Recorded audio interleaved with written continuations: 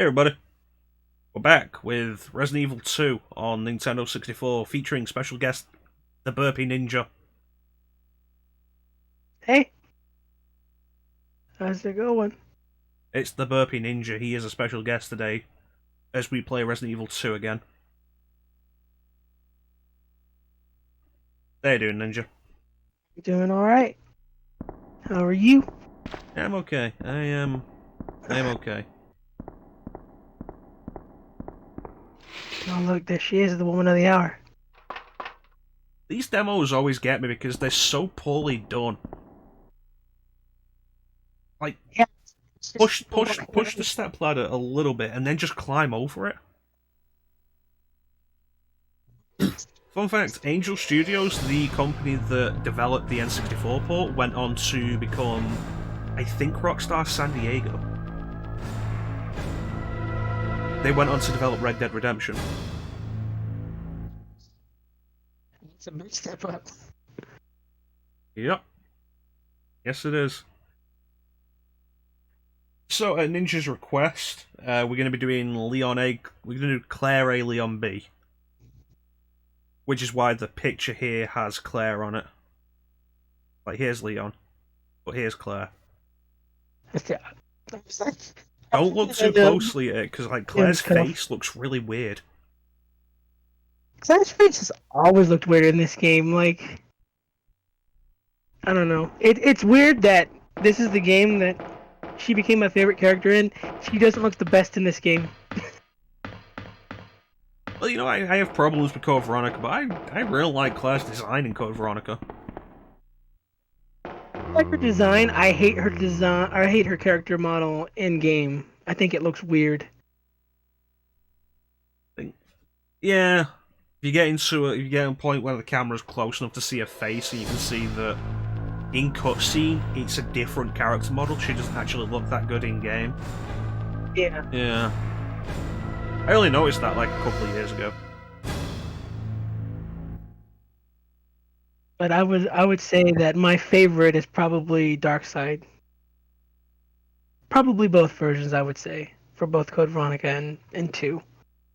Darkseid keeps the same design, just improves the character models. Yeah.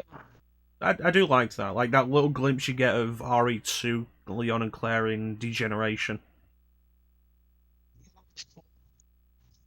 Although not Leon, because Leon's face in Degeneration looks really weird. He looks kind of bored, honestly. Bored or like really angry. Yeah. Possibly a little bit constipated.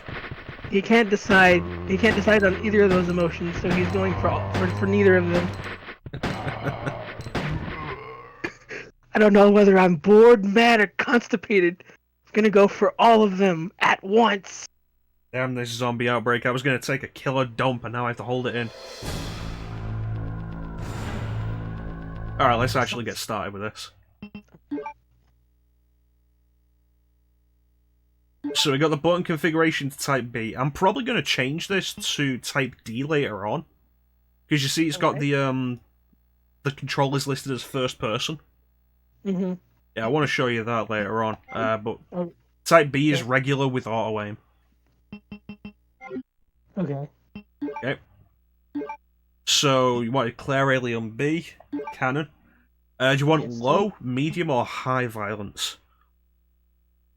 Let's go for high violence. Do you want blue blood, green blood, or red blood? Let's go for red blood, because I'm a tourist. One thing that always gets me with playing RE2 on N64 is how fast this cutscene loads up. Like how fast the menu fades out and then how fast the cutscene loads up. Yeah. It was later revealed that the terrible So the original intention was for us to do all of RE2 because we're going to do the GameCube version. But decided we're going to do a 2-scenario run today, and then we're going to come back at a later point and do the other 2 scenarios because we can't skip the cutscenes in this, and neither of us is willing to be here for like 8+ hours. Thanks to the efforts of STARS members Chris Redfield and Jill Valentine. But the Umbrella Corporation's experiments... I always found that cut weird in this cutscene. Which when cut? he's like, you know, the RPD stars, you know, investigated the mansion, and then he immediately goes to, but the case was apparently closed. It's like, it sounded like you wanted to say more, and you were just kind of like, you know what, never mind. Just somebody stood in the background, like, doing the wrap it up hand signal. Yeah, he's, dude, you don't have time. Like, Claire's gonna be on in like 2 minutes. Dude, we're going for Chinese. Hurry up. I'm finally here.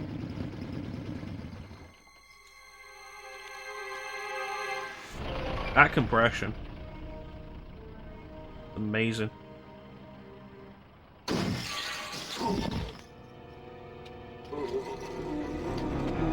Oh, well, look who just walked into the chat. Why do you bite me? Hey, Teak. How you doing, T?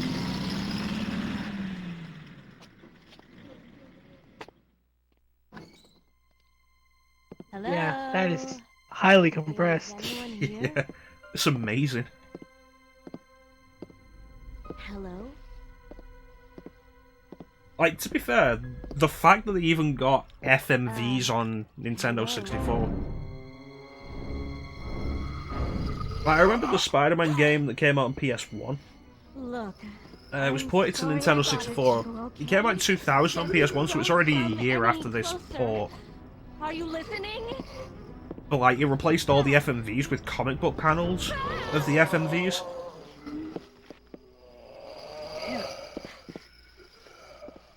I love that game too. You never seen Spider-Man on N64? No, I only had it on PS1, so I didn't know that they did that. Have you ever seen it on Dreamcast? Head to the police station. I've never seen it on Dreamcast. Did you ever play the sequel, Enter Electro? I did, but I did it on PS1 though. That one was only on PS1. All right. But you know the opening bit where it's like previously on Spider-Man? Yeah. Okay. The cutscenes they show from that are actually from the Dreamcast version. What's going on? I arrived in. That's why the character models all look so different from how you'd remember them. Hey, Chanson. How you doing? Oh, Teak had the Dreamcast version of Spider-Man. Great, huh? With Spidey's fingers. It was like one of the big things about Dreamcast Spider-Man. Actual fingers.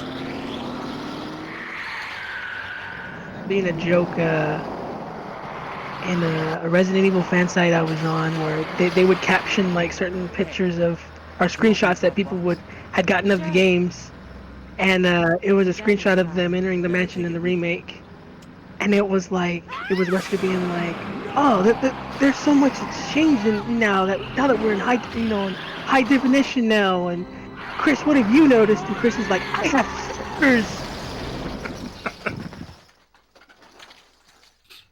One of my favourite little things, it's really stupid with the Dreamcast version of Spider-Man, but the fingers aren't actually articulated or animated in any way. So it's like the PS1 version had the fists. It's like they just kept the fists and glued sticks onto them to look like fingers. So you got Spidey swinging through the city like completely open palmed, and it looks really stupid. Claire! Leon! I'm okay. Head to the station. I'll meet you there. Okay. That looks terrible. So, this always catches me off guard with the N64 version, but there's no separated by fate, just the beginning of the worst nightmare. That doesn't happen. Cutscene ends and you're immediately in gameplay.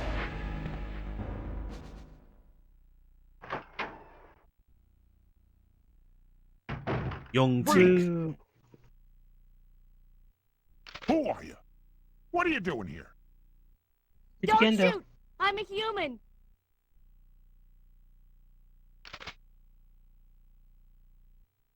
Ooh. Sorry about that. Yeah, Black dude. Mask doesn't have Black Cat doesn't have a mask on in the I thought you PS1 were one of version, them. but she does in the Dreamcast version. What's going on in It's this the most town? obvious signal in Enter Electro that the previously I ain't got no cutscenes are taken clue, from the darling. Dreamcast version. By the time I noticed something was wrong, the entire city was infested with zombies. Alright, so we're going to skip all the items because we want to get to the police station and get the costumes. So... sometimes she didn't wear a mask. I'm amazed they even responded to you, Teak. So the N64 version has this really interesting thing. If you have the expansion pack plugged in, the game will change resolution from screen to screen depending on how much is on screen at once. Hey, Star. I wonder why they weren't breaking through. Yeah, sometimes it takes a little longer. You like went all the way down that hallway, and it was like, I'm out of ammo now.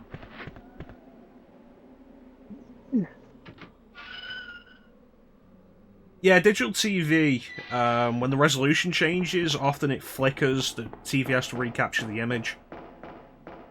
It's kind of a pain. Because I'm a ventriloquist today, Star. It's his American voice. Hey, Clem.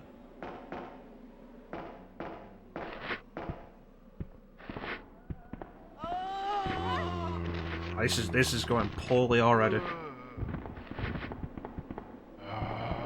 See, that lady always grabs me when I jump down from there. I did it fine earlier when I was testing this. Yeah, we just started. Doing a Claire A. Leon B today. So yeah, if the screen jumps between screen transitions, that's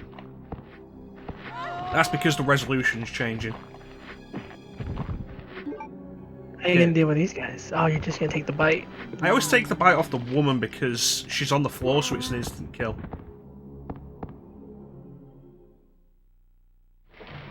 Getting into some risky business here, buddy. If we get past this, we're fine.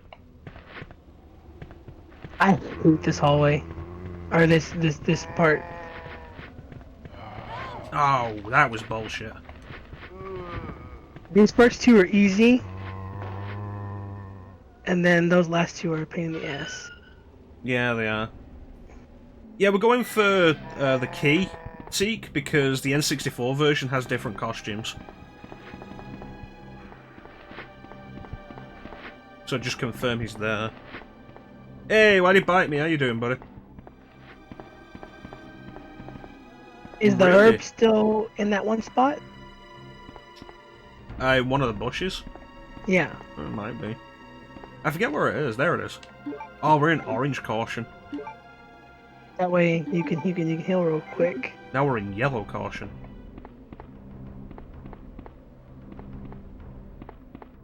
Now we're sort of fine, but we're still not fine.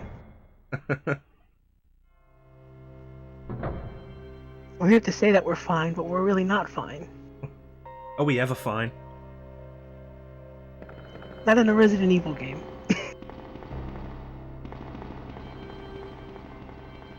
You should play a chance. It's a great game. Yeah, RE2 is great. Alright, let me see what I've missed while this cutscene's going on. If you only play one game in the series, 2 is the best. So yeah, if you beat the A costume if you beat the A game with the costume, the B game has the costumes available. And the character does have that costume in the A game. The A character has that costume in the B game. That is true of all versions of Classic RE2.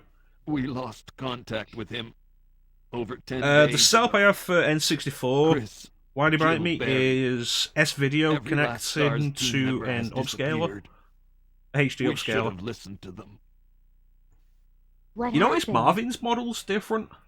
Yeah, About Marvin looks 2 hurt. months ago, there was this His hair is incident cut a lot shorter. involving these zombie-like creatures. In Like, a he doesn't have mansion any hair down located the in sides. outskirts It's of just this like a city. Chris, a weird and hat. the other Stars members His uniform is kind of discovered that Umbrella less. was It has less behind blue on it everything. than in the at the original. risk of their Yeah. own lives. But no one. The model's believed clipping them. into itself a lot less as well. Yeah. In the okay? regular version, like the Don't chest worry about model me. clips into the pants Just a lot rescue every the time it turns. survivors in the other rooms. Here, take this key card. You Yeah, should be able doing to unlock the getting doors Brad in in the A hall with automatically this. unlocks him in B Now because go. you can't. There are no items to pick up on the way to the police Just station in go. B. Okay. Just hang in there. I'll be back soon. Yeah, if you want an example, Teak, of a game on PlayStation that looks like an N64 game, check out Glover.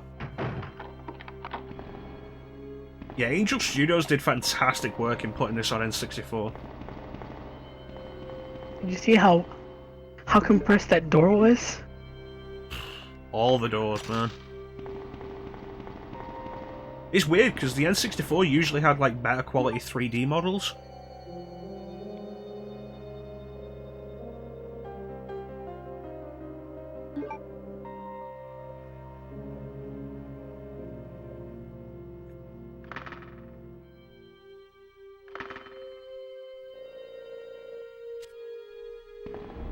Alright, well, we're off. There's a good point, Star. RE2 Make really doesn't mention RE1, does it? Like, barely cares about it. Alright, let's dump the knife. I was really hoping for a cutscene that would start like the original, and instead we got a hamburger. Oh, that reminds me, the EX files. We missed, like, I think 2 already. You know the EX files? The X-Files. Extra files in the N64 version of RE2 that reference RE3 and RE0. 01, isn't it? Like Rebecca's diary or something like that? Rebecca's report on Billy Cohen. Oh yeah. Actually kind of disappointing when you get around to them, because a bunch of them are just files from RE3. I think on the bus you can find Dario's memo, or Dario's diary from RE3 that you find in the little container he locked himself in. That's weird. Yeah, it's kind of disappointing.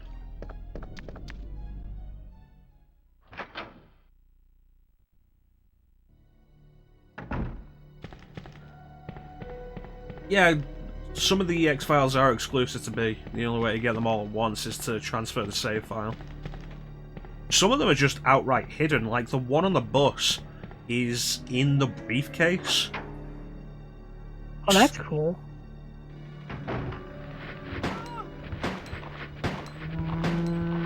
So there's no visual indicator there's a file there. I always knew something was in that briefcase, and I was right.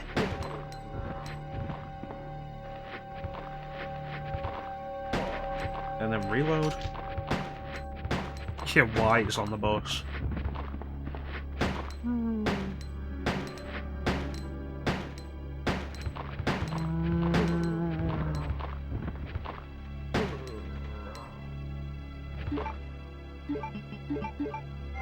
Alright, 20 shots. But yeah, resolution changes like this wasn't all that uncommon on systems back in the day. If you play old games on a modern system, like you play PS1 games on PS3, it's never going to be an issue.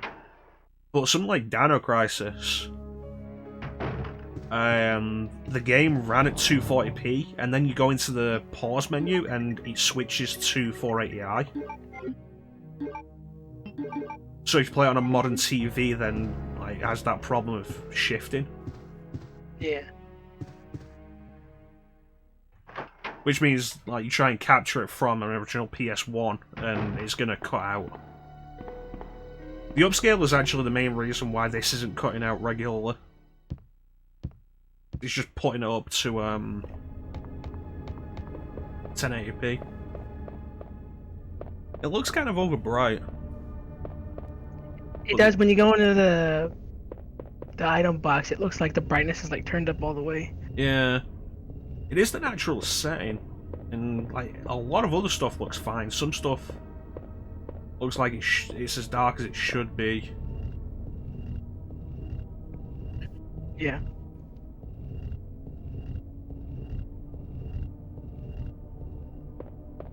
The pitfalls of trying to get shit to move in these games. Yeah, just make sure you don't run it. I'm running at it, but it won't move. It's because you're not supposed to run at it, you dumbass. Just walk into it. That'll let you push it. How are you guys in the chat doing? So we got a bunch of people here today. How are you guys all doing?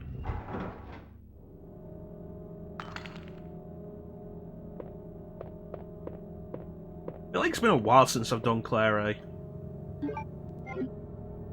More often, it's good. Well, I spent a long time not doing Leon A, Claire B. Even now, Claire A, Leon B is like the most common one I do on stream. Just that I've not done it for a while. Those are really low resolution textures on the doors.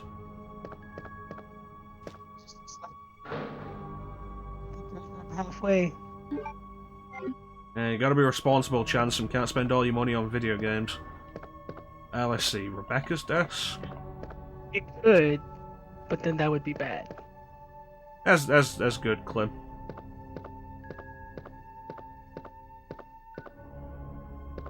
Living the dream.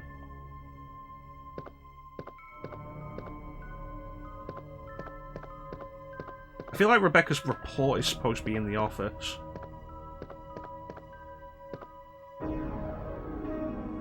And I have no idea where. You notice the font's also different on the files? I didn't notice that. Hey, take a look here. I noticed it looks cleaner. $400 on video games. You get some good video games, Chansom?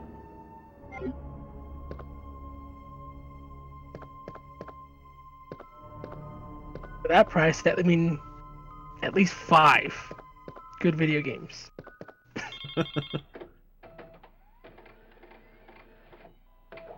Yeah, I have no idea where the Rebecca report is. Let's okay. find out. I went for the facts and hit the door instead. If you count in the PS4 as part of that, yeah, that's fair enough.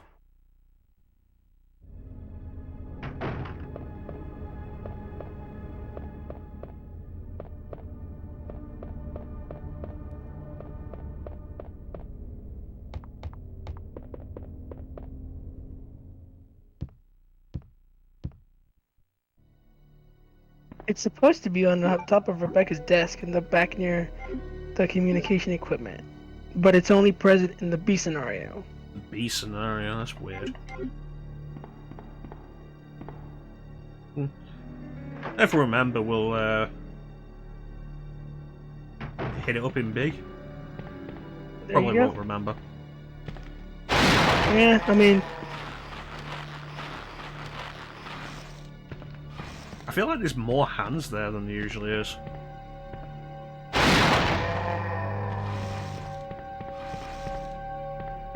try not to get grabbed, and then sometimes I'll be fine. Other times I'll get grabbed. Shouldn't have started running when I walked in the room. I need to do World of Final Fantasy. Before you started, Chansum, see about picking up the Maxima DLC. At this point, you might as well just play it with the Maxima DLC. Hey, Ox. How you doing, buddy?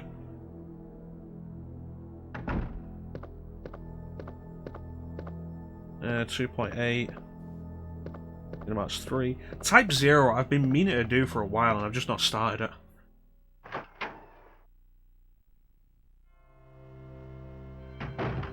I'm not doing too bad, Ox. I'm not doing too bad. 100 Xbox 360 games. I have more than that. I don't know how many I have, but I have more than that. It helps that Xbox One is backwards compatible.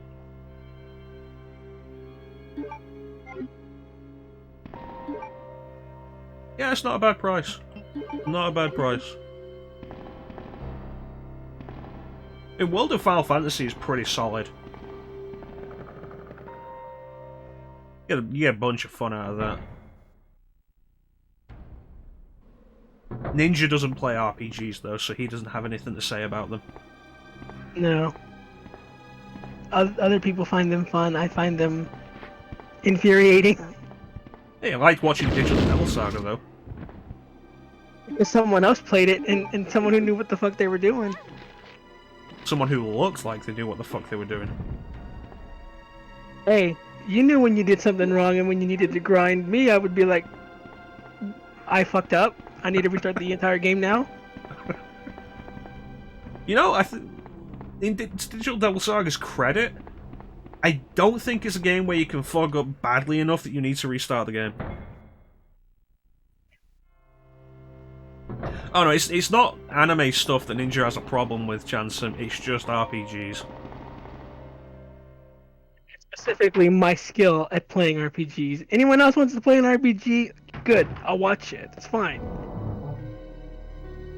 Let me see, I'm gonna dump this. This does look way too bright.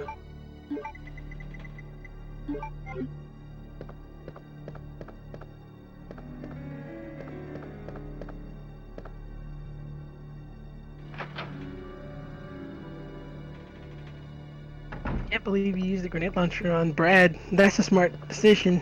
It's the simplest way to get him down. If you fuck around with the pistol, he can actually take more damage than a regular zombie.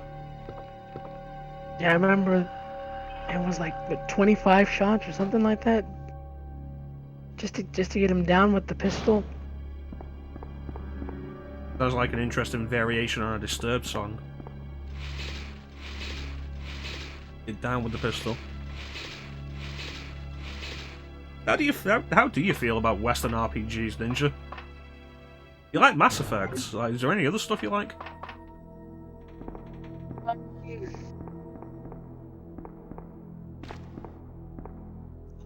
What? Definitely. I'd say Mass Effect is probably the one exception. You ever done? And now, yeah, go on. I was gonna say that. I mean, that was just on a whim because a friend was like, he wanted me to play 2, and I'm the type of person that I have to play a series from start to finish. So I played 1 first, and 1 was a pain in the ass, but Yeah. that's how I got in.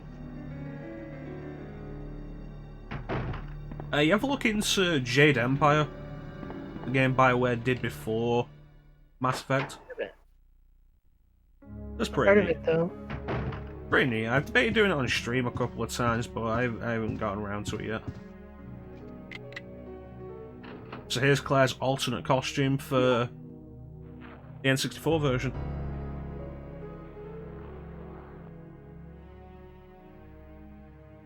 Take the 6-shooter.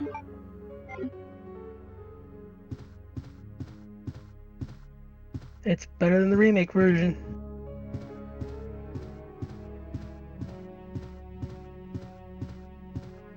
Yeah, it's alright. Why didn't we get these costumes in the remake? To be fair, with the remake, like, why didn't we get a bunch of stuff that should have been obvious? Like, no Code Veronica Claire, no RE4 Leon.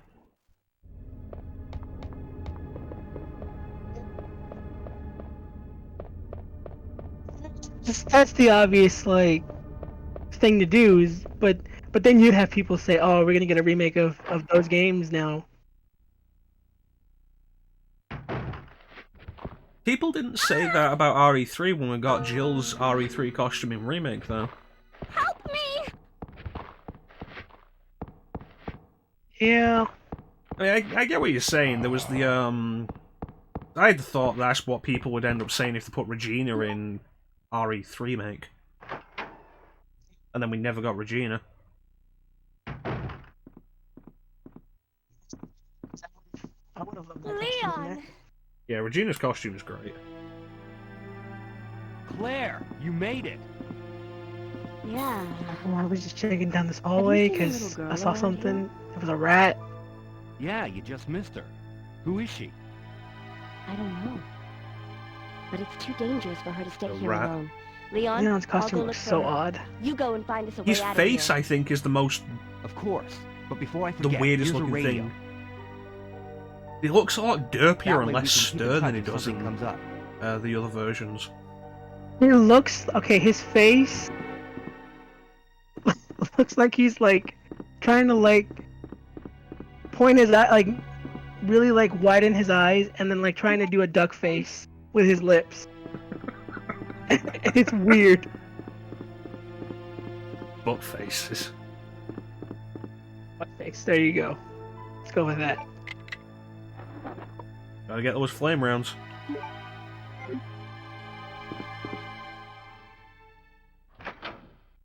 Yeah, the PS1 tried. The N64 tried. It tried.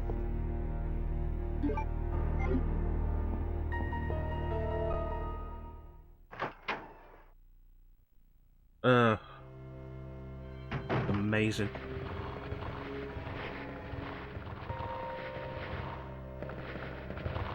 Oh, that reminds me, I want to show off the first-person controls.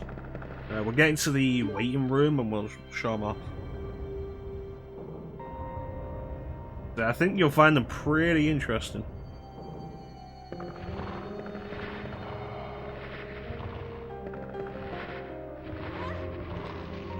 Well, I didn't expect that guy to be right there.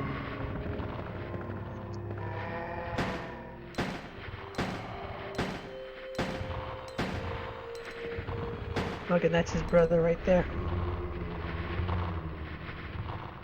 You know, if Lock-On would have done it properly for me, I would have appreciated that. That guy's going to get me immediately.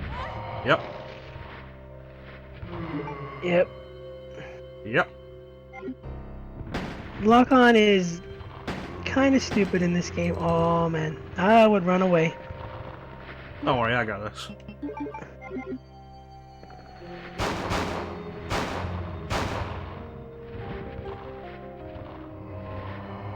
Is he dead? I can't tell. He's not dead. Now he's dead. I wanted those two dead specifically for when we come back through this corridor. It's a good thing I have green in the box. Yeah. It's a good thing that leg bites don't kill you in these games. Yeah. Give it a minute. And oh great, now I'm excited. Put the flame rounds away.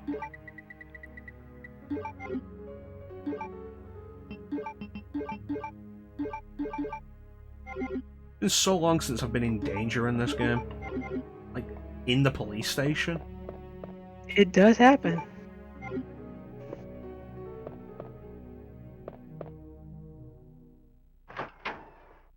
I was doing a recent playthrough one time and the liquor got me. Oof. And I died and I was just like, really? I just started. Was it the jump slash? Yeah. Yeah. It jumped at me and... Or you know what? I think it was worse. I think it licked me and that's how I died. Ooh. Usually the saving grace with that is that it does so much damage. Yeah, no, because I had taken a couple of bites already before I got into the police station, so I was already screwed. You know what, this is actually a good place. While I'm remembering, switch to Type D.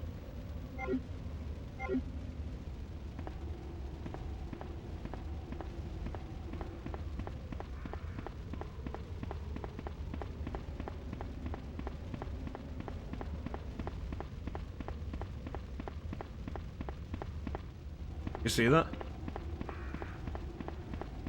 It's weird.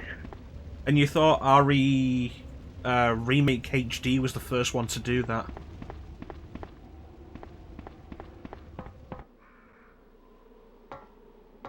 No, it's the full 3D controls in RE2. Unfortunately, I can't play it like that. Dude, that messed with me. I was watching you play and I was like, that's not how it's supposed to play. Why is it playing like that? And you thought the quick turn wasn't in RE2.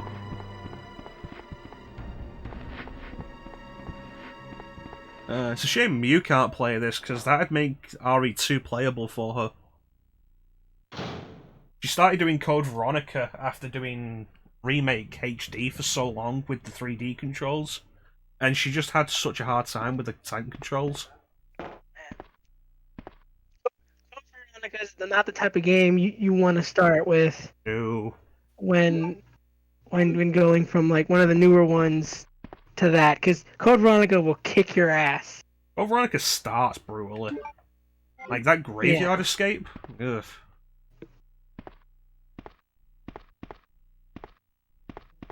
There's no shame in that game when doing research before you play it, because if not, you're gonna screw up. Yep.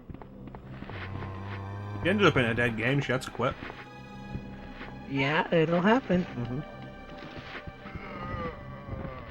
Hell, I still remember when my dad played, and he got to the Tyrant plane fight, and I think he had like 20 bullets in his handgun, some acid or grenade rounds, and then the BOW gas rounds or whatever.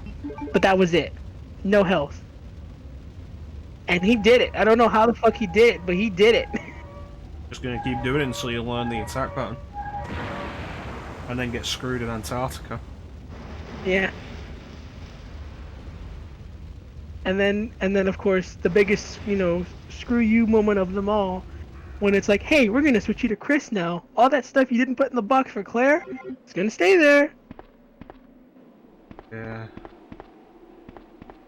That's why a lot of people tend to go into the Nosferatu fight with just a knife.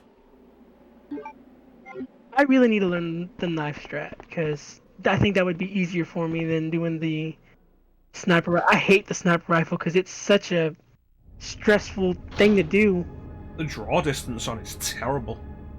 Yeah, and you have to wait till he's about to attack you before shooting him in the heart, which leaves you open to possibly being attacked or knocked off the platform, which is stupid that you're even knocked off the platform to begin with. Yeah. I was watching somebody do the Nosferatu fight a little while back. It might have been Rebel. Did it with a knife, and it was pretty impressive. Yeah, I should practice with the knife. That way I can just not have to carry over anything for Claire and just do with a knife. Yeah, if I was gonna put the practice in for that before streaming it, I feel like successfully pulling that off would make it forgivable when I eventually quit during the final Alexia fight. You'll be fine, man. You just gotta remember to keep those bowgun rounds and fire like a madman. Maybe do the glitch that tricks the game into giving you too many bowgun rounds. You can do that too. I feel like. Oh, go ahead. I'll do that. I have no shame. Well, see, that's what I was just about to say. Is I feel like Code Veronica is the type of game where there are exploits in the game they have never patched out, but there's a reason for that. Is because it's like a lot of Resident Evil, like at the first Resident Evil, it had the grenade launcher glitch where you could get like basically infinite rounds, and so Code Veronica plays into that, where it's just like, hey, if you find an exploit, just use it. That's how I see it anyway, but I don't know. I feel like it might be laziness. That too.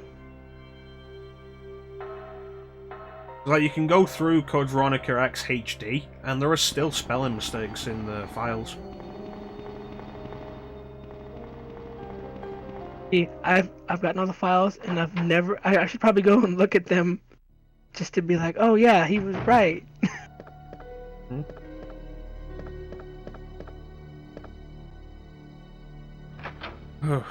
It's always funny when you read those files and there's like a mistake, and you think you're stupid because you may have read it wrong, but then it's like, no, they fucked up. Yeah. I think Code Veronica is the worst for it in the classics, with RE3 a little close behind.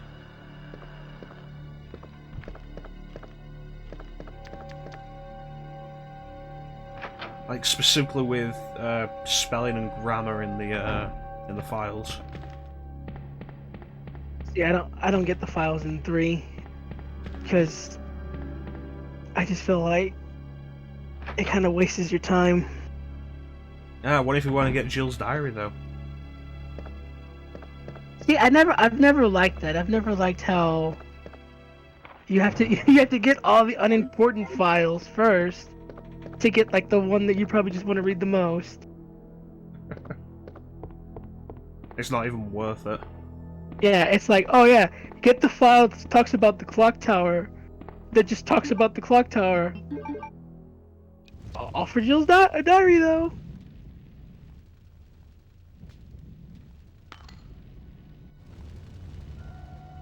Alright, grab this, and I'm gonna go and grab the bow gun.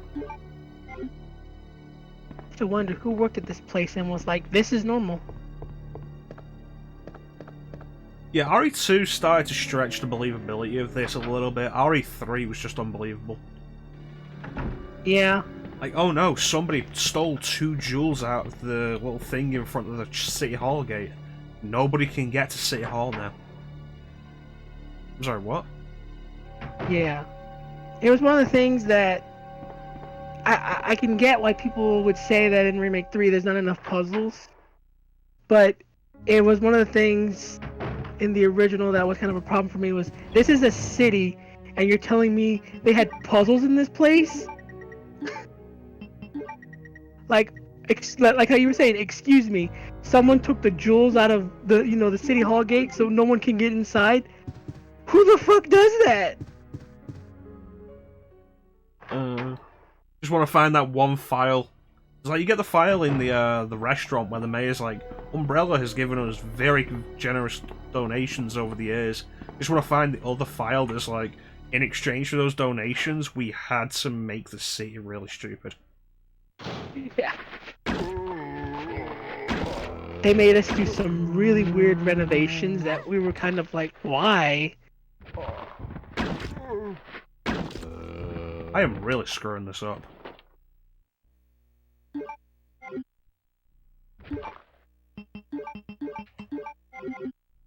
Good job.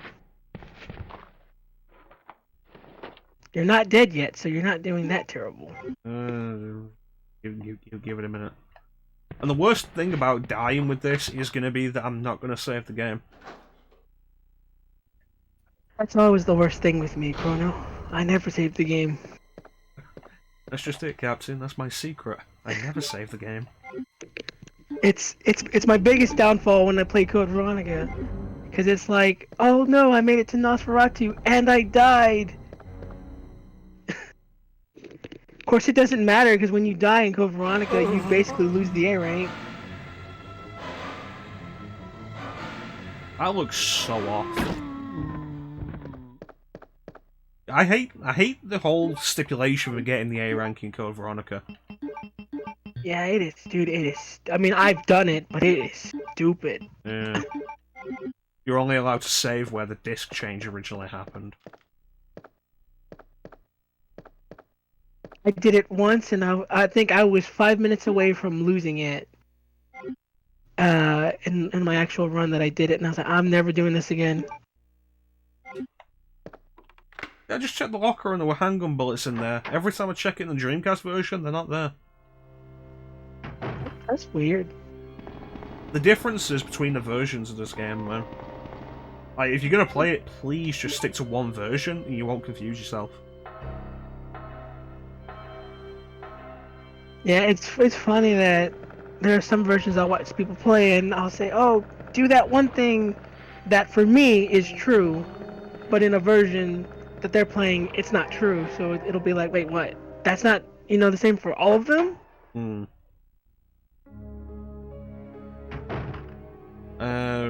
Hold on to the stuff for the minute. We don't need to drop by the box yet.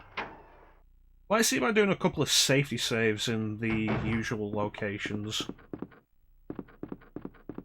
You can only save 3 times, right? I don't know. I think that's the... I don't think it's a specific number of times. I think it's specifically about the numbers. every save you do takes off points, but if you manage to add them up right in the other areas, it should be fine. Because I had always heard, Oh, and one of the things that I'm I heard terribly was sorry. wrong, but I had always I heard thought you it were was another 3 one of those saves. zombies. You couldn't use any 8 sprays, which Are I you later two found out was irons? wrong. Yes, that's me. And just who are you? So maybe my information don't is wrong. bother telling me. The way it makes no goes, difference. I think it's specifically start You'll with end up 300 just points, like all the others. and after a certain point in time, That's the they start mayor's deducting daughter. points from you every half hour. I was told to look after her. Saving What I reduces your failed points by a certain amount, miserably. and using first aid spray reduces it. I think you can get it under if you do it Just under look 3 at her. hours with. You can do like 2 or She 3 was a saves and a true first aid beauty. spray. Like say 2 saves and a first aid spray, Sure. and that'll still be an A rank. But Will we it get will the S soon rank? putrefy and No, 'cause we're not turn playing the into a Japanese zombie version. within the hour, like all the others. You know that's the only reason they put an S plus in the There must be some in the way to remake, stop it. because people complained about that not being a thing in the manner of original. speaking, there is. He's Either fine. by putting a bullet through her Yeah, I mean brain, I'm fine with an A. or by decapitating her completely. And to think taxidermy used to be my hobby. And to think that taxidermy used to be my hobby. But no longer. Please. I'd really like to be alone now. Just every now and then you gotta quote, like you gotta quote at least one character's line in an RE stream. Yeah. I think Chief Irons probably takes the cake in like the most quotable lines in this game. I think it's not so much the lines as the delivery. Agreed, yeah. Like, nobody's leaving my town. Everyone's gonna die. Yeah. Like, the line itself isn't overly amazing, it's the delivery. Yeah.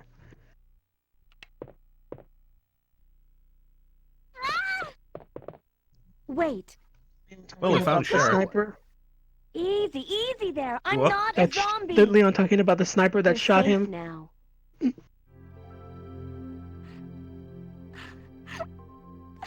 I have no idea what you're talking about. Leon, come in. I found the girl. And The I cleared ultimate the wreckage that was blocking bioweapon. the corridor. Got it. Superior to the T-virus in every way! Everyone's My gonna name's die. Claire. What's yours? Sherry. Do you know where your parents are? I think that really They is. both It's work just at a the delivery. Umbrella Chemical Plant, near the city limits. The chemical plant? Then If I knew where my Why parents didn't were, you dumbass, leave? I wouldn't be looking for My them. mom called and told me to go to the police station because it was too dangerous to stay at home. Shit, Ninja's from the found look of out. things, I'd say she was probably right. But it's dangerous here as well. You'd better come with me.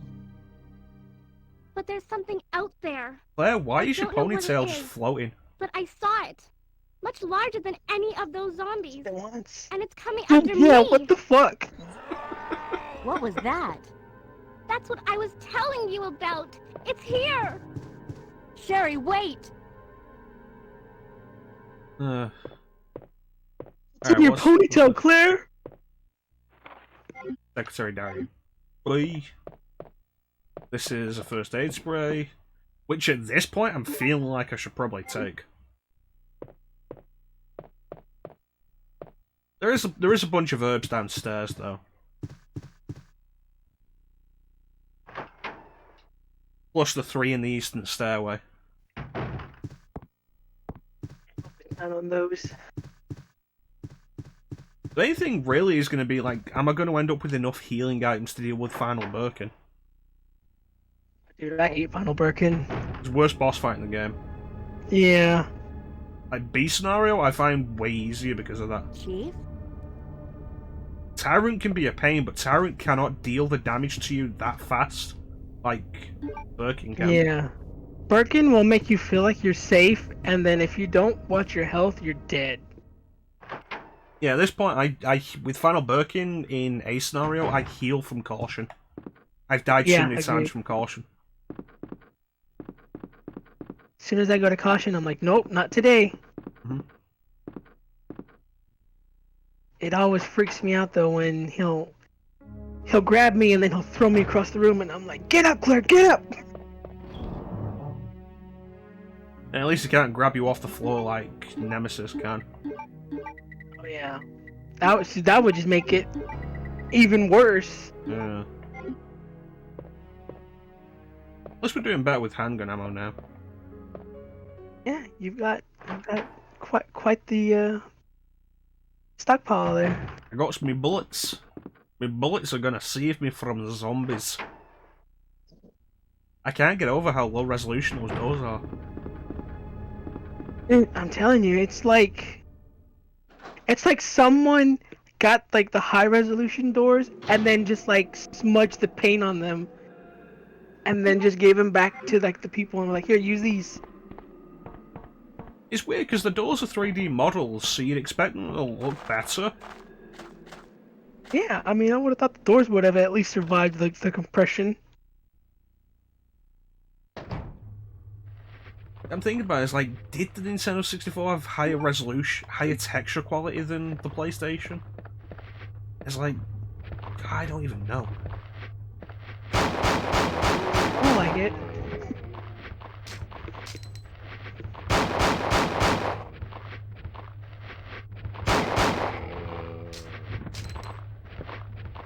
Oh, you're not dead. Look at how fast that reloads.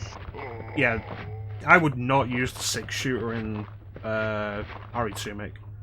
So, do you know the code, Ninja? I think I know the code, unless it's different. It should be 2236.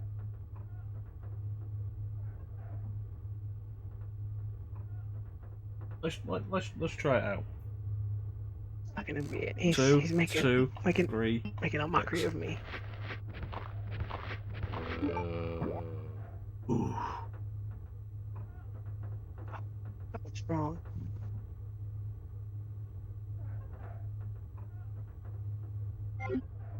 This is in Resident Evil 2. Yeah, I think it's still explained in the same place.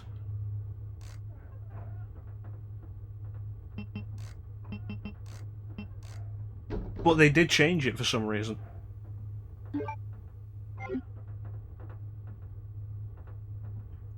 Alright, so I've got it. I've got a file on my phone from the internet. The interesting thing is that in Outbreak File 2, that save always changes as well.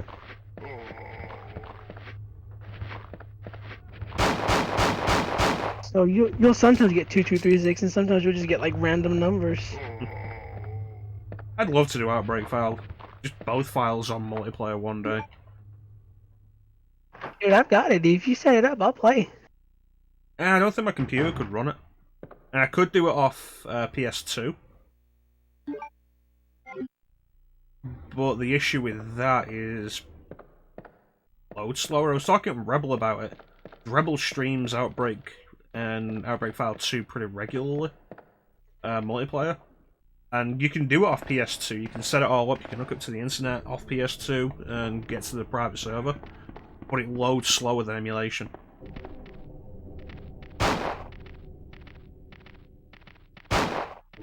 Which means, you know, you're always going to be behind compared to everyone else.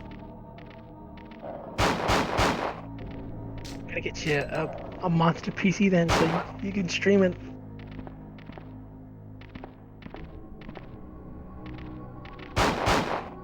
Shit, there's two of them. Were there always 3 dogs down here? I believe so. God damn it. At least for me, there's always 3. I've had the suspicion that the Dreamcast version is just easier for a while now. There are not that many dogs on there in the Dreamcast version? I feel like it's 2.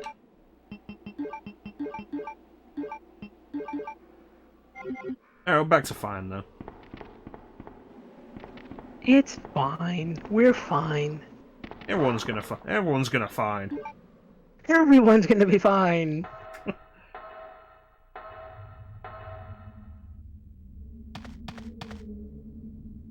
Just trying to figure out a way to make the first part of that line work, and I can't think of anything. You're all leaving my town. Everyone's gonna be fine. No. It's good. I endorsed it. Silently. Ninja's silent endorsement. Like, I didn't want to implicate myself. Sherry. If no one else Looking everywhere for endorsed you. it, then I didn't So want to endorse it.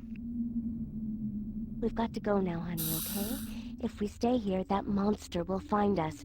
Let's go. Implicate. No, I won't. What's the matter? Ugh. Don't you trust me? Well then, fuck It's you, not Sherry. I'm that, out of here. Claire. It's because of my daddy. kick her in the He's head. over there. I heard him call my name. Give her like the big boot. Daddy I'm must say, have do you been really, caught you realize by I have a gun, monsters. right? I have to help him. Sherry, you need to decide. Are you more scared of the Wait, Sherry, zombies, don't or go are you more alone. scared of my gun? Sherry! Sherry! If I was a zombie, Sherry, I couldn't get you, but I'm not. I could just point my gun in here and shoot you.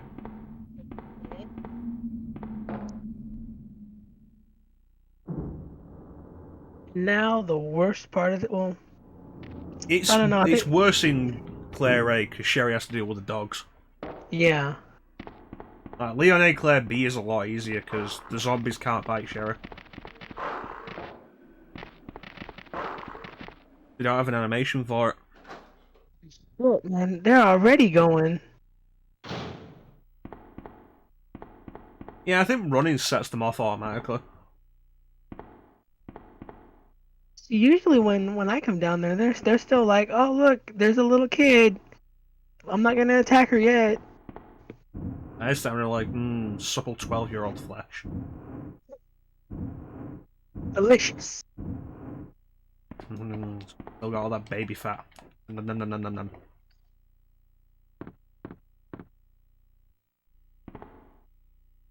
I'm gonna spit out the pendant now. G-virus. Superior to the T-virus in every way. They just start talking like irons. Then when Ada meets him, Ada's like, what the fuck? A talking dog? Oh, jeez.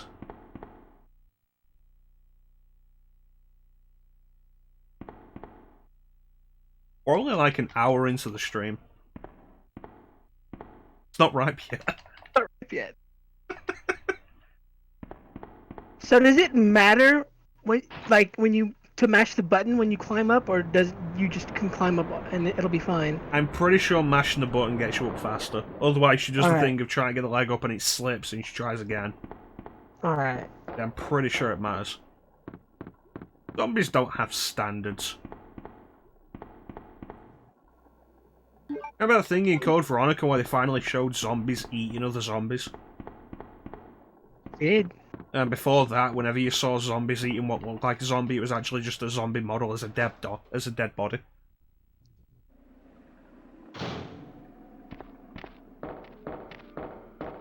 I'm eating my friend here because the game says I have to.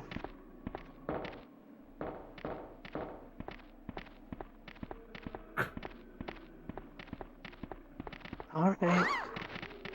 This isn't You a keep- science experiment, Teak. You can pass, little girl. Oh, I guess not. You can pass, but remember, there's no running in the hallways. She's running! Get her! God damn it!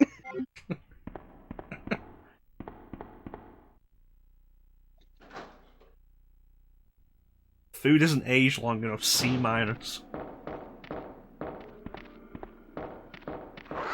Oh, god damn it.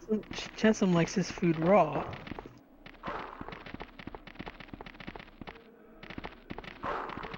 Well, it's a good thing.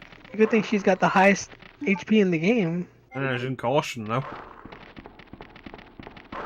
Oh, we made it. Yeah. Tastes kinda gamey. Claire!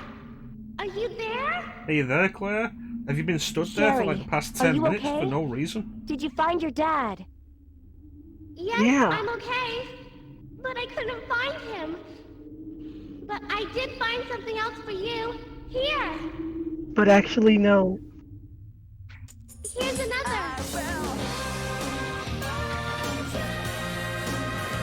Thanks, sweetie. Now, why don't you come over Disturb here? 2236 with a raid. Thank you, good sir. Really appreciate it. How you doing, friend? Claire! I can't reach the ventilation hole anymore.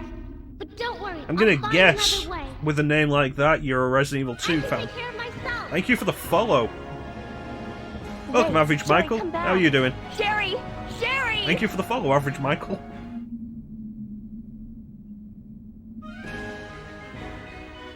Oh, the game started again. The little girl threw shit at you. She threw bombs at me. I always have a I'm hard not- time picking these up. Me too. So Disturb, were you streaming RE2 as well?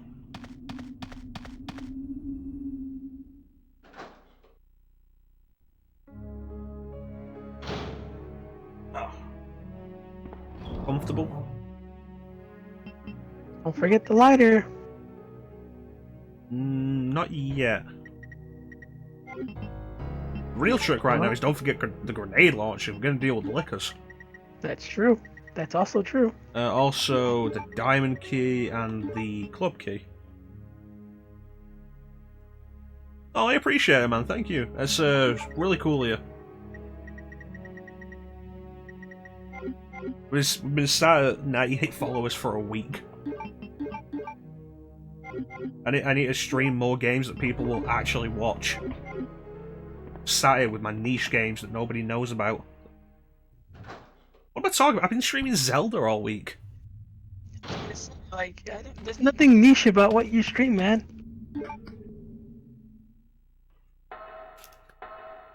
Oh yeah, no, what have I been streaming for the past couple of weeks? Zelda and Batman. Yeah, no, that's niche, isn't it?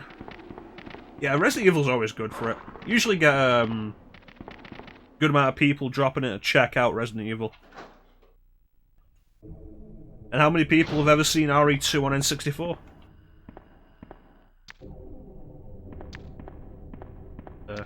I should have brought the bowgun. Zeke, you stop it with that sarcasm.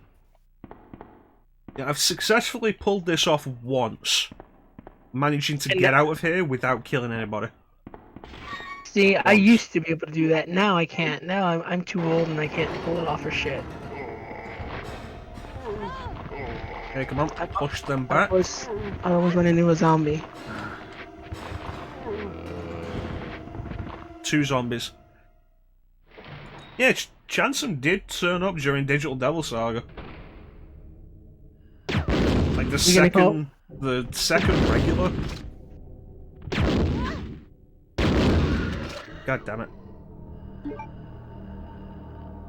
Yeah, it does feel like luck sometimes. Oh god, are there 2 lickers in this corridor? There it is. Where's the other one? We're in Orange Caution. It should be just up ahead a little bit, so I will just walk. He's No. gonna Oh, we got so lucky with that.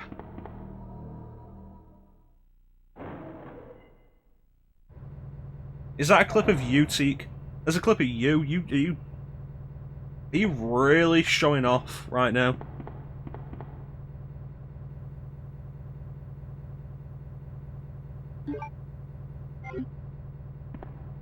Hey, what channel was it from, Disturbed? I might have seen it myself. The N64 and cartridge, unbelievable feat of compression expertise. You're not looking so hot there, man. Yeah, I'm in danger. I'm thinking to myself, like, can I get to a safe room without running into any enemies? And I could. I'd have to backtrack, and we'd be running in danger the entire time. It'd take ages. We're not gonna do that. Miracle of compression. The fact that it works at all is impressive. Like, they didn't replace the FMVs with anything, they just compressed them and stuck them out there. Press the shit out of it, and then we're gonna put it on there.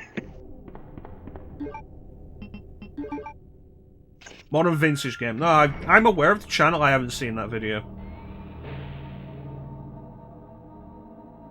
I think the last video I watched on it was Stop Skeletons from Fighting.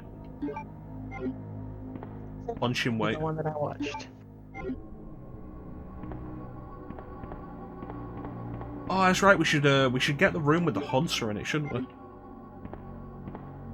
You mean the secret room? Yes. The secret room. Secret room. The one that nobody knows about. Thanks for the follow, Con Daddy FCM. Welcome to the stream, buddy. Yes, they did. I was talking to Ninja about that. Was it yesterday, Ninja? The one FMV that's cheated and used in both. Yeah. Yeah. But I didn't know which one it is, but now I do. Yeah, because the FMV is almost exactly the same between Claire and Ada. But in this version, they've used the one FMV twice, and you can tell. Because I think both of them share the same voice, and I think it's Ada. Yeah, I think I've heard about that. That it's just Ada for like both versions. Yeah. I can't believe Which we made it out there. I never noticed that it was different in the original. But that's how little I paid attention back then. They both do basically say the same thing. Yeah. I need to stop off an iron box anyway. Get the light around the crank. Yeah, it's one line. Like I said, I think it's the same line in both, just delivered by different people. I think that's probably why they did it, is because it's like, no one's gonna notice. No one's gonna notice my cheating. Everyone's gonna be fine with it. I'm gonna try and work this into as much as possible. Dude, I totally endorse it. You're not afraid of being implicated anymore? No, if it's Chief Irons, I'll go all the way for it. You heard it here first, folks. Ninja will go all the way for Chief Irons. See, now he's that sounds bad. Which version, old guy or this guy? Because this guy, I mean, he's into some weird shit. But he has the mustache is better in this one. That's true. He doesn't have those bulbous eyes that watch you while you masturbate. Yeah, I like this version better. Old guy one just creeps me out. I should keep the grenade launcher. I always forget about the liquor in the press room. Yeah, that's what I did in one of my runs, and I had to take him out with, I think I had the bow gun, and did not. I mean, it worked, but I almost died. I try and work my way around him. Oh, you're a tricky one, because I can't. I mean, but I, self-confess that I like to kill everything in this game, so.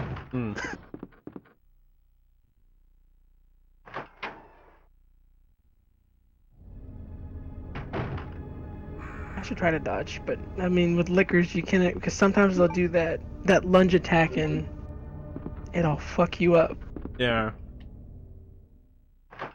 There is the tell though, and they only leap in the straight line. Yeah. I want to go back and get the bow gun instead of the handgun. I had one where it was the first liquor, and he was just on one, man. He was leaping at me, and then after that first leap, he did it again, and then he did it again, and I was like, oh, this guy's really pissed off. He was just going. I've had that first liquor like on the way back to the main hall because I never killed that liquor. It's never really worth it. Drop down from the ceiling, do the leap swipe. He's not hit me. Land, immediately do it again, and then try and do it again.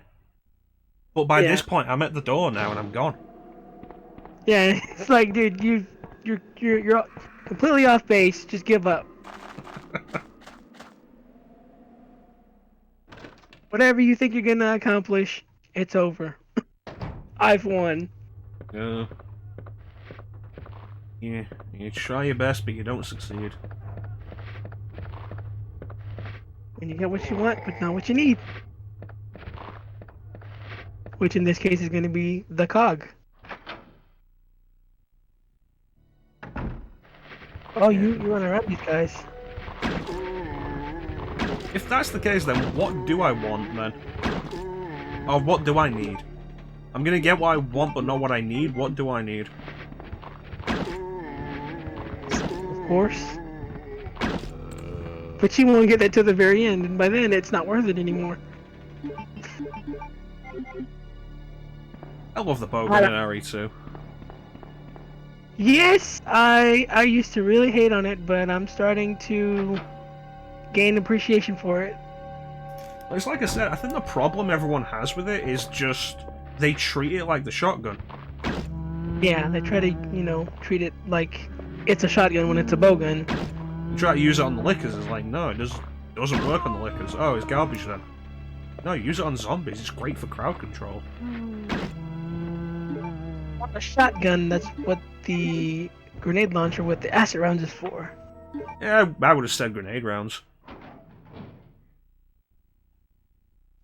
Pretty much that's kind of what the grenade launcher is, basically Claire's version of the shotgun. Yeah. It's just, you And can the put Magnum. different ammo types in it, yeah.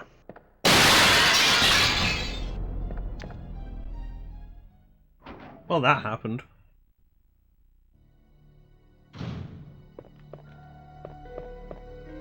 Alright, so we dumped the diamond key, we'll pick this herb up. Yes. Yes? Yeah, because we're going to dump the club key here. So we'll have room for the gold cog. Yeah, you'll be good, you'll be good. Well, I hope 5 shots is enough. You'll be fine, probably. Yeah, it was only 2.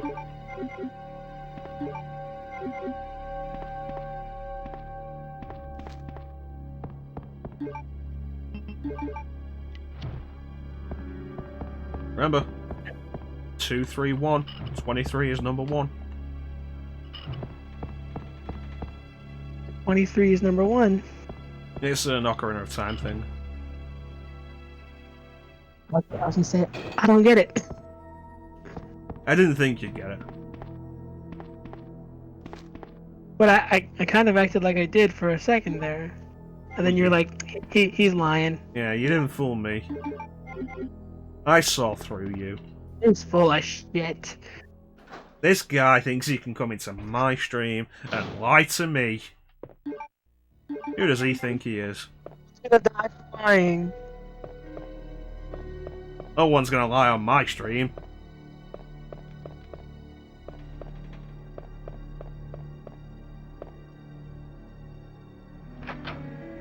Make an okay time. Alright. Yep.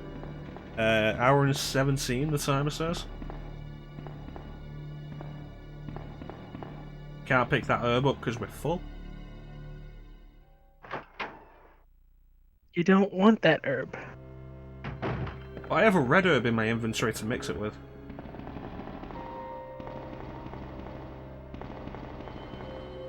The stabby game, not the shooty. That's why Ninja doesn't like it. That's why Mass Effect is the only RPG he likes. Because it's a shooty game. Yeah. I like to shoot people. I don't like to stab bangs. people. Let's see. Dump the bowgun, replace it with the handgun. Gonna have to be careful dealing with the liquor. Yeah, the one at the top. 2 liquors. Oh yeah, that's right. Because there's one near the ladder, and then there's one before the crank room. You know, we don't really need this many acid rounds. We'll use the acid rounds on the liquor. In a scenario, it's the liquors and the G-adult. That's it.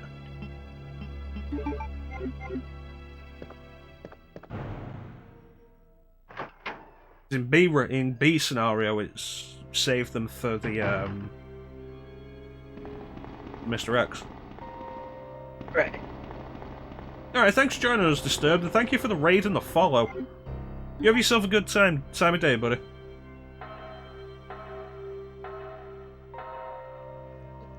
It looks so hurt.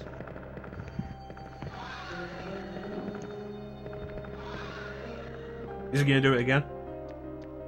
No, he's not.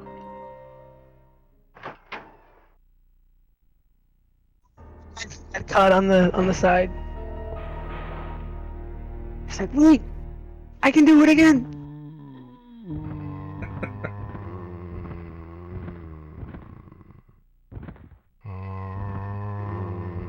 Well, today's been a rousing success already. With 3 new followers, that's really cool. See? And it's all because of your Chief Iron impressions. No one's gonna ignore my stream. Everyone's gonna follow.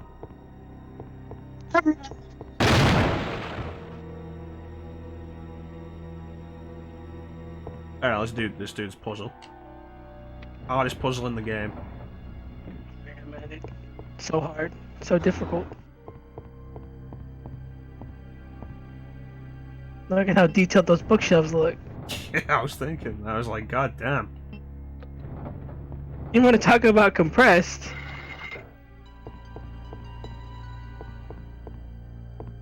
I need to look into like what the general standard of texture quality was on the N64. I feel like it was supposed to be better than PlayStation, but it's really not looking it. But that might be because, you know, of how much they had to fit on the cartridge to begin with. Yeah.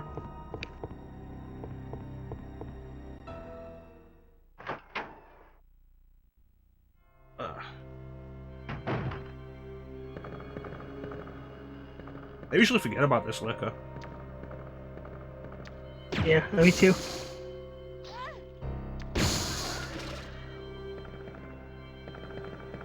What? He said the first one is free. I was waiting for something about that. Just went right over his head. I didn't put the lighter away. You'll be fine. If you're gonna head that way anyway for the jewels, then you can just put it away then. Well, that was the thing. I was looking at it earlier and I was like, I could do with some more space, but I can't drop anything. It's like, no, I've got the lighter. Why didn't I drop that? Why would I do that?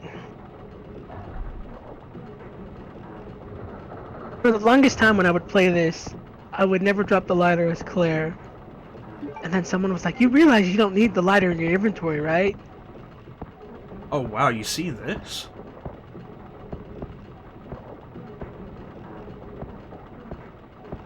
Yeah, that massive frame drop. Nice. Interesting.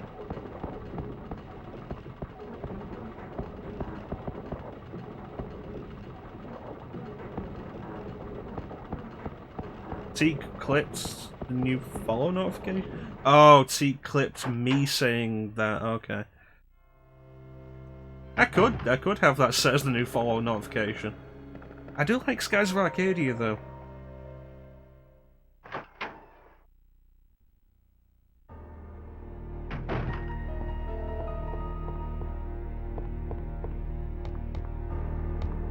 The difficult conundrum. Is it really though? Nah, not really. I'm gonna keep Skies of Arcadia. See? I wanted Teak to think it would be, so he wouldn't feel like his effort was wasted. But now you've ruined that entire charade, Ninja. Do not to implicate yourself in that lie.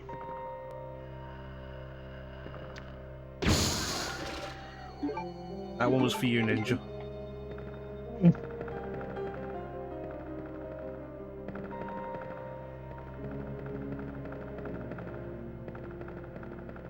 You know, the voice acting actually sounds surprisingly good, especially compared with everything else that sounds really compressed. Now let's grab everything we need. We don't need the handgun or the bullets. Dump the lighter. We can go up here. Yeah, that's fine. I think it's like 5 acid rounds to take out the Geodult. Yeah, something like that. And there's another If 6 not- in the taxidermy lab anyway. Yeah, I was gonna say if not, you'll have some more when you go in there. I'm sure at one point I was like, okay, I only picked up a small amount because I was like, maybe I'll see about optimizing my route. And it was like, oh, there's more in the Chief's lab, in the Chief's taxidermy lab, and it would have been enough. Yeah. I'm sure I've noted that in my head at some point.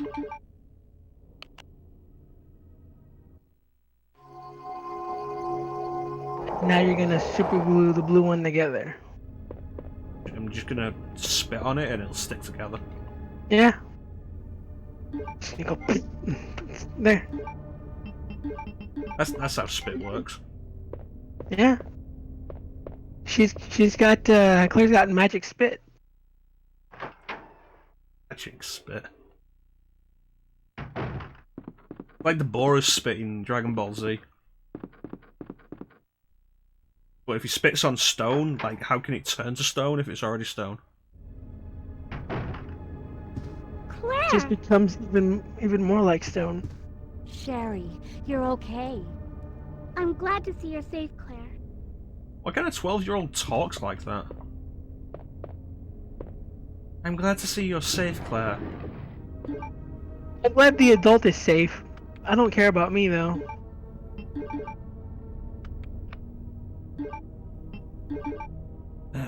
Here we go, though. Getting to the good part. Hail to the chief, baby. Claire! I'm going down there. Stay here and wait for me, okay? It's probably because of just how broken the idea is, Teak.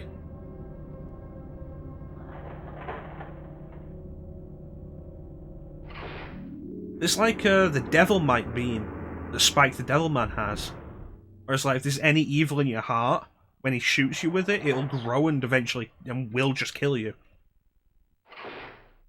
And like, the only time I ever saw that represented in a game was Budokai Tenkaichi 3. Help me! Which was like the only time I ever saw Spike the Devilman as a playable character. There's a what-if scenario of Spike the Devilman saving the world from Frieza.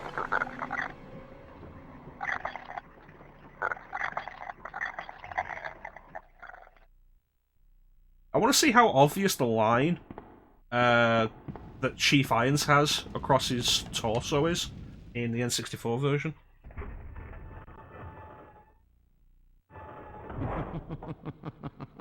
So you've made Yeah, it Deborah this does far. turn up. Deborah was bad, playable in a girl. bunch of the older fighting games. It's more recently has been kind of absent. Leave my town. Everyone's gonna die. There it is. Calm down, Chief. I remember it being playable in the Budokai games. Shut up! You couldn't possibly understand what's happened. Those monsters from Umbrella have destroyed my beautiful town. How could they do that to me after everything I've done for them? So it's true. You have been working with Umbrella. Then you must know about the G Well, you see, virus. Chief, they're What is monsters. it? They do what the Tell fuck me. they want. You must. That's what monsters do, Chief. It's the agent that can turn humans into the ultimate bioweapons. Superior to the T-virus in every way. was the genius. You think it's weird that Chief Irons knows anything about the G virus? I'm sure you've already Yeah. seen his little girl. Like, he talks about it like around he made the here damn thing.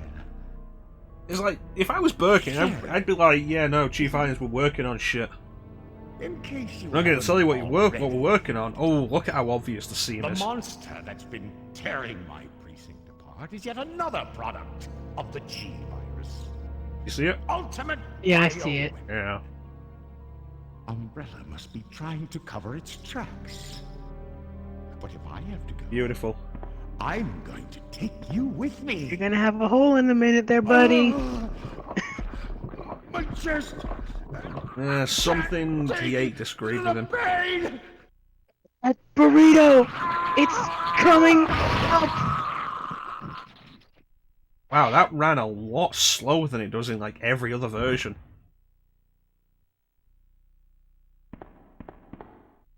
You notice that? Yeah, that made it seem kind of brutal, or more brutal. Yeah, I was thinking that. Like, if that running slower looks like it made it more painful. It's almost like they were trying to go for like the alien effect.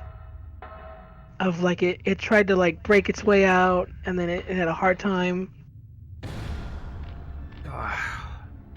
Remember how much easier that became for the alien with like every subsequent movie? It wasn't even a surprise back, anymore after that. It's like you get to Alien vs Predator, the movie, and it's like the incubation period's like 5 minutes, and it just bursts out and it's fine, no real trouble with it.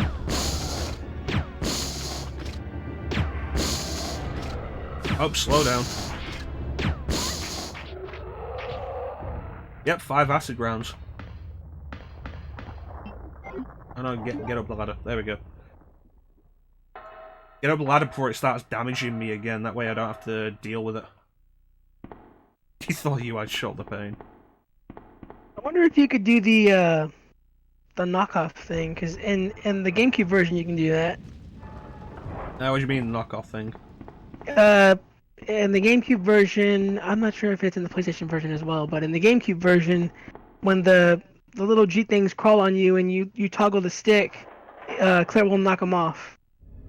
I don't think I've ever tried that. It's a great way to not take damage. But I think it's only exclusive to some versions. It was in the GameCube version, it's probably in the PlayStation Came version. back. I can't believe the man who developed the G virus is actually her father. What's wrong, Claire? It's nothing. Oh, look how compressed Claire's But I face think is. I You found can't a even way see out her of here. eyes. We should be able to find someplace safe Yeah, if we can he's just make it fine. out of town. Don't worry about it. But Don't worry, I'll protect you. I You promise. see those blue eyes Have in to make sure you the don't GameCube leave version, my but here side. it's like she has tiny eyes.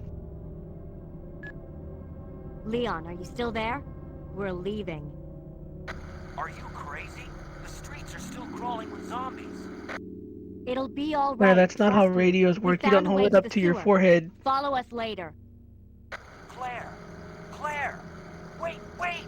She's just using it like a phone. That's how radios work, right? That's how big phones were back in the 90s.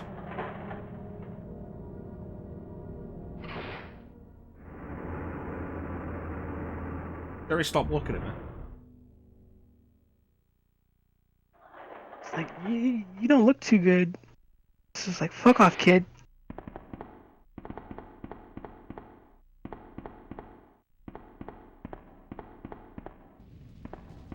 Remember, don't run too fast. You're gonna make the kid tired. Yeah, that's why I'm mashing the button. A little bit faster than running, but you know, you're not gonna outrun Sherry. I don't know why that's a thing.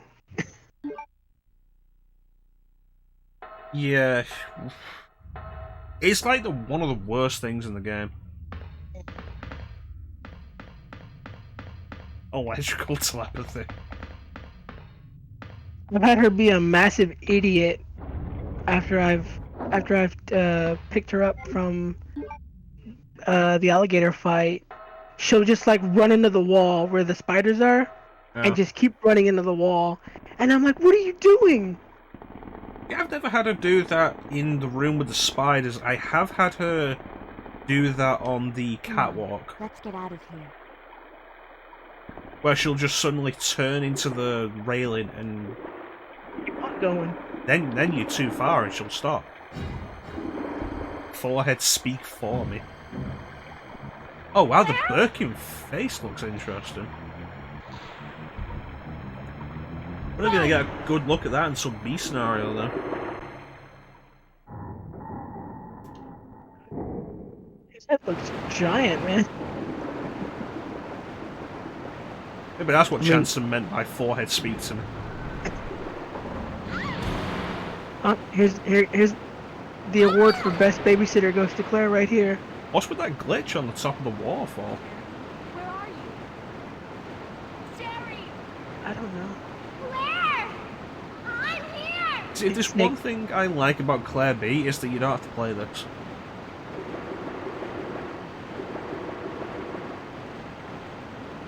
Yeah, this is me not mashing the button.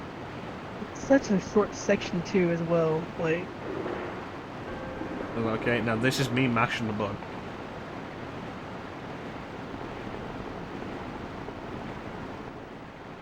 How's that for a controlled environment, Teak? no. You've proven it works.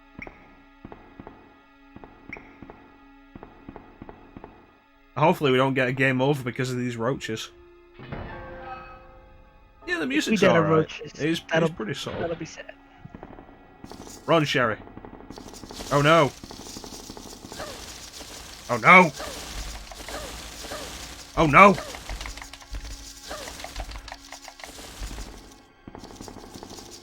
That got worrying. No. That got worrying. We're fine. If you're in there for like longer than like 10 seconds, it starts to be like, no, wait. I got grabbed like 6 times. I was really concerned about that. Now we're fine. Claire? Like, please, let's talk about this. Leave me the fuck alone.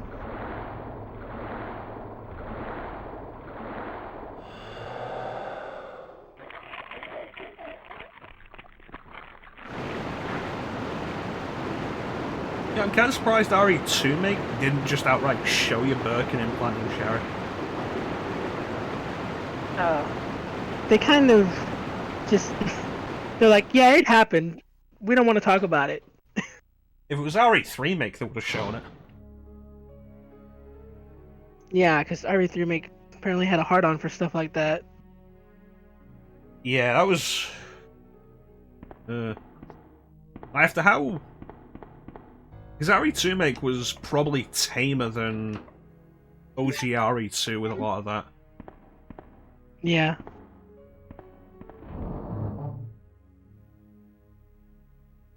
Alright, let me see. Let's get the bow gun. Dump this down here.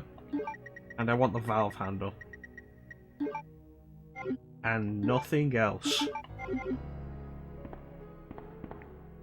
I was waiting to see if you were gonna forget. No, I never forget the valve handle. I was like, if he forgets it, I'm not gonna say anything. Ah, you bitch. I have to come around to your house and teach you how to be a team player, ninja. Just come around with the valve handle. What the fuck is this, ninja? What the fuck is this?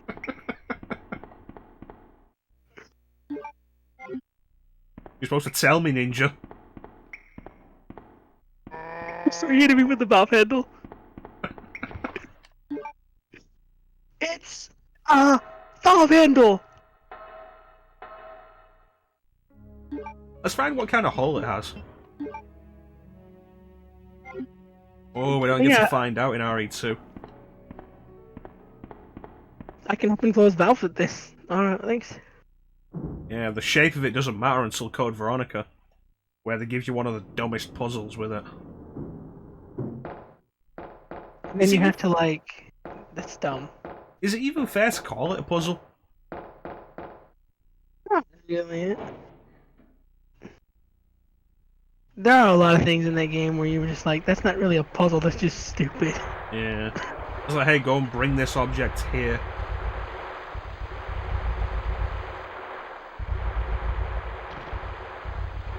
There's a lot of puzzles in Code Veronica. You're just like, why? Why is this a puzzle? Ugh.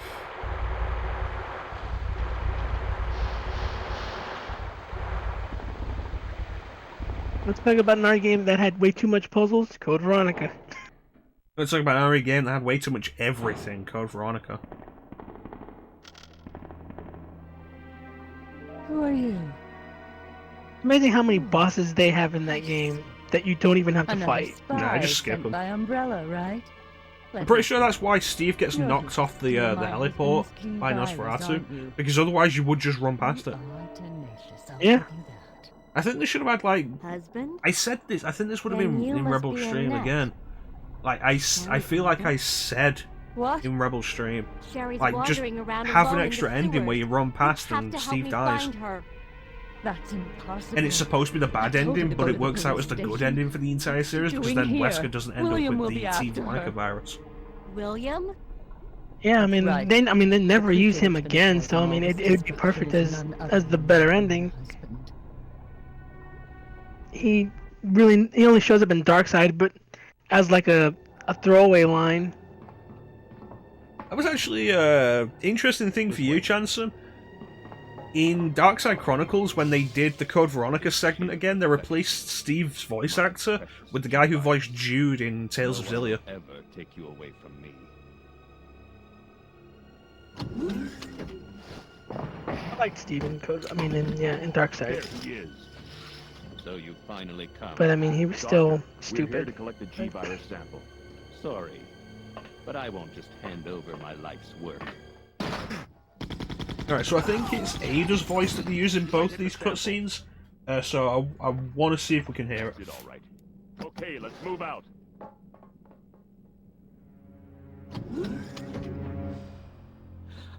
William. Oh my. Hold on, darling. I'm taking care of that bullet wound first.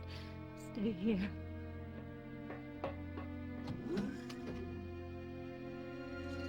Alpha team, have you retrieved the sample yet? Affirmative. We'll be at the rendezvous point in 1 minute. Roger.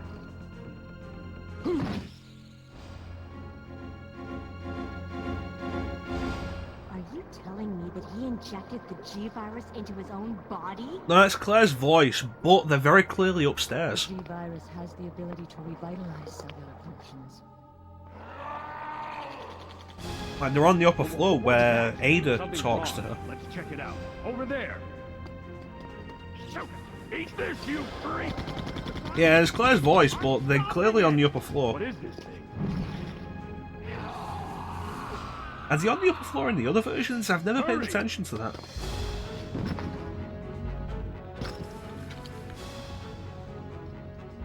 Yeah, I'd have to go back and replay it just to. What is this thing? Fire! Fire!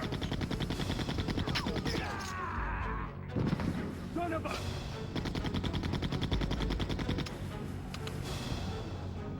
So which one of these guys is actually supposed to be Punk? Yeah, that was. Yeah, Claire meets Annette on the So lower those floor, rats but the were the cutscene carriers showed of on the the upper floor. virus? Like, did the other versions As a have the result of his cutscene with virus Claire on the induced upper floor or the transmutation, lower floor? Because I don't William remember. should have lost any prior memories he had as a human by now. I tried to save him, but I'm afraid it's already too late. But And that's not even the entire story.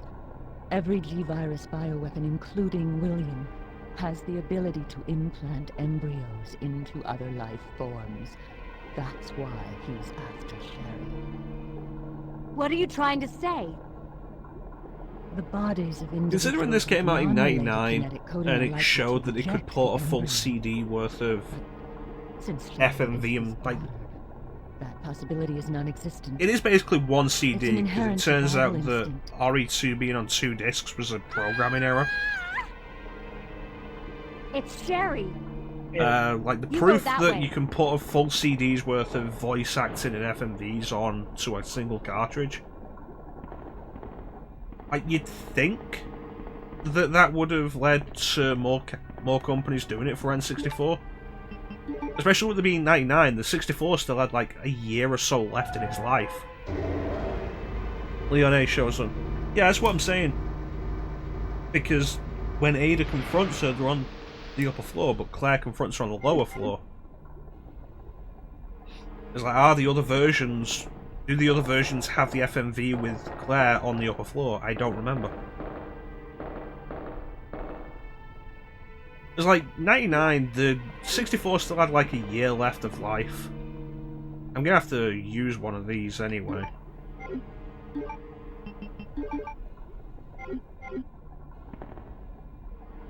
God, can I even pick up the flame rounds?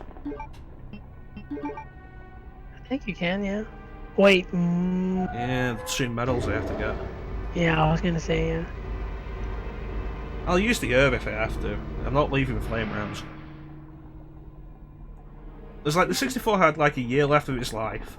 Because 2001, like 3 games came out for it in 2001, so 2001 doesn't even matter.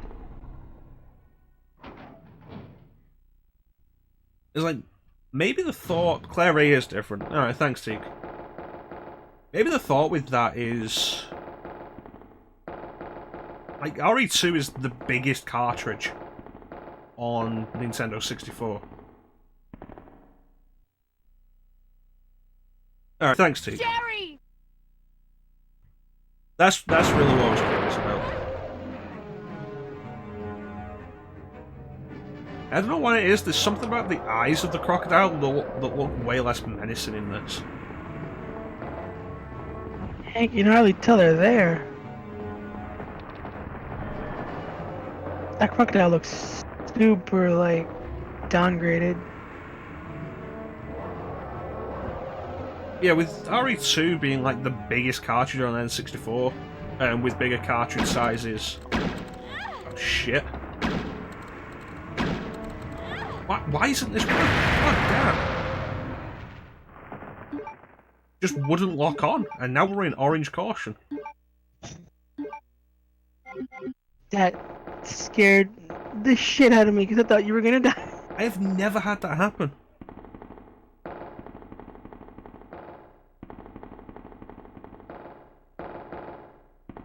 Thought it was all over. Like, this is it. This is where the run dies. Like, can we leave the room? I've never tried leaving with that.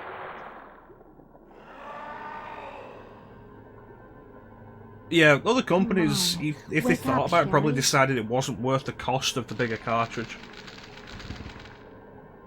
I mean, I'm pretty certain that these days, a main part of the reason why a bunch of companies put the games on Switch is because they can put a lot of it as downloads. It hurts. Just buy the, like, pay for the smaller cartridge and then have the consumer download the rest of it.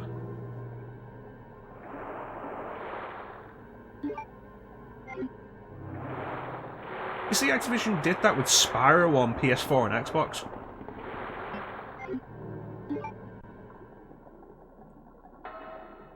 You buy the disc for the Spyro Reignited trilogy on PS4 or Xbox, and it only gives you the first game, the other 2 are downloads.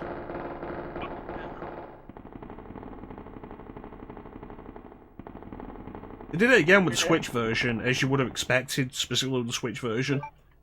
But the Switch version instead gave you access to the first world from every game on the cartridge. You had to download the rest. So forgiven, because you can play at least one level from each game.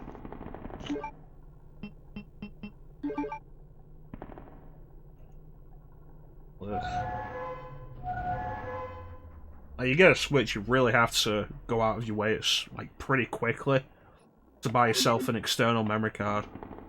32 gig the system comes with is not enough, even if you buy them physical.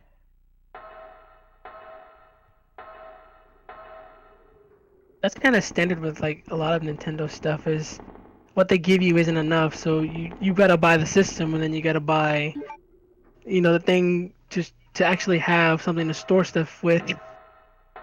It wasn't necessarily so bad with the Wii U. I've got an external hard drive hooked up to my Wii U. Not really an issue. But, the Switch can't have that because it has to be a portable system as well. So it's got to be a micro SD card. And they're more expensive. Yeah. Yeah, I was thinking of adding a complaint counter to the stream. And just +1 every time I complain about something.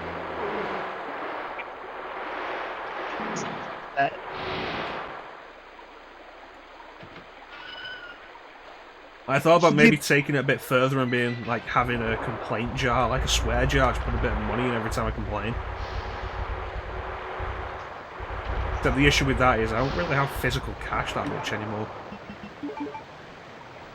Complaint one, and I would have it be the typewriter sound effect. So each time you make a complaint, all you hear is. Chrono's going on a rant again. That would be great.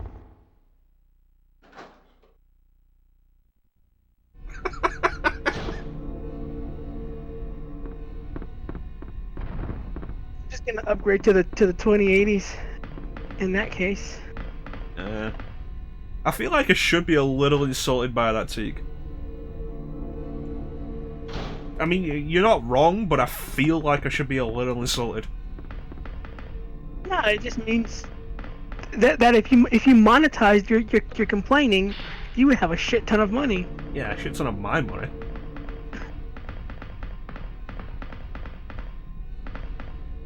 Yeah, maybe I should make that a point reward.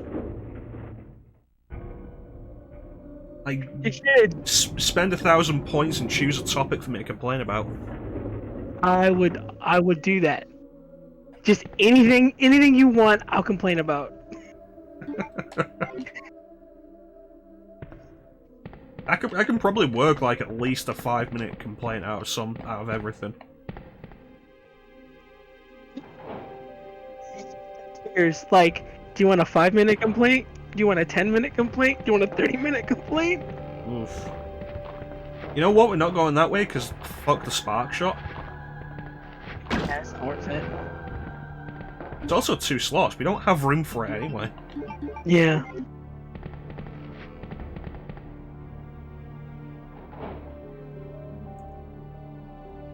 Okay. And round 2. Oh, this music sounds different now that it's compressed.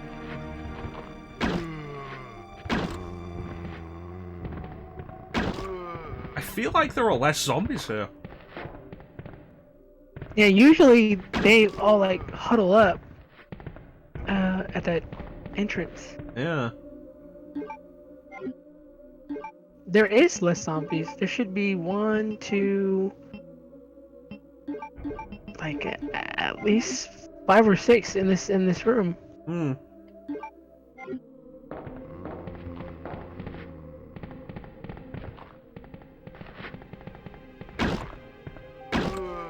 The zombie took 2 bowgun shots. That's the compensation. You know, that's actually a question.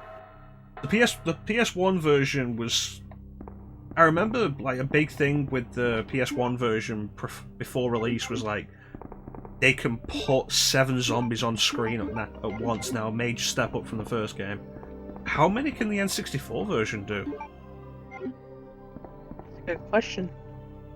You know, the real test of that is going to be the Eastern Corridor in B scenario. One where zombies surround you immediately. Oh yeah.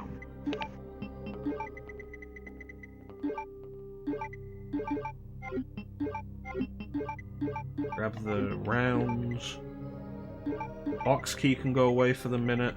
Put the herb down. I don't feel like there's anything else I need. Just trying to get slashed. Yeah, it should be fine. This fight isn't difficult. It's not. Just don't let Birkin corner you. Exactly.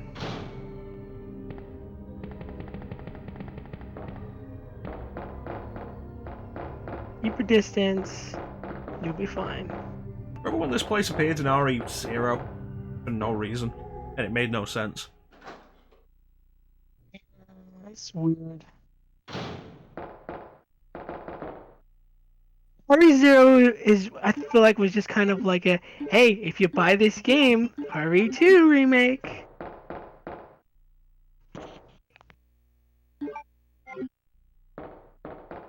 See, now I'm thinking about that time Square tried to ransom Dragon Quest XI for the West. It's like, hey, you buy Dragon Quest Heroes, if it does well, we'll think about putting Dragon Quest XI out in the West. Like, but Dragon Quest XI's a traditional JRPG, Dragon Quest Heroes is a Warriors game. That doesn't track Square. Yeah, it's like, hey, buy this shit game, and then we'll give you a good game for your troubles. It's not even that, Dragon Quest Heroes isn't a bad game, it's just a completely different kind of game. Yeah. It's like saying, oh, hey, you want RE2 make? Buy Darkside Chronicles. Them trying to market it like that way back in the day. They were like, oh yeah, fans who really want an RE2 remake will get it with this game. Hang in there, Sherry. Her forehead's I get burning out. the point of proving We've got to interest hurry in the before the franchise, not the embryos product, pupate. Teague. But when the specific product they're demanding you prove your interest with is so different to the product that they're actually demanding you provide enough interest for, Yeah. that's my point. It's like, hey, do you want Final Fantasy IX released in English? You better buy her, guys.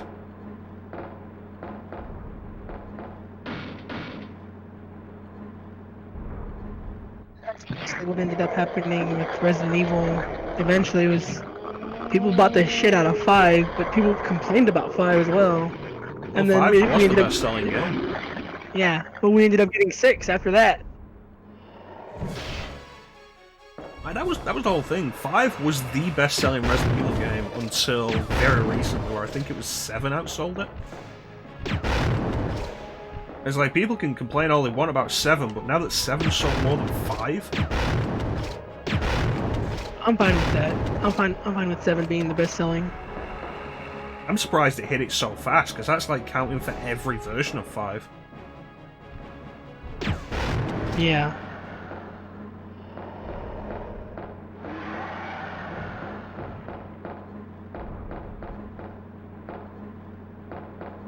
Oof. Bit of a drop there. And 5 was Capcom's best-selling game until... a couple of years ago? Last year? I think a couple of years ago now. The only Capcom game that sold better than that before RE7 was Monster Hunter World.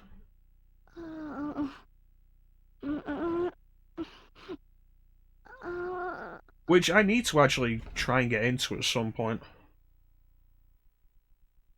Now my friends try to get me into, but I'm not interested, really. Yeah. Did the train always have Japanese writing on the side? I don't remember that being there. Yeah.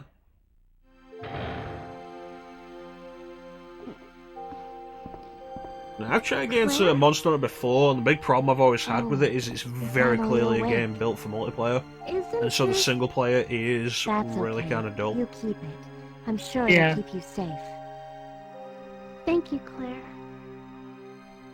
Even though I'm an only child, neither of my parents ever Music doesn't spent even much sound the time same with in me this scene. because of their work. I always feel I like grew in up this alone. scene they should play the best But is yet to come now from Metal that Gear you're Solid. with me, I finally have someone to Because rely Sherry's on. talking about her tragic backstory. We're talking about genes for like 5 minutes. The precious gene virus. Sherry, Acting on your genes is... rest here for It's like, a do you realize bit. I'll this, be right back we don't care. as soon as I found the antidote for you. I'm glad we don't have to deal with Naomi again until MGS4. Yeah, and even then, she's used sparingly, so.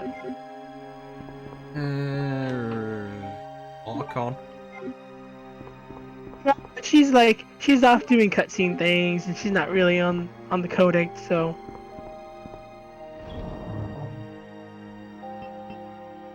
You know what? We'll use the acid rounds.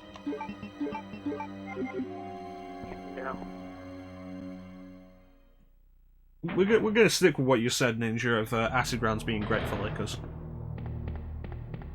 You don't have to save them for Mr. X. Unless they change them, so. Nah, we killed 2 lickers before with 1 acid round apiece.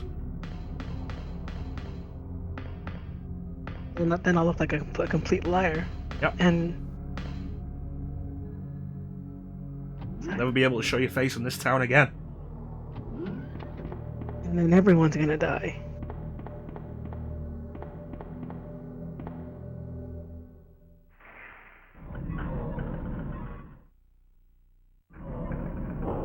Oh wow, the fog looks way darker in this.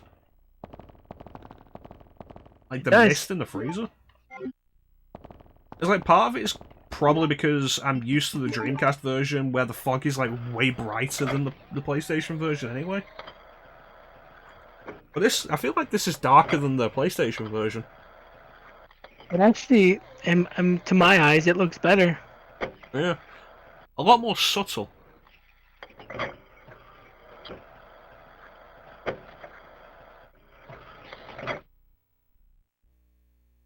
Because you really don't notice it in like the PlayStation version. It's just kind of like, oh look, there's supposed to be fog, but it's not really there. Yeah. So why wasn't Silent Hill on Nintendo 64?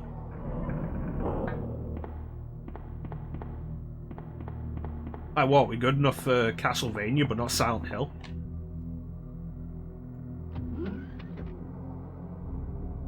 You ever see Castlevania 64, Ninja? I think I saw a bit of you playing it, or maybe I don't know. Maybe I came in a little after that. I think I did. When you were doing the Castlevania marathon, I came after you had just finished that. Yeah, we didn't get to finish Legacy of Darkness on 64 because the save file corrupted. N64 controller packs are so unreliable. I hear it's a terrible game now. It was quite enjoyable, honestly. Oh. Nah, we don't need bowgun bolts. Yeah, honestly, we're having a good time with it. It was kind of irritating in some aspects, but I wanted to finish it. Not enough that I was going to restart the entire game, but, you know. You do. It's like, I love this game, but not enough to restart the entire game. I wouldn't say I love Legacy of Darkness. You were enjoying yourself enough, but just not enough to restart the entire thing. Oh, look, here we go. It wouldn't let me pause the fucking game. Your acid rounds have killed us, Ninja.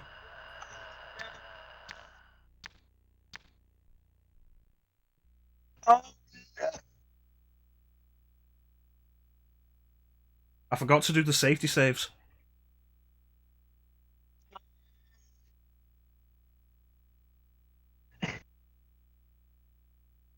This is all somehow Chief Iron's fault. Left those acid rounds there on purpose.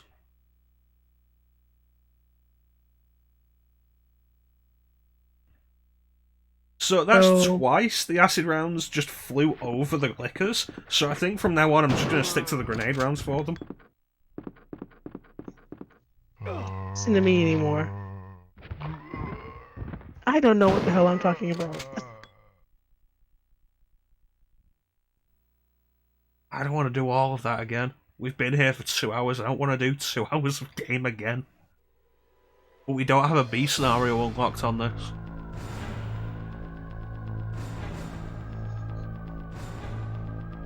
What do I have on N64 that we could do for a bit?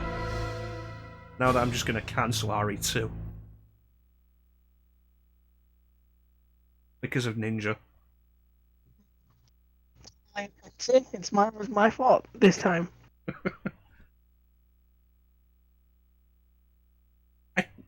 See, that's always a bit of a problem I've had with Resident Evil. And it's why final Birkin in A scenario is an issue, because whenever you're taking damage, it won't let you go into the menu to heal. And they stun lock me.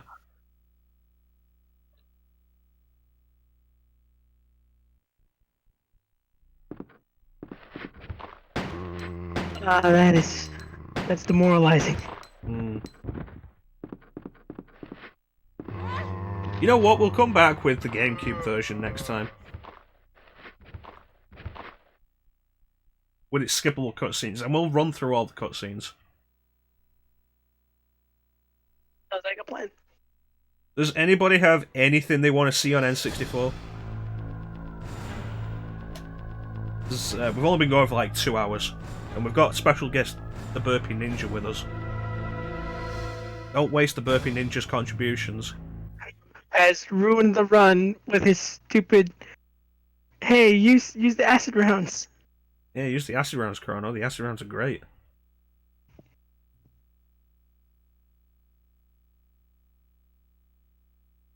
Anybody want to see anything on N64? I have that Zelda ROM hack. That's probably something for its own stream.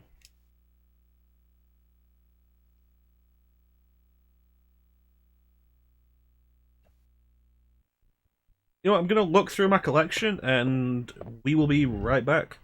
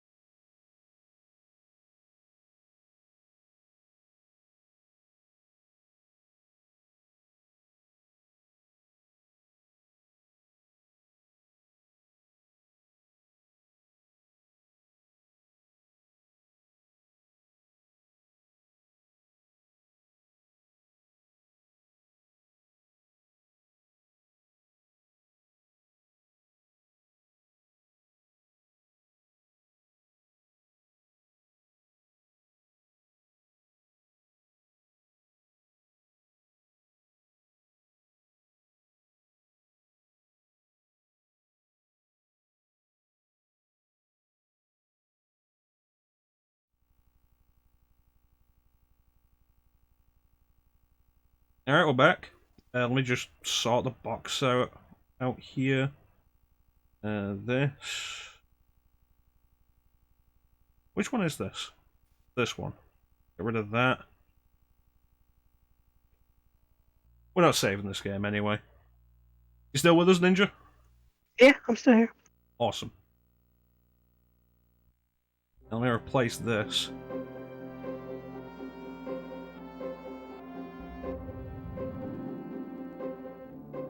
Oh, goodness. Yeah, you weren't expecting this today, were you?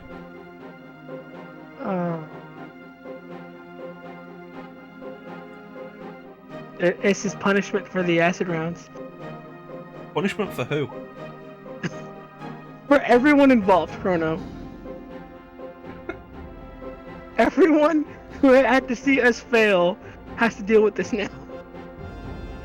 Yeah, I feel like we're gonna start seeing people just leave.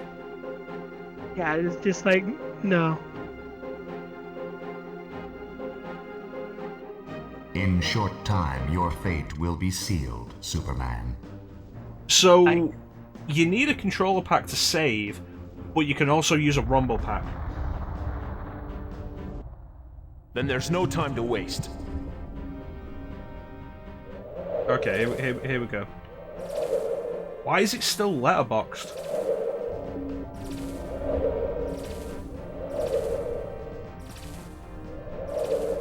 Oh, no, wait, there it is.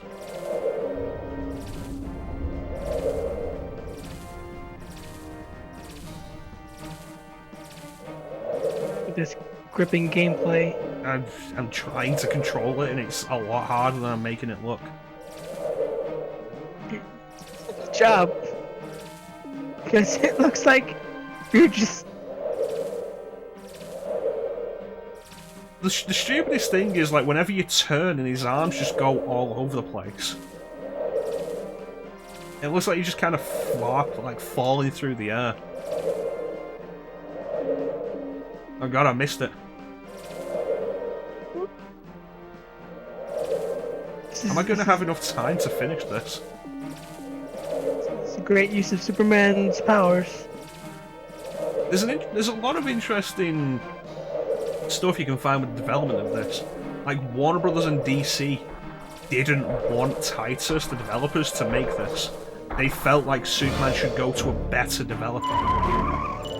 Like, they could get more money for it.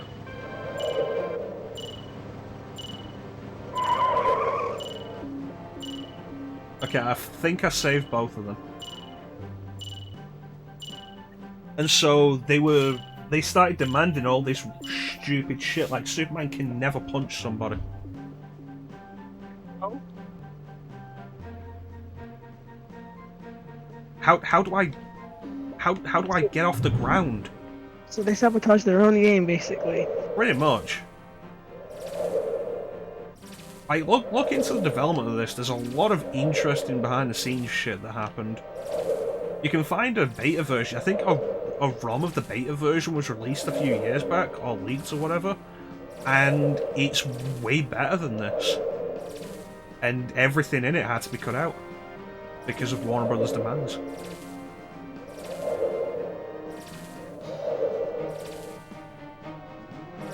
Frame rate's also trash. Yeah. But, like, is that surprising for an N64 game, though? As we saw with RE2, not really. Yeah.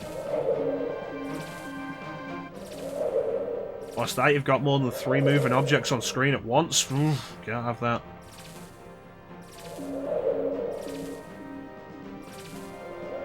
Not 3 moving objects. The frame rate can't handle it. I feel like I'm doing too well at this. Like, people are going to think I secretly play Superman 64 in my spare time. You're doing an amazing job. Like, if I was somebody who wanted to fly and learn how to fly through rings specifically, I would watch this. It's very specific praise, Ninja. And that's how well you're doing. God, am I gonna make this? You'll make it. Put the police car at the end of this road. And that's it.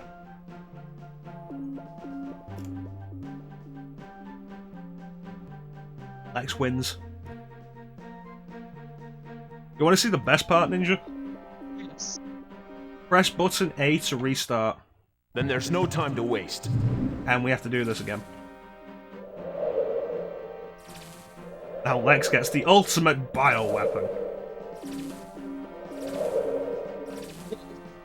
You know, if you go off Superman Doomsday, Lex did make the ultimate bioweapon. It was Doomsday. Did he make? No, he made the Superman clone. Doomsday's origin wasn't explained in that movie.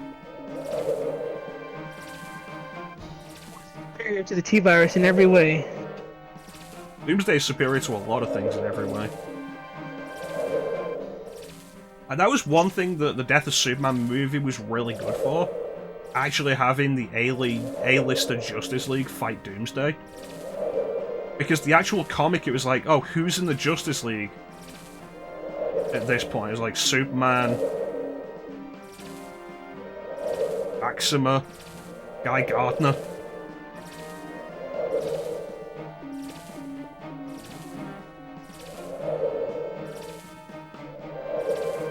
Got really uncomfortable with the Superman clone. It's been a while since I've watched Superman Doomsday. But to be fair, that fight is actually really good. The Superman versus Doomsday fight is really good. Someone needs to put a sound effect of, every time he moves his arm, he's like, woo!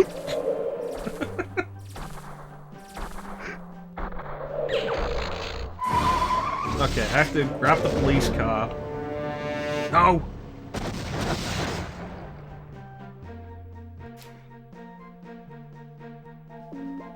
Oh, Lex wins. I got too close to the ground. Then there's no time to waste. So Superman just landed.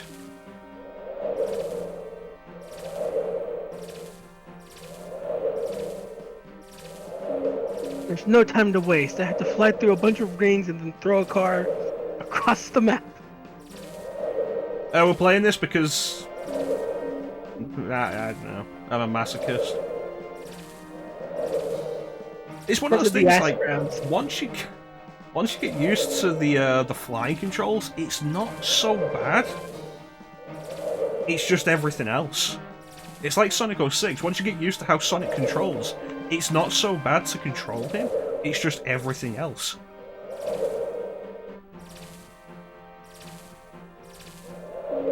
I am glad I didn't get this as a kid.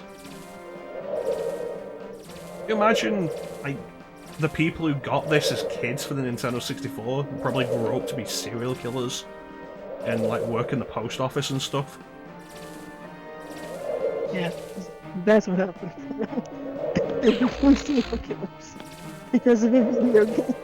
Why do you want to work at the post office, Timmy? Yeah, because my parents got me Superman 64. Just has like a flashback of playing like Superman 64 and just going through the rings and just being like, I don't know. Yeah, it's one of those things like a slight fade transition, zoom in on the eyes, Superman 64 gameplay, and like Vietnam sounds.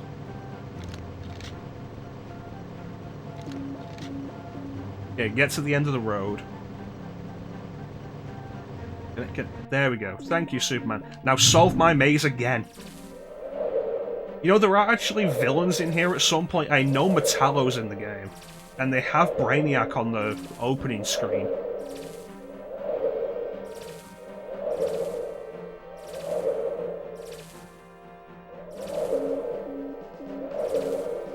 Solve my maze to save your friends. That's the best you got? If you've ever wondered why the phrase "solve my maze" is like a minor meme. There you go. No. Destroy the 4 dark shadows.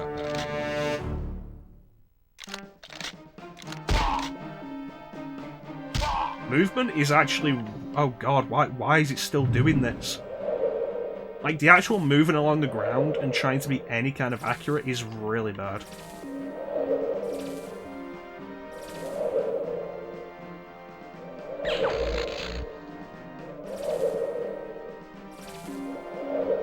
You see, this is a really... What was that, Ninja? I say this is a really bad game. You see, this is why I don't want to do Bubsy 3D. Because it's just like this. Once you get past the initial badness of it, that's all that's left. There's nothing else to it, and it's kind of boring. Bubsy says stupid shit. What's a platform game without platforms?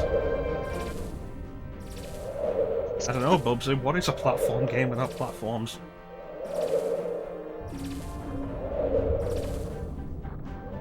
Now, I think I said a little while back, I put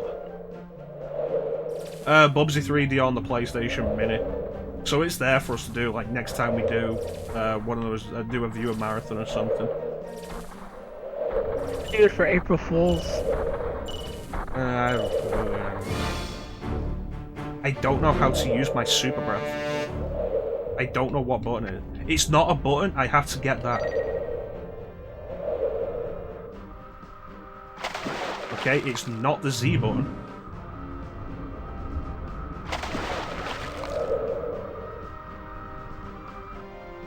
It's up C.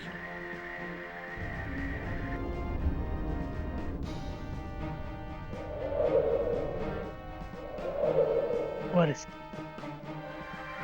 Using the super breath is up C. Well, Lex won.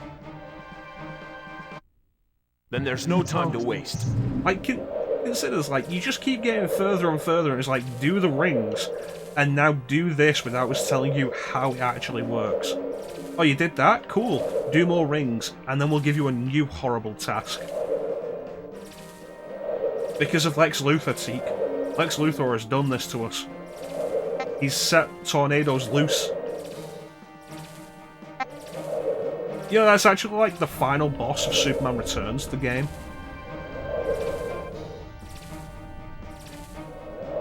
If I didn't have all these Superman games on different systems, we could do like a Superman stream. But unfortunately, it involved me having to switch between a bunch of systems, and I can't be bothered doing that. You know, there was a game based on the death and return of Superman comic book arc on the Super Nintendo, and it was developed by Blizzard. That is weird. Yeah. Back in the day when Blizzard used to make platformers and stuff. Like, they did The Lost Vikings, and that was pretty good.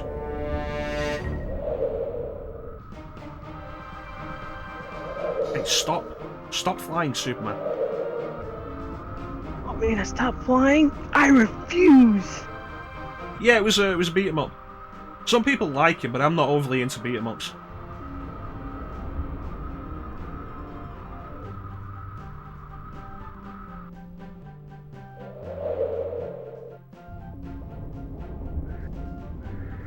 How are you supposed to get all three of these before Lex wins?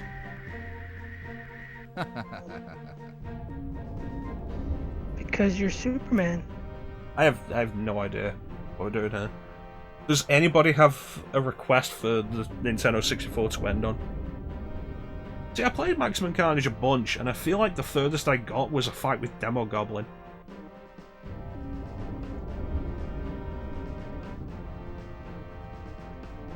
To the forest in that game, and then I was like, yeah, this is too hard, I quit.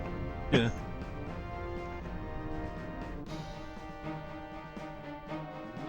Oh, Teak wants Gax. Just anything that'll save us from this. Alright, we'll be right back after we swap games.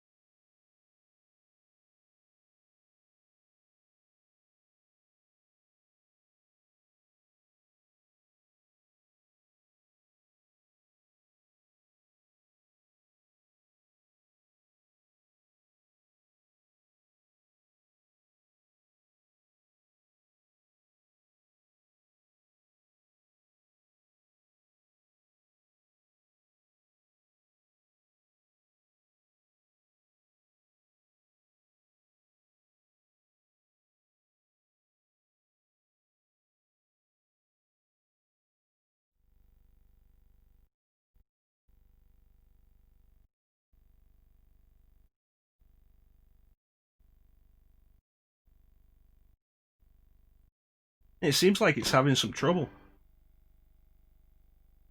I think I got. Yeah, it's having some trouble here.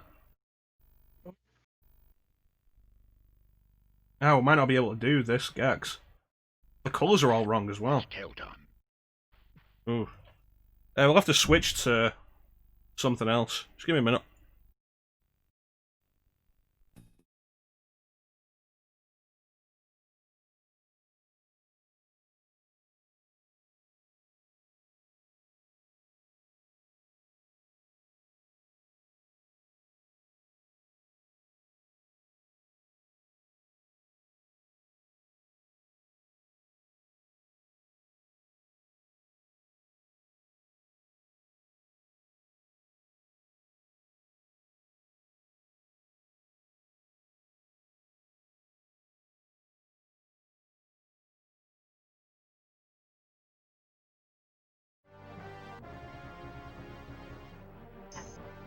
So we couldn't do Gex 64, but fortunately I have Gex 3.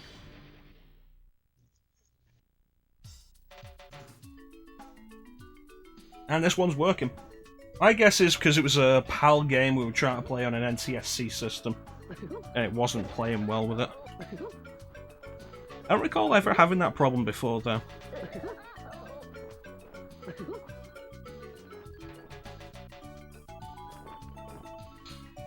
X3, Enter the Gecko.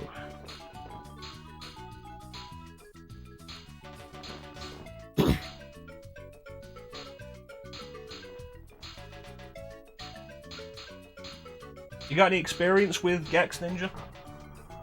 I do not. I was just about to comment on that. Yeah, you have experience with Crystal Dynamics, though, don't you? I do, yeah. Yep. I think Gex was originally supposed to be a mascot for the 3DO. If anybody remembers the 3DO. Remember the 3DO, Ninja? The only thing I remember about the 3DO is like the little intro that would come up and be like 3DO. You know, I hope this game actually has analog control. That's the thing about Gex 3D, or Gex 64 as it's known on N64. It says it has analog control, but what it actually is the D-pad mapped to the analog. It's awful. Worked together for a jolly long time, solving international mysteries. Yeah, I feel like the only thing that the 3DO had on it that was of any real note was Need for Speed. But then Need for Speed was put on everything else anyway. Those are creepy covers. Agent Extra kidnapped.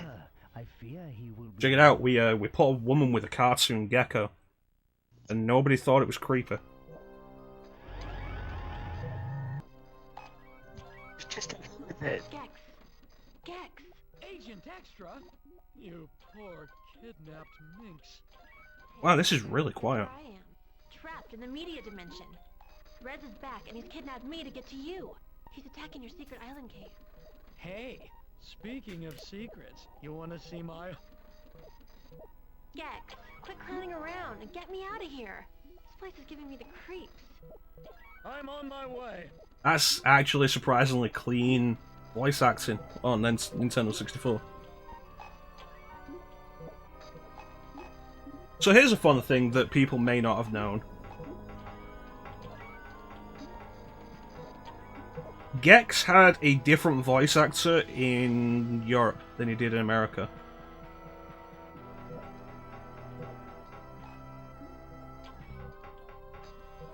I didn't know that. Well, I have no experience, but I feel like the European voice actor worked better, honestly. A little more suave and sophisticated and less annoying than the American one. Yeah, I've never actually played Gex 3, I've only played Enter the Gecko. What does this one say? Rec Room. Yeah, it's basically a Mario 64-esque platformer. The lizard. Pretty much. Human girlfriend. They were originally going to give Sonic a human girlfriend. That's weird. Why are you doing that? It was the 90s. I feel like that is probably why it was acceptable. Like Zeke says, it was the 90s. So like, a lot more stuff was acceptable. And when Sonic Team finally did give Sonic a human girlfriend in Sonic 06, it wasn't acceptable anymore. It was a couple years too late. That's an understatement. You know, I want to see what this precise analog control is.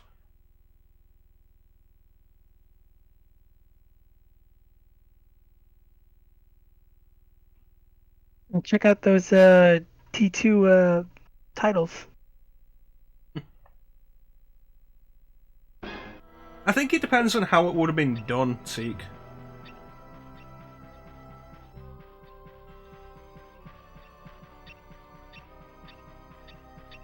Yeah, it's not bad.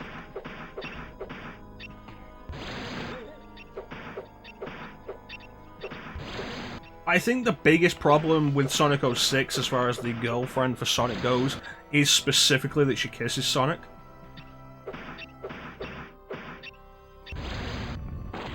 That's unforgivable. Well, there's also the fact that Sonic is dead at the time. And then it's just gross. Yep. What's worse, necrophilia or bestiality? It's the age-old problem Twilight has. I only watched the first Twilight.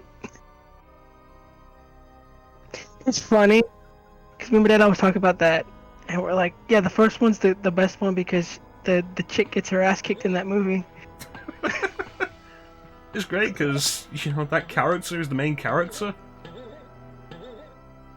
She's the more of a butt monkey in the first one. Yeah. Like, yeah, the best part of the movie is her getting her ass kicked.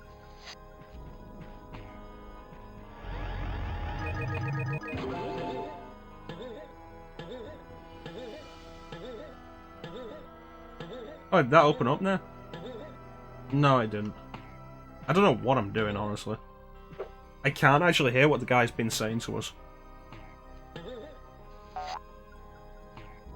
This game's weirdly quiet for some reason. Jump forwards onto the poor I'll be your translator. I feel like this isn't going to work out as well as it did last time.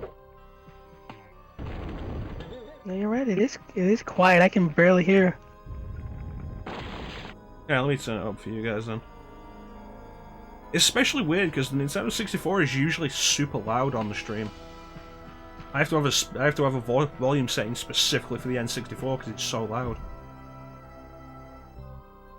Tail bounce. Press jump again whilst in the air to reach higher paw prints.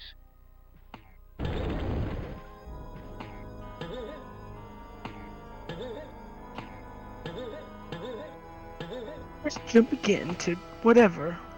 Yeah, I didn't catch what he said after that.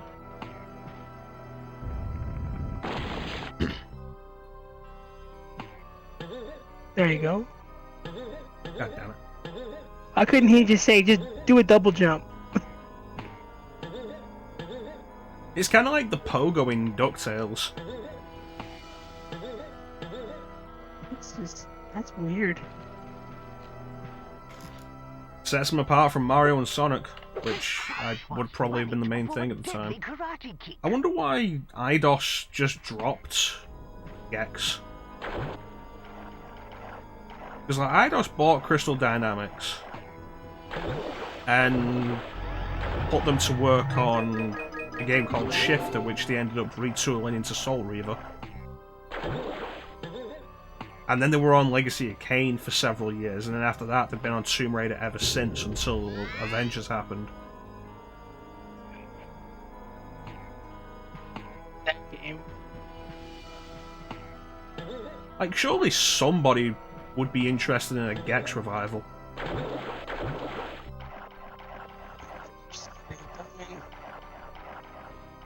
There's an Somebody interview all- cut out a bit. I said, yeah, I'm sure there is. I mean, everybody wants something. I'm sure more people are interested in a Gex revival than a Bubsy revival, but Bubsy happened. I don't understand why the hell that happened, or why they thought that was a good idea, that people would buy it. I've heard the first one was like the Woolly Strike Back. Wasn't actually a bad game. It was overpriced for what it was, but as its own thing, it wasn't that bad. It was done by the people who made Gianna Sisters Twisted Dreams, which is an enjoyable enough platformer. I've heard the second one, because for some reason they made a second game, was actually really not that good.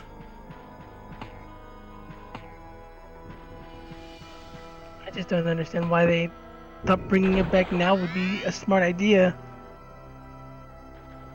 Well, to be fair, like, Shaq Fu 2 happened. Yeah. Like, is Bubsy really less understandable than that? Yeah. Like, who the fuck? Bubsy, sure, whatever, someone's gonna have nostalgia for one of the Bubsy games. Who the fuck cared about Shaq Fu? The game and was like, I love this game is great, and he fooled himself for years thinking it was. See, this is a problem with memes, when meme culture just gets too much, and Shaq Fu 2 happens.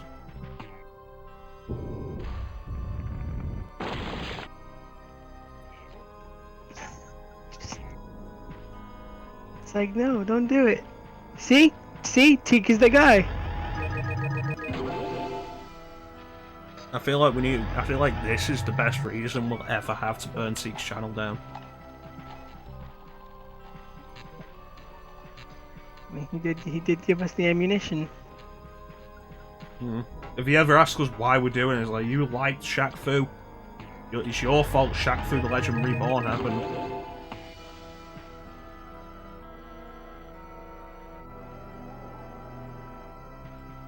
Your stepsister must have been fancy to have the Sega channel.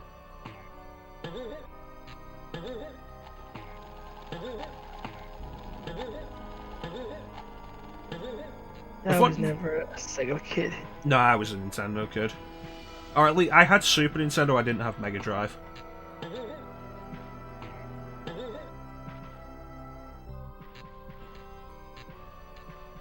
But then I had PlayStation and I had Nintendo 64.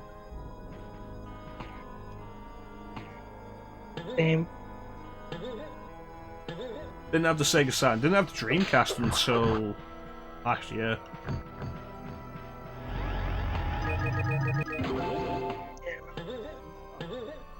But the price of some of the cartridges though, like, totally understandable why less people were on Mega Drive by the end. Like, the Sega channel, what was it, like $15 a month? You downloaded games over dial-up and shit. And I think they were stored on the cartridge until you turned it off. And it was still the best way to get Phantasy Star 4, because that game was like $90 when it launched. Yeah, dude. Yeah. That's insane. Yep. Like, people will complain games cost too much these days, and like, the PlayStation leading to this boom of popularity for gaming was one of the best things that could have happened, because it led to that. Let's get it on. Gaming becoming less of a niche thing, leading to more standardized pricing. Yeah.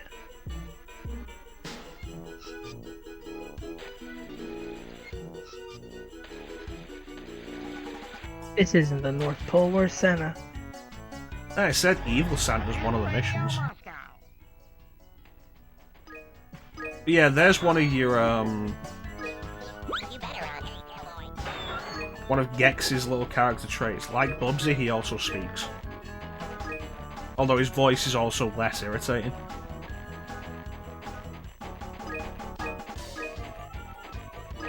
His gameplay was actually decent. I wonder why they just never brought Gex back. Pouncing on presents seems like a good idea to me, sir. Like, people still rave for bringing back Conker for some reasons. Like, why is nobody ever asking for Gex?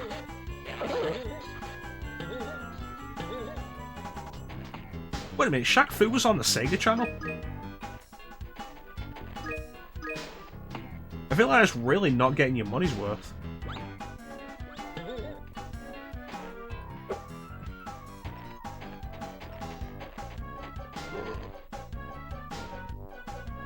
Imagine that nowadays as one of those things like, oh yeah, no, you signed up to our subscription service. It's like, let's do this. I know I had a rotating library, but like, it wasn't a huge library. Yeah. But imagine if Netflix had like 5 movies a month on it, and you paid for that, and one of those movies was fucking the Fantastic Four movie. Never watch it. Yeah, you probably cancel your subscription. Yeah. I still remember going to see Gamer, and my friend just like an hour and a half into the movie, he's like, "They haven't done anything for a fucking hour."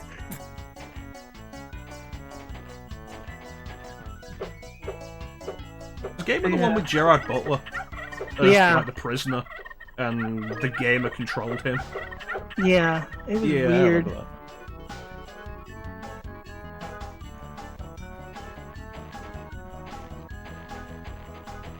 It's kind of a shame for Gerard Butler because he was on at a point to become somebody who you regularly see in action schlock. It wouldn't be great, but it'd be something you could watch. But then, then he did some other shit like romantic comedies and shit, and it just all stopped. He could have been the next Jason. He could have been the Scottish Jason Statham. Yeah, I think so.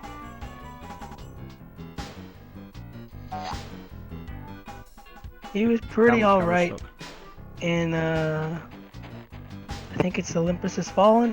Yeah, I watched the entire trilogy recently, and the first one's enjoyable enough. They get weaker as they go on.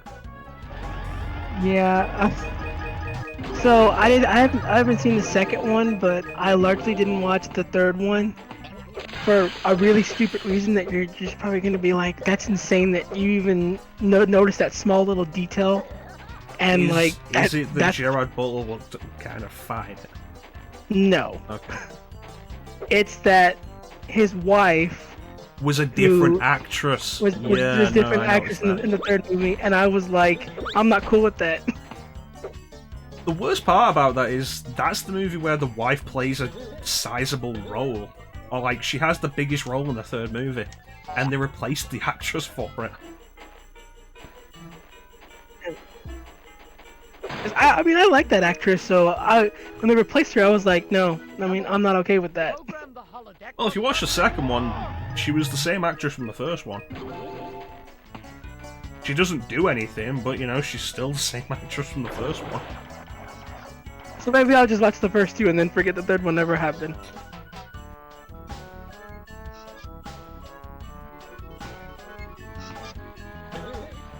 What else has he done? He hasn't really done much after that.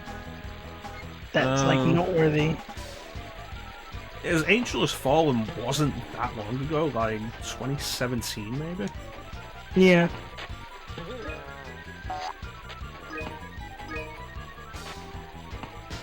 I don't know, I mean, I feel like he's the kind of actor who's probably not going to get a huge amount of film work now that he's getting a little older. And can't really do the action stuff that well. Because, like, let's be fair, who can sell action star as they get that old? Because not everybody is Liam Neeson. It's like, maybe he'll be lucky enough to get a good TV role. Yeah.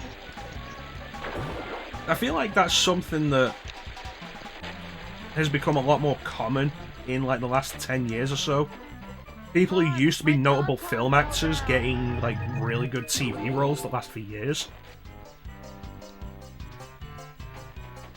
They simultaneously elevate the status of the TV show while also getting themselves a gig that's going to keep going for years.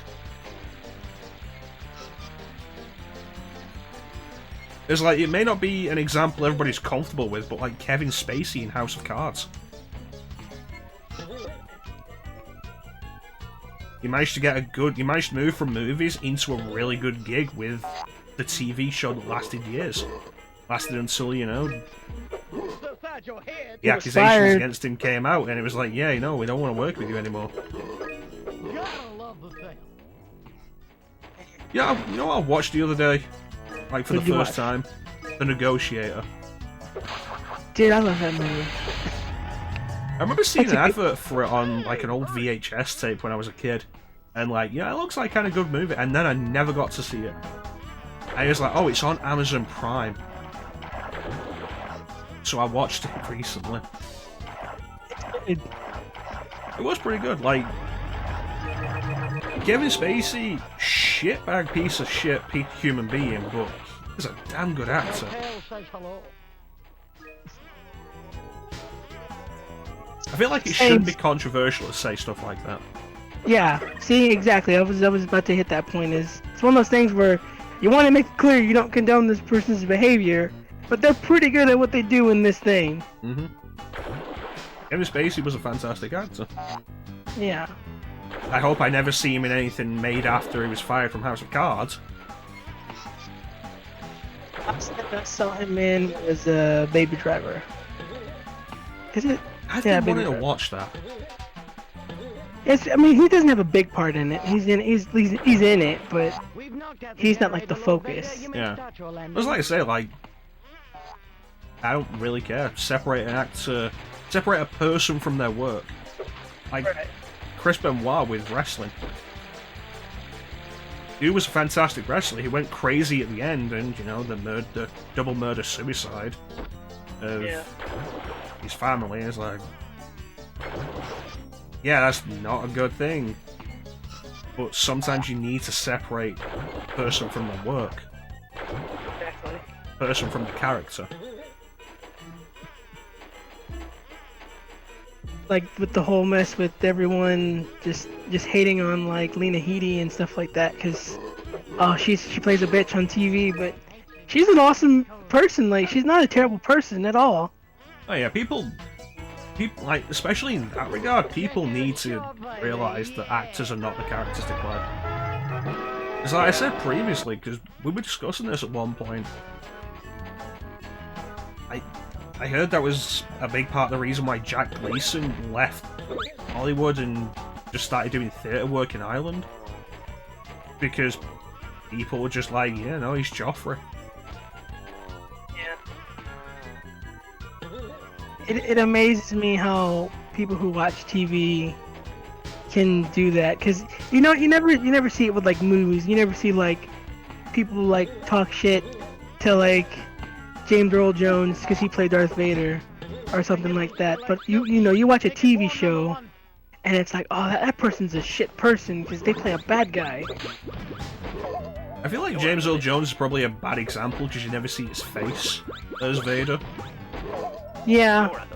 But I feel like a big part of the difference with that is a film actor can play so many different characters and be known for so many different characters. A TV show can just keep going for years. And it's like Jack Gleason was Joffrey for, like, what, 5 years? Lena Headey was Cersei for 10, 12. It was 8 seasons, like, probably about 10 years because of the delay on the last season. Yeah. Yeah. I still need to watch Sarah Connor Chronicles because I heard she was good in that. I heard the series was actually shit. Really? I've always heard it was good. I've always heard it was terrible. I've never watched it myself.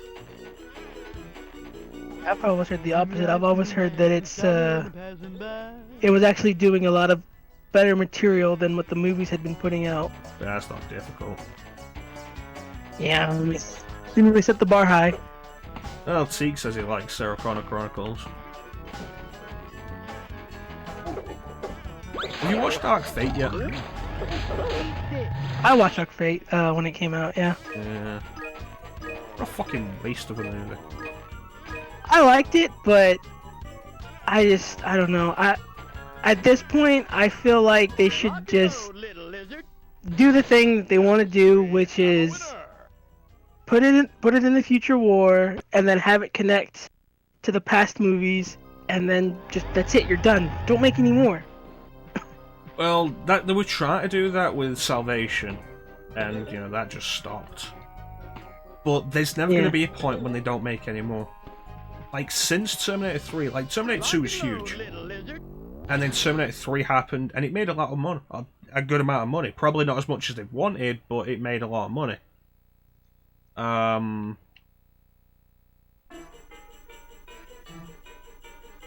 Salvation made less than that. Genesis made less than that. Dark Fate made less than that. Like, the profits for each movie have been going down and down every time. But they keep making them. Nice, yeah.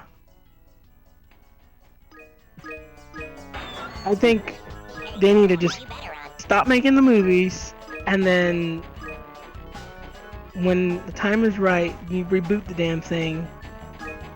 But do it when there's like an ask for hey, I want another Terminator movie. No one's asking for another Terminator movie. Somebody's probably asking for another Terminator movie. And that's kind of the thing is, after Terminator 3, we were all kind of like, all right, it's done. All right. I think Terminator 3 was the best ending they could have ever gotten. We never should have seen the future war as much as they showed it. It's like, look at the future war as it appears in Terminator 2. And it's like, how could they have survived that? And they can never give you a good answer. And so you've got the case in Terminator Salvation when we actually have the future war. How do they survive that? Because the machines are fucking dumb.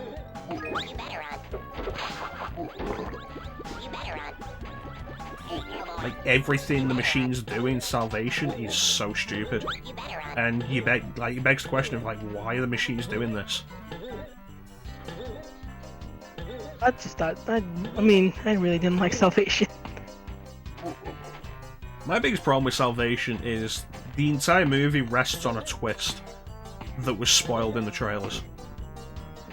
Yeah, what's his name? Jake is, a Terminator or something. And it's like, yeah, well, the trailers told me that, so kind of saw that coming. Was his name Jake in Avatar? I think his name was Jake. You know what? I'm gonna look that up because I believe his name was Jake in Avatar, and I believe his name is Jake in Salvation as well. No, his name in Salvation's Marcus. It is Marcus. It's Marcus Wright. I wanted to say Marcus Phoenix, but I knew that wasn't right. Agreed with you and be like, yeah, sure, we'll call him Marcus Phoenix. Jake Scully. Jake Scully. It was Sam Worthington playing Sam Worthington is the point. I really don't know how that guy is going to carry the Avatar movie since it's been, years since the first Avatar movie. I think the bigger question is less him carrying it and more just James Cameron coming up with anything for it. I remember when this thing was announced and I was like, oh yeah, it's going to be 3 movies, and then it's going to be 4 movies, and it's going to be 6 movies. It's like, okay, you're getting a little bit ambitious here, man. I feel like saying it's even going to have a sequel is ambitious. Too ambitious. We take it back to Terminator again, and the last 3 Terminator movies have all been intended to be the start of a trilogy. That was Genesis' downfall. Genesis I feel like had some good stuff, but its biggest problem is you can't just watch it and say, okay, I'm gonna stop here, because it sequel baits you into wanting to find out what happens next. But there's never gonna be a next time. I think, like, of Salvation, Genesis, and Dark Fate, Genesis was the best. I can agree with that. I feel like it had an interesting idea. Its writing wasn't overly great, but I feel like it could have been salvaged if it had been made in, like, 95, and they'd gotten Linda Hamilton and Michael Biehn back to play the Kyle Reese and Sarah Connor again. It's like Emilia Clarke, I feel, isn't great in that movie to begin with, and Jai Courtney, like Sam Worthington, Jai Courtney's just a guy who they kept trying to market as a leading man, who really couldn't do it. My least favorite part of the movie. I mean, I think Emilia Clarke does alright for me, but he's like the worst part of the movie for me. It's like, Jai Courtney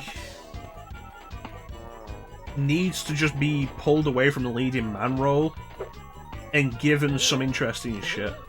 It's like, people always forget and just like kind of overlook it, but he was really good as Captain Boomerang in Suicide Squad, and I'm excited that he's going to be in the next Suicide Squad as Captain Boomerang again.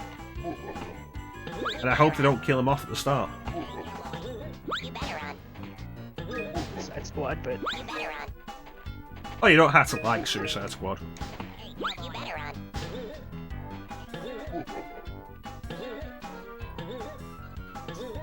That'd be the best movie, but he's good in it.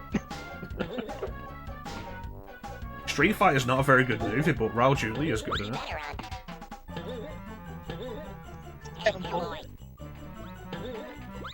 Raul Julia, he's just like Chief Irons. He has all the best lines in that movie.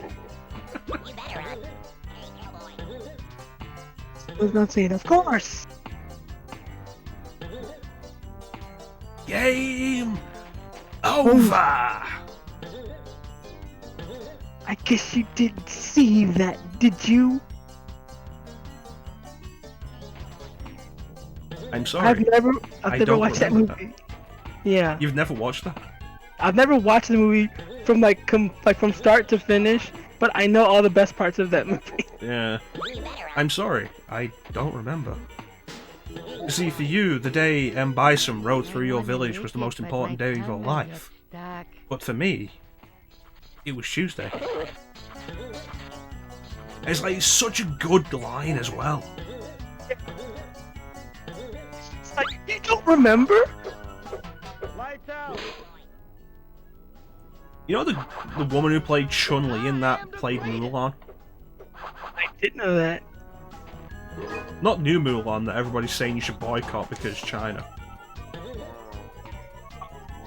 I didn't have to pay for it, so I'm fine with. My conscience is clear.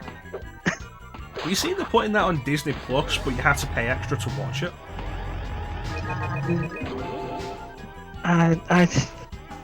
My problem with it is it's a $30 price tag, which, I mean, if you've got a whole group of people who wants to watch it, that's fine.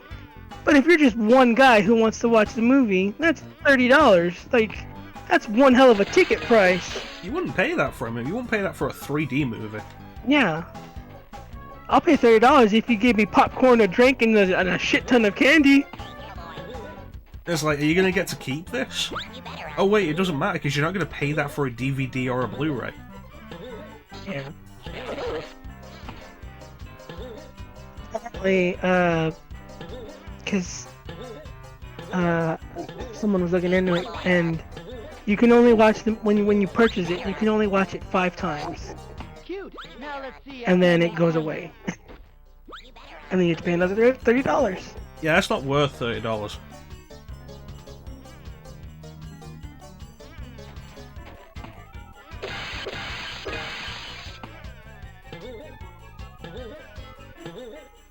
You say a conundrum they have to work out to transfer from streaming, but Netflix works that out fine. Look how many movies Netflix buys before they actually go to cinema. And then they just show on their own. And then they make enough money off that anyway. It's Disney being greedy as Disney regularly is. Yeah. Just like when they decided they wanted to take a larger cut of ticket prices, of ticket sales from The Last Jedi. You remember that? I don't remember that. The Last Jedi is coming out, and it's like, okay, Star Wars. This is before people are jaded on Disney with Star Wars, so it's going to be big. Disney turns around and says any theatre that wants to show it has to give them a larger cut of the ticket sales than usual. And it's like, what are you going to do? Say no? To Star Wars? You don't agree, you don't get Star Wars. Still remember the one big story I remember. It wasn't from The Last Jedi. It was from Force Awakens, when Hateful Eight was coming out, and I forget the theater's name that Quentin Tarantino was gonna have his movie played at. I know what you're talking about. Yeah. One of the big ones in LA, Chinese theater maybe.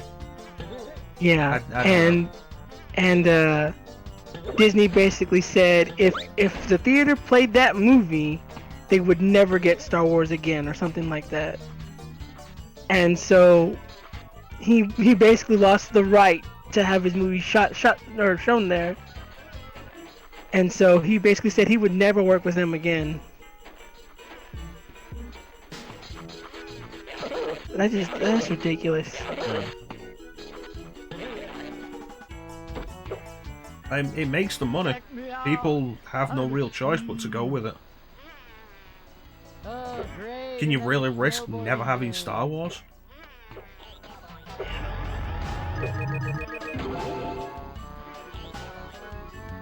It's just ridiculous how they can do that to just a theater and be like, yeah, you'll never get to show our movie ever again. It's the same tactic Sony pulled with Sega over Sonic Heroes. Sonic Heroes was going to launch on GameCube and Xbox, possibly get ported to PS2 later, maybe, I'm not entirely sure about that. And Sony was like, no, you launch it on PS2 with this as well, or you never put a game out on a Sony system again.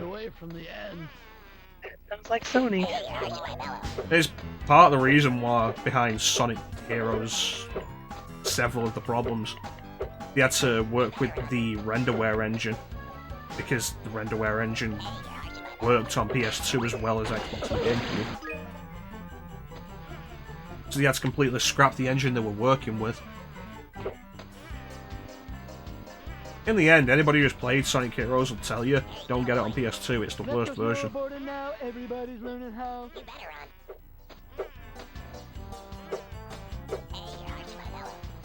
It's actually a thing for a while of PlayStation getting the worst versions of Sonic games. Like Shadow is probably worse on PS2 again. Sonic 06 is worse on PS3 than it is on 360.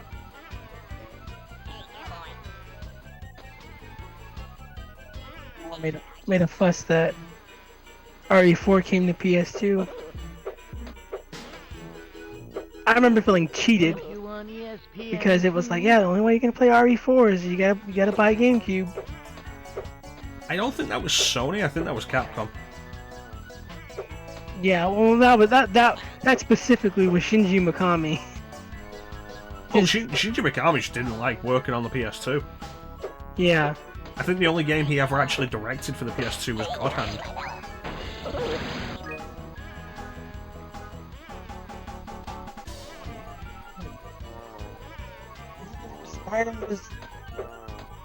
Spider was good, but it got bad reviews at the time.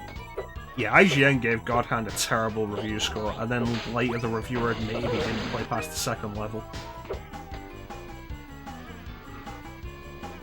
God Hand is not for everyone. It is a difficult game that not everyone's going to be into. But if you're into Devil May Cry and Bayonetta, it's worth looking at.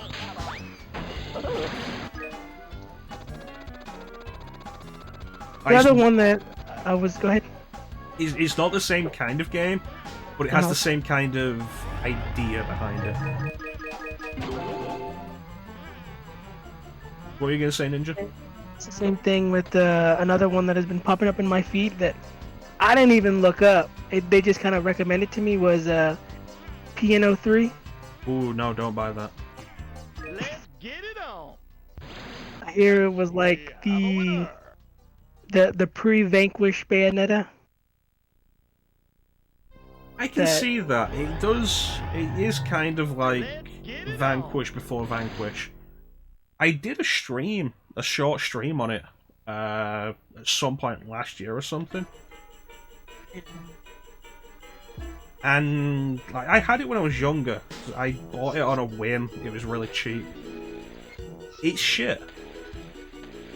And it feels like a really cheaply made game. It doesn't feel like a big Capcom thing that Shinji Mikami directed.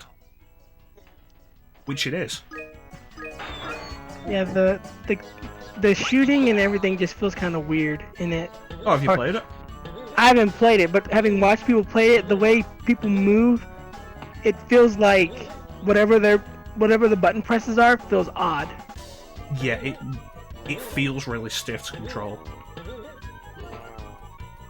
Like, especially in a game where it looks like the main character like loves to dance, you should be able to like just glide in that game. But it looks, like you said, it looks stiff. Mm-hmm. Your movements just feel stiff.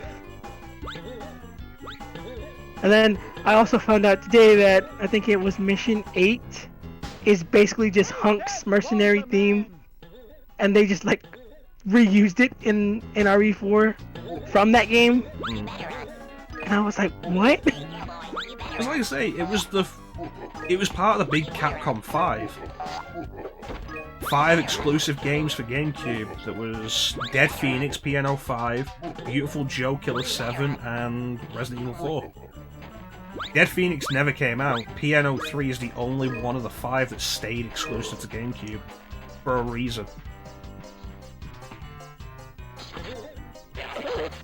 Story, which is, I hear, is kind of well, I mean, it's a problem for me because I like story, so.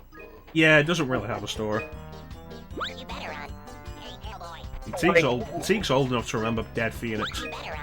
See, I don't remember Dead Phoenix. I know of the Capcom 5, but I don't know of the other ones that you said. I never heard about Dead Phoenix. I just know I've only heard of Dead Phoenix in retrospect. I don't remember ever seeing Dead Phoenix at the time. But in all honesty, same. I don't remember seeing any of them at the time except RE4. Yeah, same.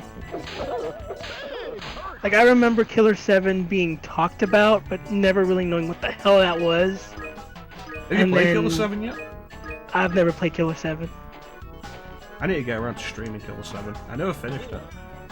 And then I think that's what it was supposed to be, Teak. Kind of Panzer Dragoon-like. Sorry, Ninja, go ahead. Beautiful Joe, and I was like, yeah, not for me. Capcom needs to bring back Beautiful Joe. I think if Capcom plays it, because I was thinking about this with Piano 3, if Capcom does what they did with the remakes, and they take what Platinum did with Vanquish, apply that with into now, I think if they were to remake Piano 3, it could work. Piano 3 could have worked at the time. The problem is the controls were garbage, the story was barely there, the environments were so repetitive.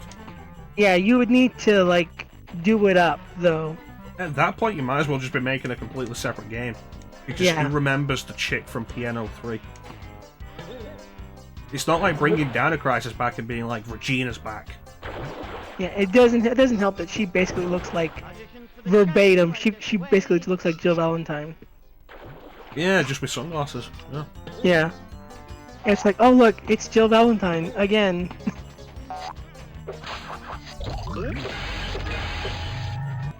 Capcom's whole thing with the GameCube was weird. It's like Shinji Mikami didn't like the PS2. So he went to Microsoft and like something happened in the meeting that he didn't like, so he immediately left. And he just went to Nintendo, and Nintendo were like, yeah, no, we need third-party shit. killed the Nintendo 64 not to have that. Yeah. And so, bam, Resident Evil. But like, Remake didn't sell well on GameCube because GameCube didn't sell well. Broke my heart. And Zero didn't sell that well either. And the interesting thing is, like, that's supposed to be the reason. Those two games not selling well is supposed to be the reason why Resident Evil turned into RE4. It always kind of makes me mad that Zero was the one where they said, okay, if this doesn't work out, we're changing everything. Because Zero is such a weird game. I don't think it's even specifically whether it was good or not, it was the sales numbers. It's like, why did RE4 sell so well? Because it was on PS2. If they ported Remake and Zero to PS2 before doing RE4, chances are things would have been different. Like, I love the GameCube, but the GameCube did not sell.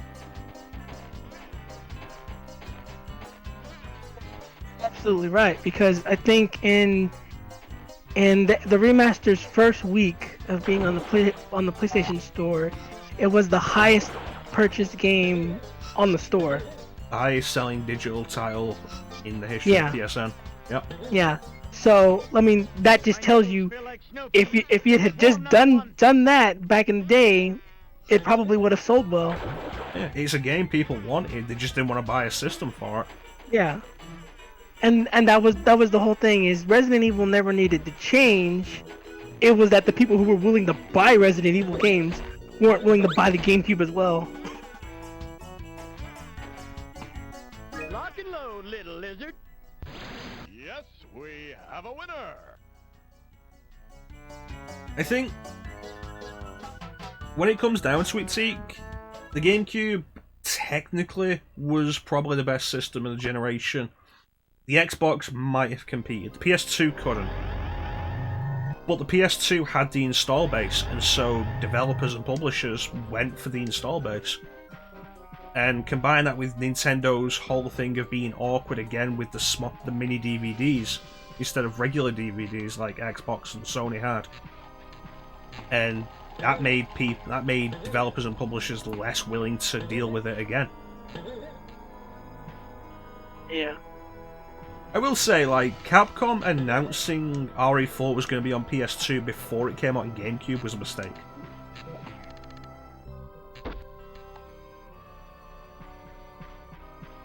Like, RE4 is a game that probably could have sold GameCubes. Yeah. But before it came out on GameCube, Capcom turned around and said, it's going to be on PS2 in November. Like, yeah, it's coming out on GameCube in January, but wait until November and you'll get it.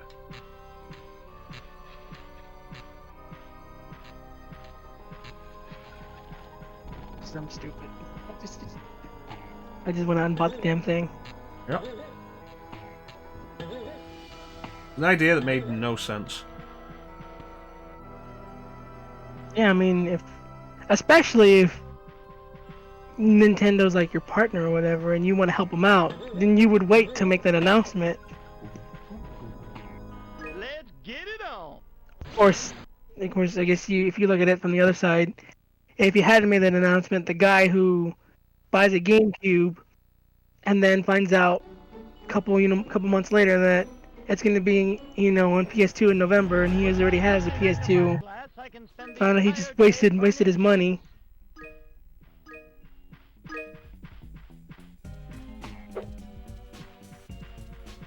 I feel like a lot of systems are like that, for me anyway. It's a case of like, look at all these cool games that come out for them.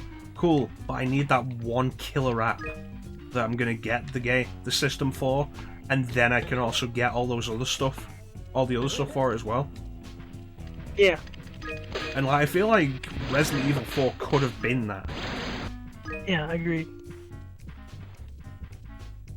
But the announcement that it was coming out on PS2 before it even came out on GameCube, who cared anymore?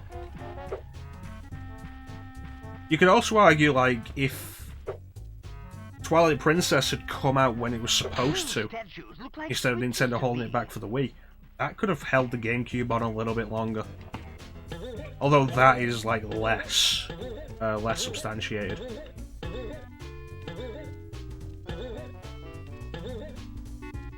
But you know, with the delays they put to Twilight Princess, by the time Twilight Princess came out, who cared about the GameCube anymore? They always do that. That's always what makes me laugh with Nintendo, is a lot of their big stuff that they always, you know, announce like years in advance, take years to even materialize. God, do you remember how long Breath of the Wild took from announcement to release? Or even like from announcement to reveal of gameplay?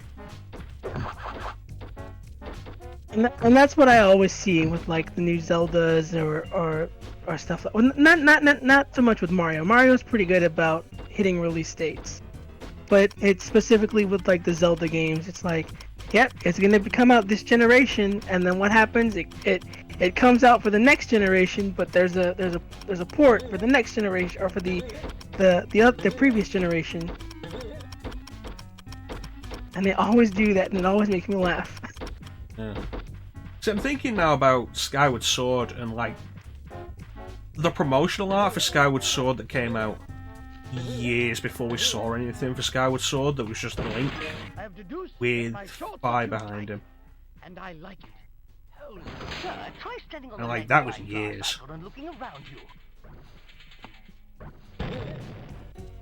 And they were like, "Don't worry, you'll get your gameplay in another couple of years."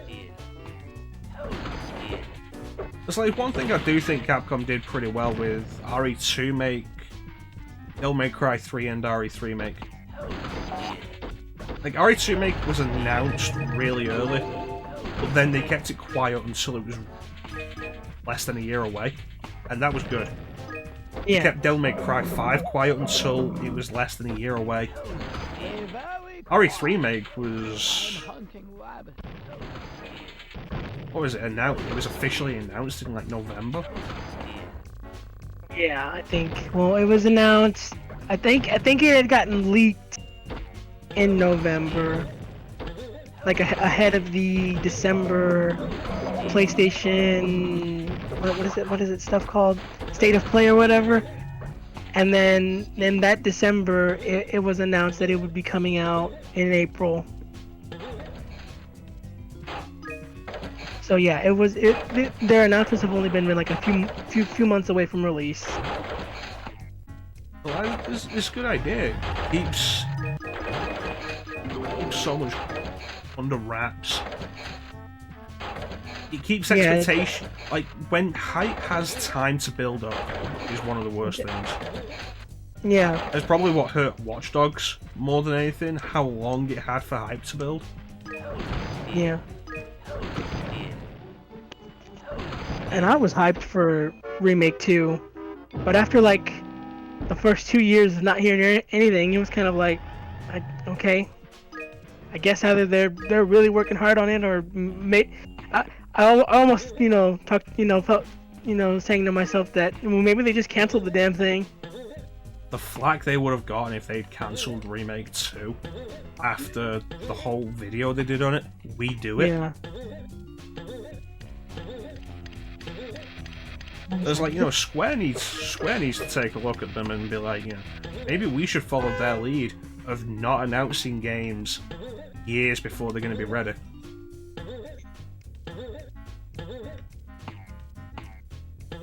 And I feel like the whole releasing it in parts stuff is kind of ridiculous. Like, the funny thing is that the FF7 remake got announced before Remake 2.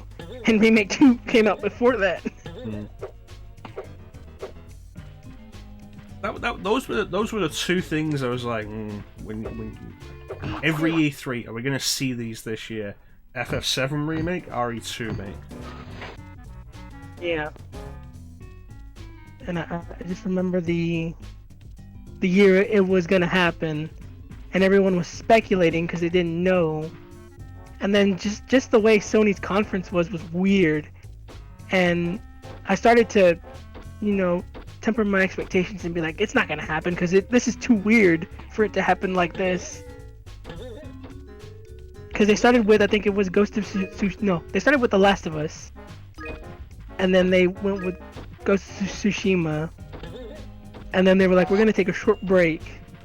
And I was like, yeah, we're definitely not getting RE2 in this stream. And then it like, after I think it was after Control showed, then it was RE2, and I was like, wait, what? You see, this is why I don't watch announcements and stuff, because that was E3. I remember RE2 was announced at E3. Yeah. I was like, never watch E3. I'm not interested in sitting there for like an hour as a couple of low-tier celebrities pretend to be into games.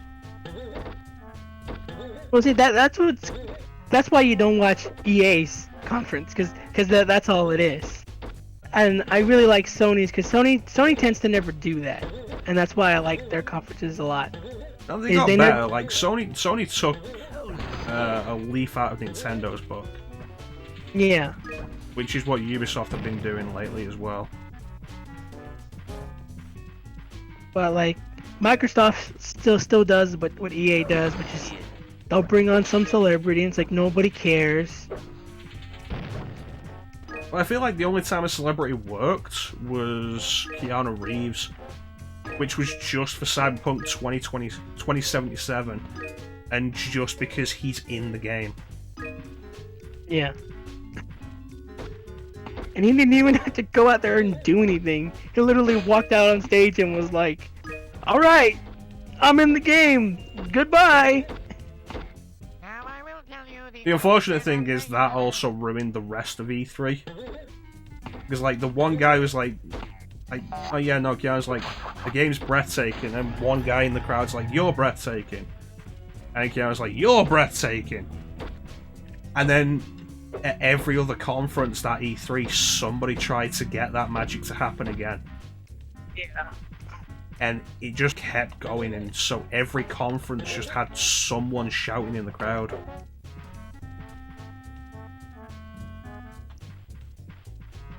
Like, I wonder if it was that guy. No, it wouldn't have been that guy. That guy probably knew what he was doing.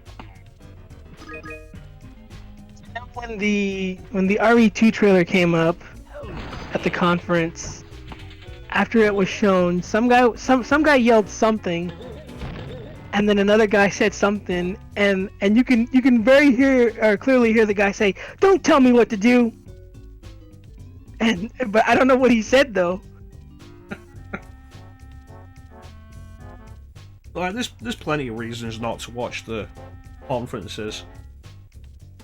Every E3, I always just wait for the news to happen, and then it'll filter in, and if there's anything I actually care about, I'll find that in particular. The only stuff I'll actually watch is Nintendo, because Nintendo doesn't waste your time. There's a lot I'll complain about with Nintendo, but Nintendo Directs do not waste your time. I actually don't watch Nintendo just because most of the time I don't have the product, so it's like, well, they're gonna announce a bunch of stuff that I can't buy because I don't have the system. That's fair enough. But I mean, I hear about it, from my friends who do have it, so I do keep up on the news. But most of the time, it's like, well, I can't buy that because I don't have that. You must be one of Chuck Henry's. There's also the thing with Nintendo of, like, they'll announce shit completely out of nowhere, and it'll be available for purchase now. Everybody loves when it's available now. Like, that's been my whole thing, like, ever since the Metroid Prime trilogy for Switch was rumored. Of, like, Nintendo could announce it at any minute and just immediately put it out. Yeah. It gave me a chance to play it. I've been debating doing a Prime trilogy stream from Wii U. I don't even know what I'm doing in this level, honestly. Like you knew what you were doing, and I was just like, alright, he knows what he's doing. No, I've never played this game before. You fooled me because it looked like you knew what you were doing. That's how you do it. You make them think you know what you're doing, but you don't. I'm surprised you thought I knew what I was doing. I've just been running back and forth, not accomplishing anything. I always think you know what you're doing. You don't ever start the stream with, I've never played this. So I'm always thinking, well, he's obviously gonna play something he's played before, so. Yeah, I do need to do more blind streams. I'm not as into collectathon platformers as I used to be. It takes too long. And then especially when the reward is nothing. I'm like, what's the point? I tried doing Banjo-Kazooie, and it just... I'm not into it. Hat in Time was pretty good, but it didn't hold my attention because I'm just not into the game anymore. It's a shame, because Hat in Time deserves the attention. It was really good. Watching Teak do the final boss fight in Ukulele was that was something, man. That boss sucks. That's an 8-phase boss. An 8-phase boss in a platformer. An 8-phase boss with no checkpoints, and if you die, you have to start from the beginning.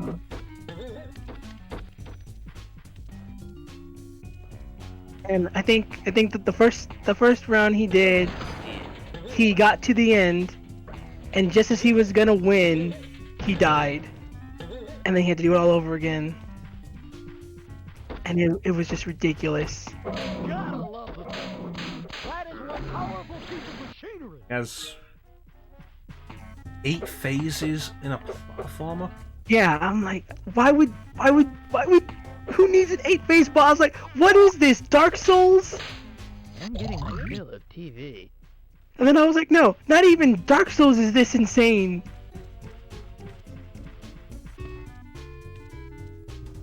Did he beat it? He beat it, yeah. I gotta give him credit then, because I would not have gone that far. It was funny because he beat it, and then I was like, and then Teak never played the game again. Until the sequel. That's a 2D platformer for some reason. It's a sequel. If they are, that's ridiculous. They did a sequel. It's been available for purchase for a while now, Ninja. God. Teak, get on it. It's a 2D platformer for some reason. It's not a 3D collectathon like the first one was. I didn't even think that game did that well more in a sequel. Oh, people bought it because, like, a lot of people kickstarted it. People wanted the return of Banjo-Kazooie. And it was made by the people who worked at Rare and made Banjo-Kazooie. Like, you look at it and it is so clearly banking on nostalgia for Banjo-Kazooie. Yeah.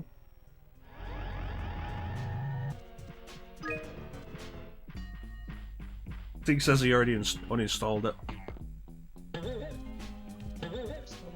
You have to install the second one though. You have to buy it first. Yeah, yeah. A lot of people kickstarted it. I kid you not. It was like, we would like to thank our backers, and then it was like 5 minutes of a list. And they went in alphabetical order. That's how many people were there. It was like, we were like in the A's for like a good minute or two before we even got to B. You've not seen the Mighty Number 9 credits, have you? Because, you know, that was a game that was kickstarted as well. I've heard the credits for that are like 40 minutes long.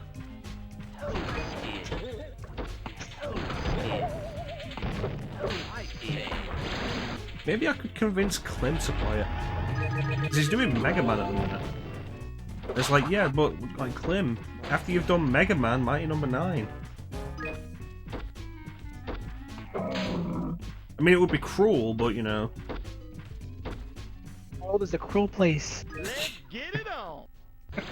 Yes, we have a winner. Let me take a quick look at this, because I'm sure it was like 40 minutes or something.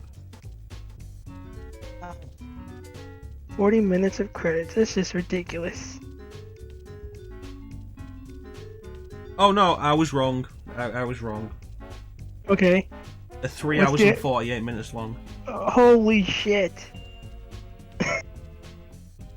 See, I knew when you were like, no, I was wrong. I was like, he sounds too optimistic about this. He's gonna give me a higher number. Because developer Concept needed to thank all 71,493 backers who pledged at least $5 to the title. Game Explain posted a video of the entire credit sequence.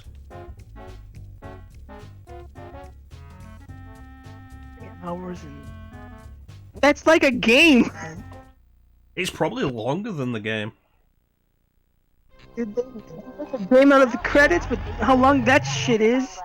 Thank you, my dear extra. Now what say you and I solve the case of the lovesick lizard? It's just... Not a chance, cutie. But hang on to that lens. Go through it, see if you can find any name you recognize of your favorite YouTube or stream personality. I know at least one YouTuber whose name is in the credits. He admitted it in his review of the game. This shit, and I'm sorry. But when it comes to it, like, if you want the spiritual successor to Mega Man that Mighty No. 9 promised to be, they put out a decent spiritual successor during the time it took to actually make that Mighty No. 9, because it was delayed for ages. And they admitted, like, after one of the delays, that the reason they were still delaying it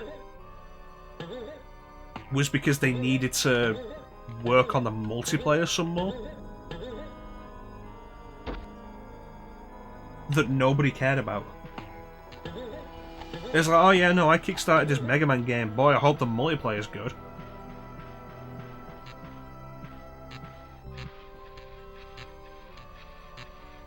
Okay, you know what? Teak, if you backed it, what is your name on Kickstarter? Because I need to find this now. I will go through that Game Explain video. I'm not going to watch all of it, but I will jump to where your name will probably be. What was that, Ninja? I will find you, Teak. I will find you and I will shame you on stream.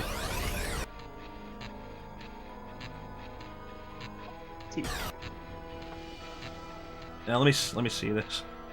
Okay, so 2 hours 51 minutes. See, here's the thing, like,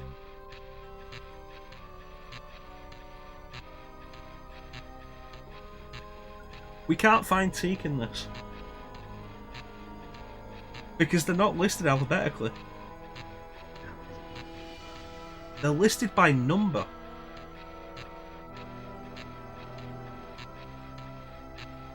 Now we have to ask Teak what his backing number was. And, like, the worst part of that is so many of those numbers don't have a name attached to them. They're just labelled as a generous backer. So you've got, like, almost 4 hours of a generous backer. And I couldn't even be bothered to put them... That's ridiculous. I don't think it's that they couldn't be bothered to put it in. I think it's that the person just gave the money anonymously over Kickstarter or chose not to have their name in the game. Which, you know, there'd be fair reasons for not having your name in something like that, even if you expect it to be good. I got a preview copy and they were like, yeah, no, take my name off of it. Look at this really low-res poster of Agent Extra that's probably supposed to be titillating. It looks like she has one breast. You had to respond to an email to have your name in it. Well, I can assure you that I am not going to sit down and watch like almost 4 hours of credits to find you, Teak. The first generous backer that we see in the credits, we'll just say that's Teak. We don't know if it's Teak, but we're going to say that it's Teak. What's this? Teak donated $400? Teak, you sick son of a bitch. It was you, Teak. It was you all along. Yes, it was me. I was generous backer. Number 493. Oh, jeez. I've got Mighty Number 9. I bought it so cheap on PS4, and I've not played it. Not even because it's bad, just because, like, how many other games have I not played that I've got? It's true. You gotta save all the bad ones for later. Let's get it on.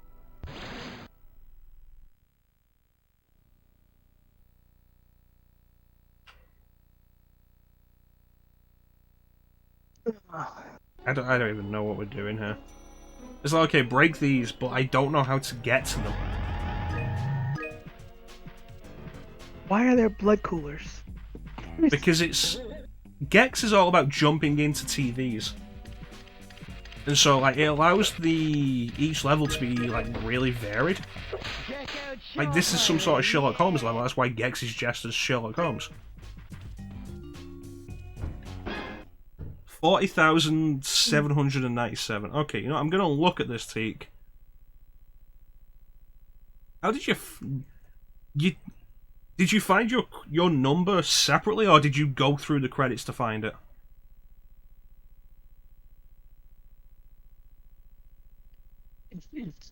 He kept his number. I'm gonna laugh. Alright, 40,797. I'm a little bit further than that. I'm at 48,000.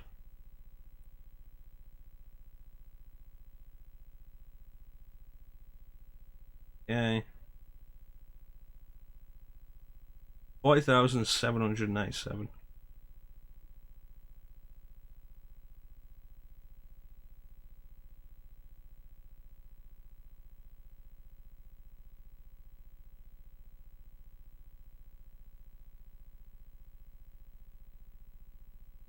$40,797 is listed as a generous backer.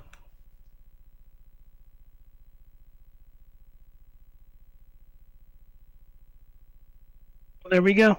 Yeah. Teak is backer number 40,797.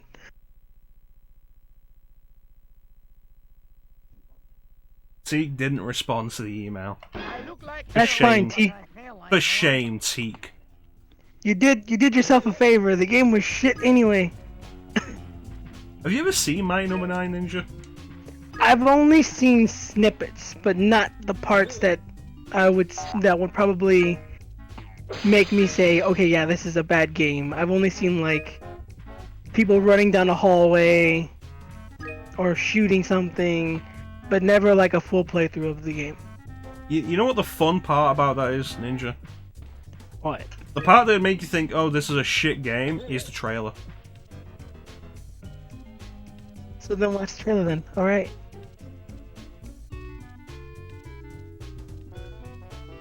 Yeah, I imagine by the time they were actually after names to stick on the product, like that would have probably been like after like 3 years maybe? Yeah. After the whole Red Ash scandal. Yeah, I can imagine at that point being like, you know, maybe I shouldn't have my name on this. Tig was a smart one. Tig was like, you know what? You guys are taking way too long with this. I'm out. Well, it's not just that. Like, before the game even came out, they launched another Kickstarter for a completely different game. I think I heard about that one. About the Red Ash thing. And, like, it wasn't even the full game. It's like, okay, here's a Kickstarter for the first part of a new game. Yeah. And also, we're doing an anime tie-in to this new game as well. It's like, your first game isn't out yet. Yeah, like, I realised I was saying something earlier and I didn't finish for whatever reason. Like, if you want a decent Mega Man follow-up from all of that, Inti Creates did a couple of, like, tie-in spin-off games. Mighty Gunvolt, which is a crossover between Mighty Number 9 and Azure Striker Gunvolt. And they're basically classic Mega Man games.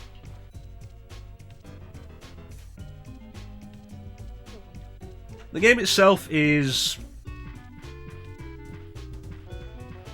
The game itself is mediocre at best. I love mediocre games. Like, from everything I've seen and heard about it, it seems to just be mediocre at best. It's not X7 bad, but it's also not good. Yeah, Mighty Gunvolt and Mighty Gunvolt Burst are great. And if you're more into, like, Mega Man Zero, Azure Striker Gunvolt is fantastic. Inti Creates does some really good stuff. I need to get back to playing Blaster Master Zero. That was pretty good.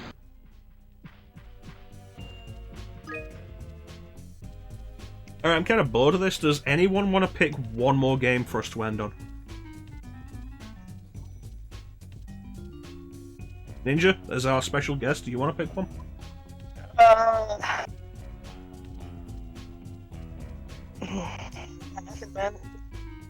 I'm not really... I didn't really have much on the GameCube. The N64, not the GameCube. No, the GameCube came after it, was shaped like a cube. I didn't know that! Yeah, it's why it was called the GameCube. Huh.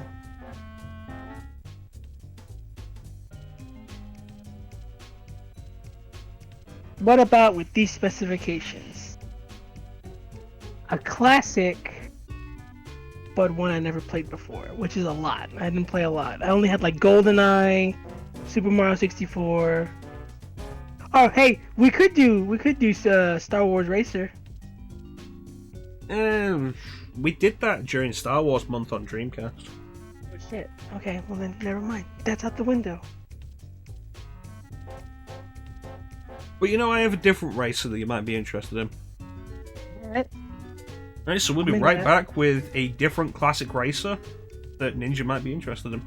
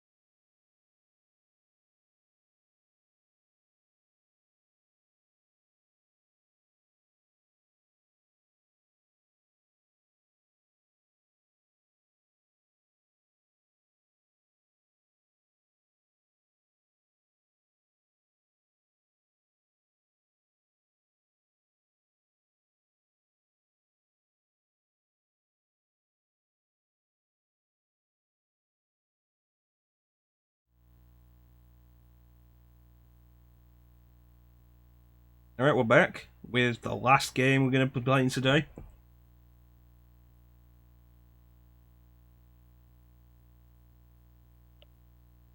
And just change the title. Let me spell that right.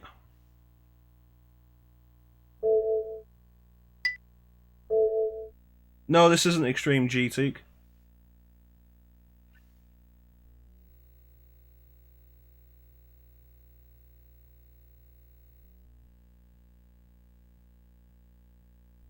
I forgot EA made this.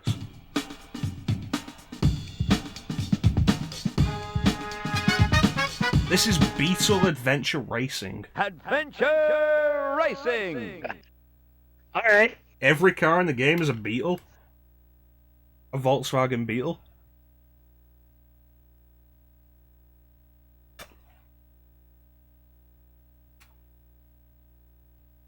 And I wasn't lying when I said I'd pick a classic for you, Ninja. Because this is actually a really good racing game. One player, single race, full grid. Okay. So I found this out like a couple of years ago. There's actually an Australian exclusive version of this. Let me see if I can get the name of it.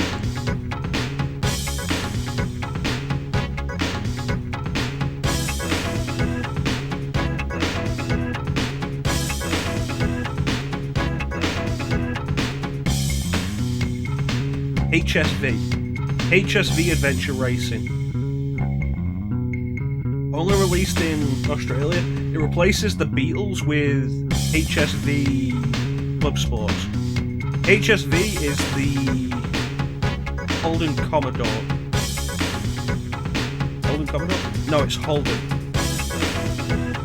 A company called Holden that seems to just primarily serve Australia. It's not a logo I've ever seen before. Owned by General Motors. It's an Australian company though. So like, it's the same game. They just replaced the Beatles with these other cars and redubbed all of it in Australian. And you might turn to me and say, but Chrono, Australians speak English, what do you mean they redubbed it in Australian? And I want you to understand, like, when it says, what was it? Let me go back to the start.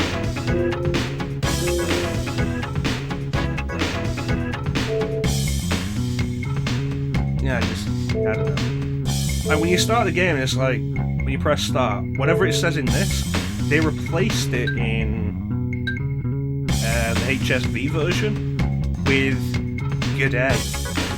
Good choice.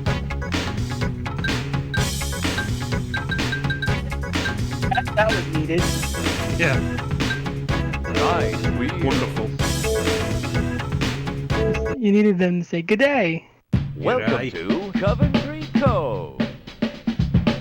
That's how you know they're Australian. Ready? 3, 2, 1. So there's not that many tracks in this, but it makes up for that by having the tracks be really frickin' long.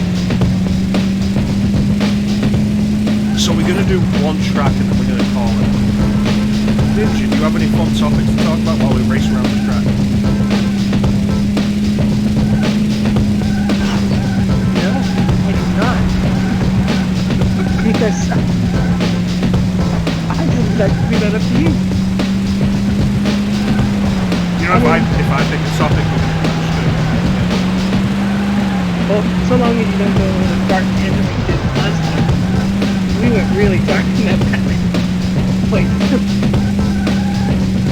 Oh yeah, because of random attacks. Yeah. We just went deeper and deeper and deeper. The team was like, it just got dark. This isn't your mom's stream. As long as we stay away from really dark topics. I mean, we can talk about anything. You know, Volkswagen made cars for Nazis. I didn't know that. It's one of those things, like, it's a German company that I think might have began specifically as creating vehicles for the Nazis. Like how Hugo Boss began as a company that made Nazi uniforms.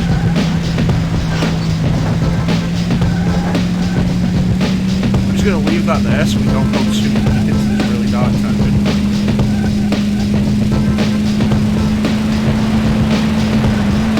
That's shocking during the silence. Hey guys, I'm so different Hugo Boss. And it's kind of like, does that make me a Nazi?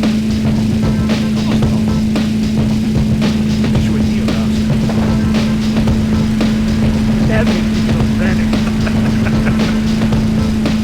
I'll be honest with you, Ninja, I was like, of course not. And I was like, wait, that's too optimistic. I have to reel this back and bring it back around. And I was like, okay, how can I do that?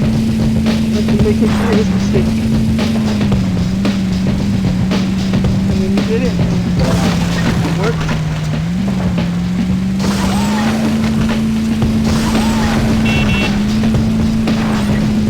We've been going for 2 minutes now, and we're still on the first lap. We should get the second.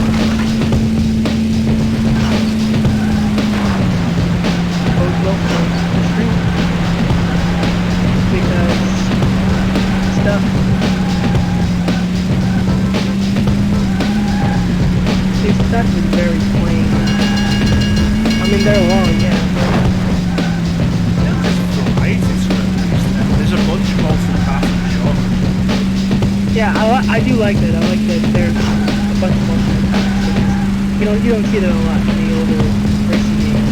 It's always like racing games, I feel. Like Mario Kart is yeah. I'm so shit at that game. Yeah, if we get enough people following the stream as regulars and switches, maybe we'll do a Mario Kart every week.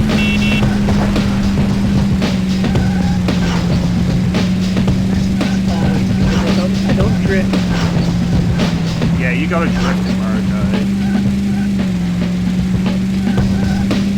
Like, I try to be a good person and turn like a normal person. Everyone's like, nah, you gotta drift. I'm like, why? Why can't you just turn like a normal person? Because they really boost.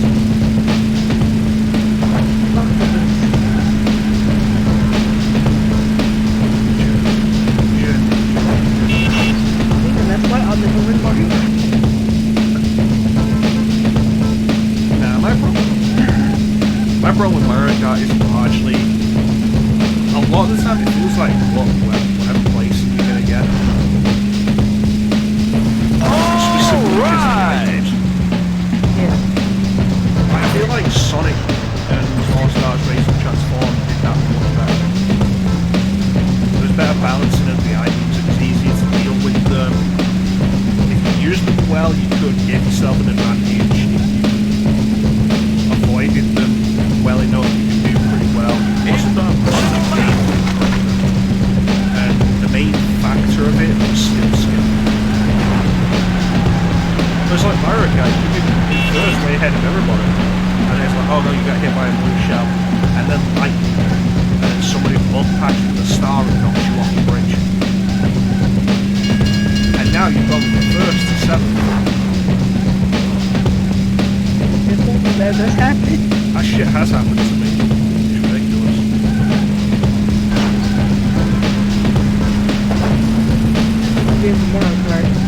After a while, it's like, yeah, I don't want to play anymore. This is bullshit. Yeah, I feel it. Like, if people say Mario Party is like the one where you lose friends and you pissed off, but no, Mario Party is that for me. Mario Party can be that because of the board. When someone steals your star, you want to punch somebody in the face. Yeah. I remember that movie. Don't you take my goddamn star? Like, you're only gonna lose friends if you take it so seriously. And if you take it that seriously, you shouldn't be playing Mario Party.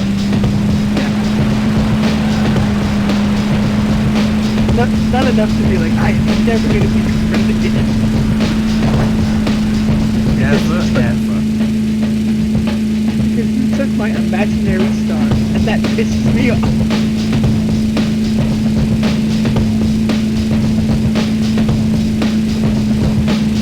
Then you call them a Nazi. Oh, jeez.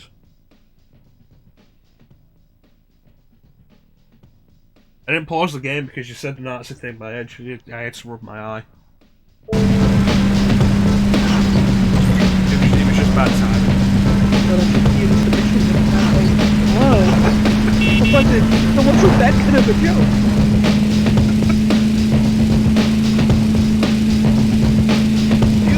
No, the thing I say with Mario Party is like, that's why the GameCube has a handle.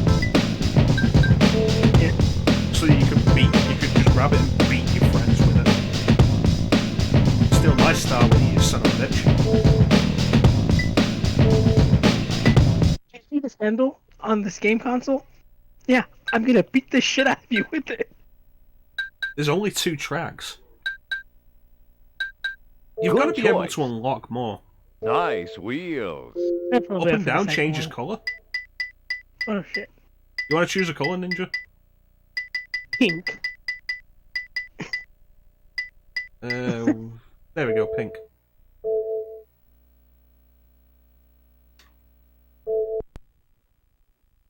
Welcome to Thanks, Steve. Mount Mayhem. Mount Mayhem. Get ready. 3, 2, 1, go! Yeah, this is a solid rough racing game. It's better than you'd think. Like, if your parents got you this as a kid, You'd look at the box and be like, seriously? Yeah, and then you play it and be like, okay, I was wrong. Yeah, that's pretty good. You wouldn't give your parents credit for it because they wouldn't know. Yeah. They wouldn't have known it. You don't play it. I played it, so I know it's good. Did you read the magazine reviews? I did. Mom. Yeah, Mom. Pick up a magazine. Choose. Out of my...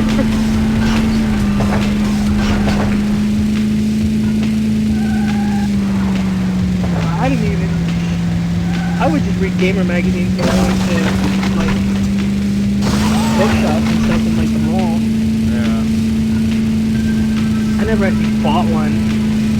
I used to have one. Specifically, GameCube ones. I had a few Xbox ones.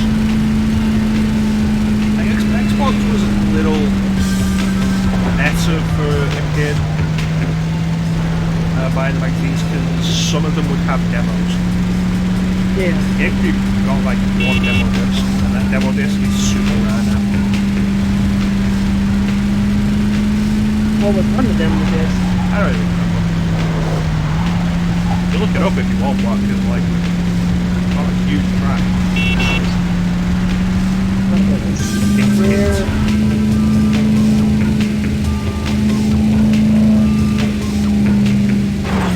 I remember getting stuff like the official Nintendo magazine every now and then. It'd come with a DVD. Like a mini DVD that you put in your game. But it would just have videos of new games. There's like, I saw Metro Prime 2 like that, Paper Mario 1004 like that.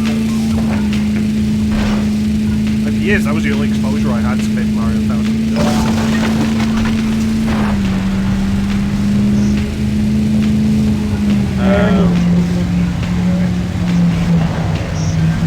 WarioWare Twisted or something like that. It had the Japanese title on it in the video as Sapporo Meaning Wario.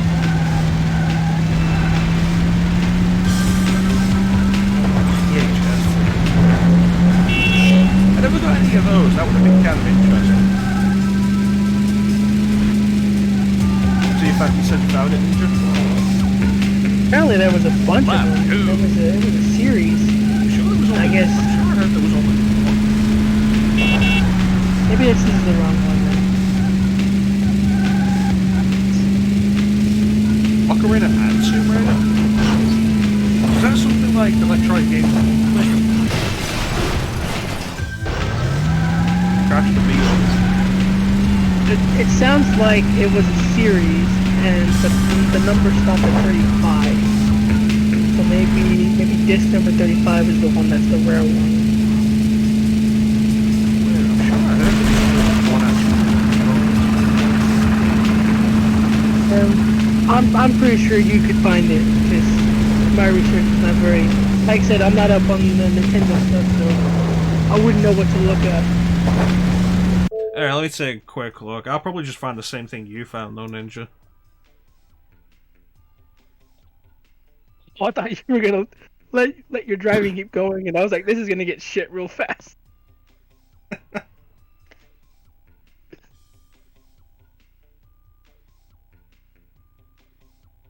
Here we go. Weird World of GameCube demo discs. Despite GameCube discs costing relatively little to produce, the platform holder reportedly wasn't too keen on the idea of playable demos for first-party titles. Nintendo simply believed demos may lead to a false impression of the final game.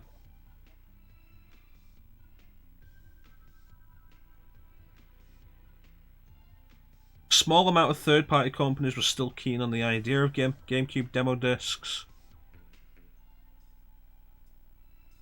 Nintendo went as far as to take this matter into their own hands, releasing a collection of previews on a single disc available at certain retailers for a few dollars.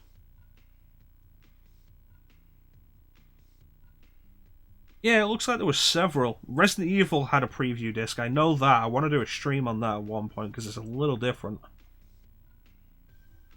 That sounds interesting.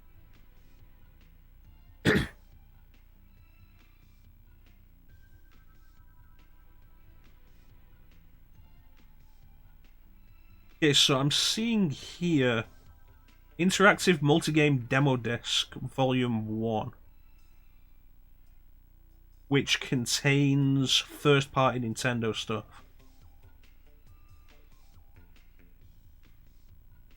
That's probably, I would imagine that's probably the one that's probably the rarest. Yeah, so if Nintendo weren't keen about putting more out, maybe that's what I'm thinking of. Maybe Nintendo only did one themselves, and like other companies did their own games. Yeah, that might be why. Yeah. Yeah. That would explain why it's expensive, because it's mostly Nintendo stuff. Nintendo, you get the price. Nintendo's whole insistence that everything they touch contains value. Like, you still can't buy, like, New Super Mario Bros. DX at this point is a game that is, what was it, 2006, 14 years old. You're still not going to find it for like under £20. If anything, it probably reached the lowest it was going to go several years ago and probably didn't find it.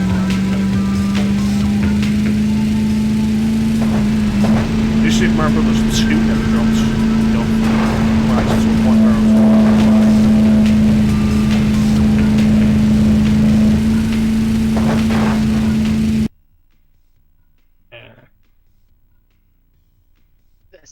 That's Nintendo for you. Yeah. That's not even a Nintendo decision, that's just everyone's acceptance that Nintendo sort of holds its value. Like, not even the digital version, you went out and buying a physical cartridge, everyone's got it out for this price. That's why when I was trying to get back into Pokemon, I went with Pokemon Moon, which was coming out at the time. Because it's like, okay, I could get Alpha Sapphire or Omega Ruby or X or Y, but these are all like £30 each. They're not dropping, even the cartridge on its own, no box, it's still like 25. It's the final to get lap. the new one that's coming out, at least it's going to be a decent price like that, because it's new. I think I was like 35 new. That's the thing, if you're going to buy Nintendo stuff, your best chance is to pre-order it from a third-party retailer, because they'll probably have it for the best price it's going to go, because they want people to buy it from them. Right. Don't buy direct. Pretty much, never buy directly from Nintendo. They will not drop that prices. Oh, trust me, I know. It's never why I stay away from Nintendo. It's like, they go like, oh, we're doing a sale, $2 off. It's like, oh yeah, because that's a sale.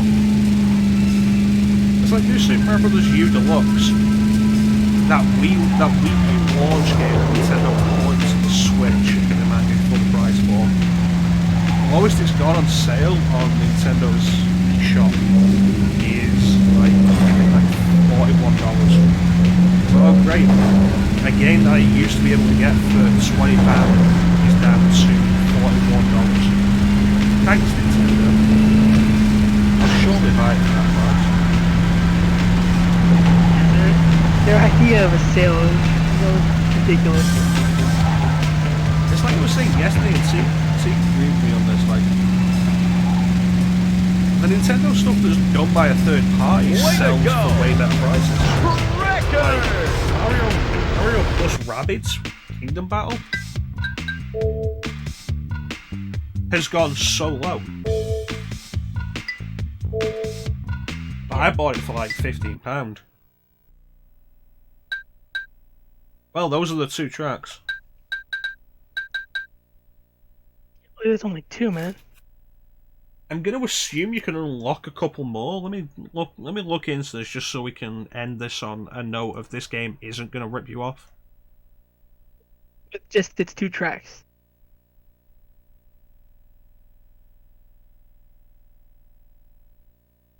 Two-player races can be held in any of the tracks provided they've been unlocked in the single-player championship.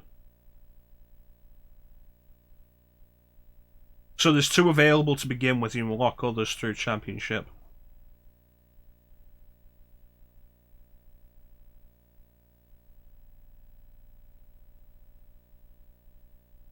I'm not seeing anything about how many tracks there is.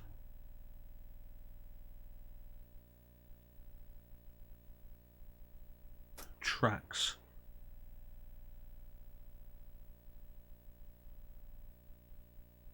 Six tracks.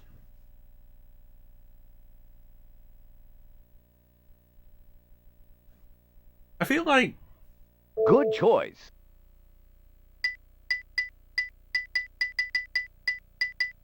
The, Nice wheels.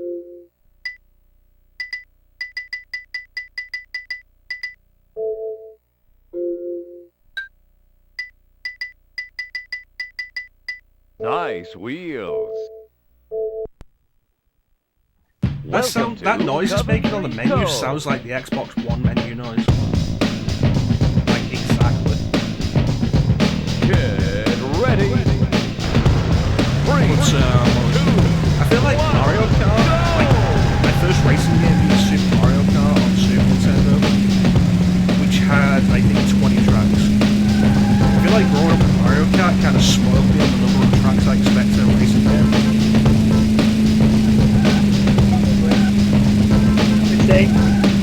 Like Super Mario Kart had 20, Mario Kart 64 had 16, because Super Mario Kart had 4 cuts and 5 tracks per cut, whereas Mario Kart 64 onwards has 4 tracks per cut.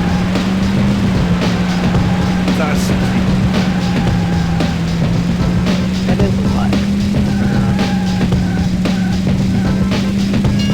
Ridge Racer, the original Ridge Racer, which would have been like the only other one I had when I was younger, aside from Diddy Kong Racing, which just had a shitload of tracks. The original Ridge Racer, I think, had 4. But even going back to it, the original Ridge Racer is regarded as a great tech demo for the PlayStation early on in its life. Or, you know, like, really like content.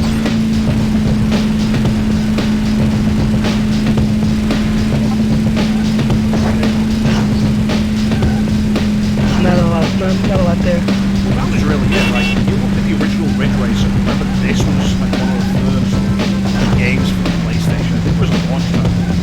You compare that to some other stuff around the time, like Virtual Racing on the Sega 32X. It's like you can have this and go home in 1995. And like, people sold on that. Like the original Tekken. The original Tekken was aged horribly. People were amazed with it back in the day, and it was a long time. Yeah, I remember Tekken being like, dude, look at this. And then Namco managed the same thing again with Dreamcast with Soul Calibur. Except, you know, Soul Calibur was a hell of a game on Dreamcast. So I'm a Tekken fan. I'm more into Tekken than I am Soul Calibur. But they have never put out a Tekken to compete with the original Soul Calibur. Lap 2. That's some shit like that. Yeah, you get a Dreamcast and you play the original Soul Calibur. It's amazing. The most complete fighting game package you can ever get.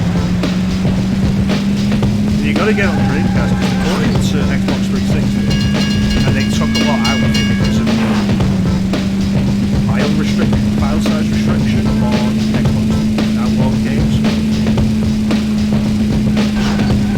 It also plays so well, like so fluidly. Yeah, it is so good. I think you played it. I played it a little bit on stream. But like,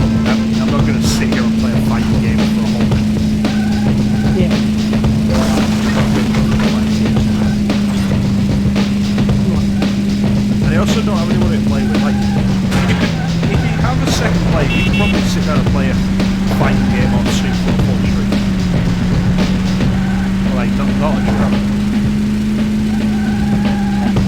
You're basically just going up against computers, and like that gets boring after a while. Yeah, I mean, what you're gonna do? Just play arcade mode over and over with different characters. Yeah. Well, I think that's.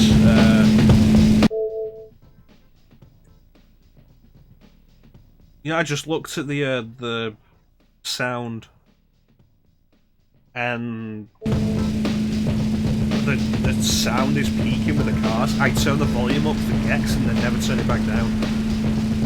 Like, has anybody even been able to hear us? Because like I said, the N64 is super loud. Oh yeah, it is pretty loud. Oh, I just turned it down. Let me turn it down some more.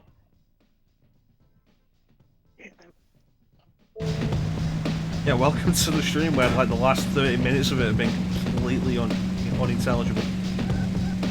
Yeah, the N64 is super loud for some reason. I have no idea why. It's like we were in the car, actually, and no one could hear us because we were driving. Realism. That's what we were going for, guys. Yeah, they used to build these cars loud. We wanted you to go, what? What is he saying? This is a fun game though. Like, this is good. If you've got a Nintendo 64 and you see this out and about anywhere, pick this up. This is fun. Racing people. Get the Australian version for shits and giggles. G'day. G'day. Like, so look that up. HSV Adventure Racing. In fact, I'm gonna see if we can get this on here.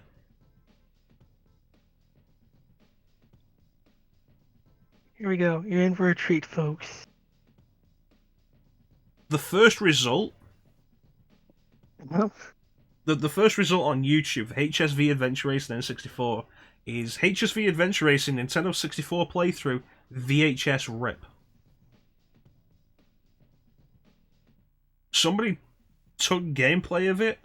Okay, this is running through an emulator which was installed on my modded Wii system, but you've recorded it with a VHS. Okay, we're gonna have to switch to this one and here. Okay.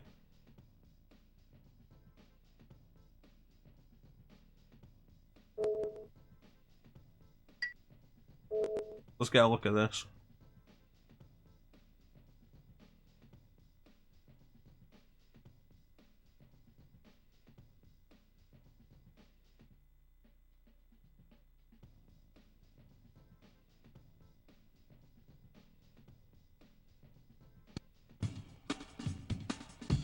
So you just replace the Beatles with these cars. Adventure Racing!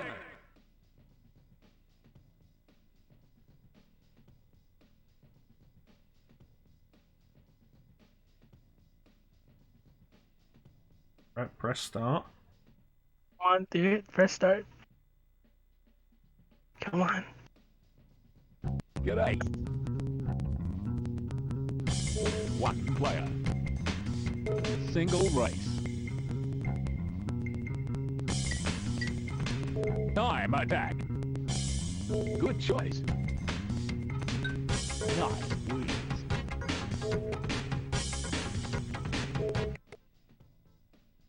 Well, I think that's pretty much it. We go back to that. Welcome to Coventry Cove. G'day. G'day. And it's pretty much the same game. G'day. G'day. It's almost like the game is welcoming you. It's like, welcome to this game. How can we sell this specifically to Australians speaking as a non-Australian person, how can we market this to Australians? Well, we've got to speak in their language, haven't we? Okay, so what do Australians like to say? G'day? Just saying it like that makes this one worse. But I'm pretty sure that's how the conversation went. From marketing. Yeah. They were like, you feel like at one point maybe the conversation became a case of like, do Australians really say throw another shrimp on the barbie? And would it be too much if we had someone in-game say a dingo ate my baby?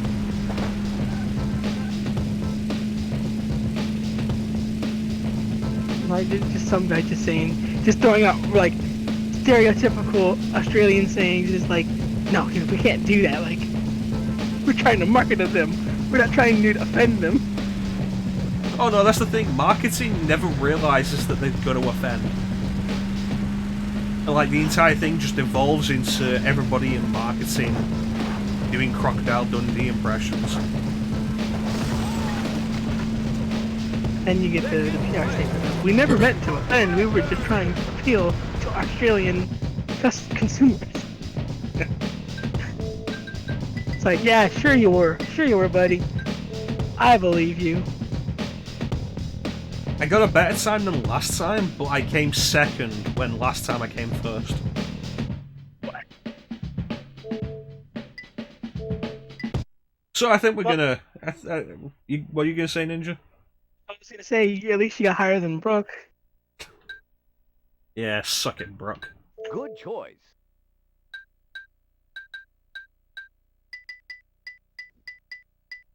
So I think we're gonna wrap up now. Nice wheels. Alright. Sound good with you, Ninja? Sounds good with me. Mount Sorry I let you down on the acid rounds. Oh, come on, man. You know it was my fault for just going with the acid rounds. I should have stuck with the grenade rounds. In that room, 'cause we didn't need to go in there. It was just that room's fault. We had enough grenade rounds for that.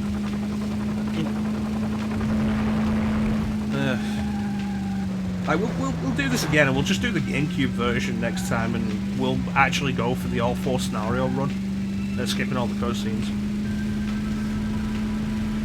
It was really just a case of like, what about the N64 version? And I need to do all 4 scenarios in that anyway to get the randomizer mode, and then we can stream randomizer.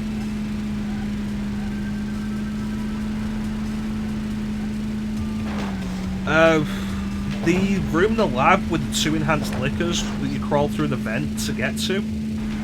Shot an acid round at one of them. It didn't immediately kill that one. It got back up, then I shot another acid round, which flew over both liquors, and then they stun-locked me into a corner and hit me until I died. And I couldn't go into the menu to use a herb. Oh dear. Oh, there's a secret path. It just got hyped, Ninja.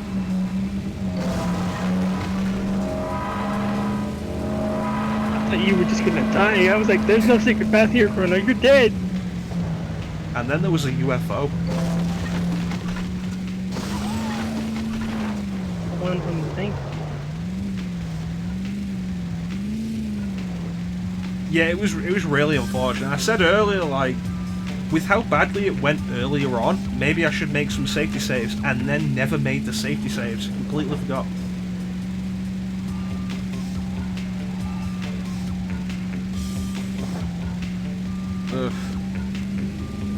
Yeah, we'll wrap it up now. I want to thank everybody for watching. I always really appreciate the support. Thank you so much for joining me.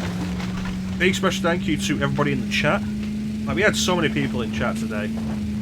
Teak, Claim, Chansum, Star popped in, Disturbed. There was another dude. Yeah, I can just. It's probably still in the chat record.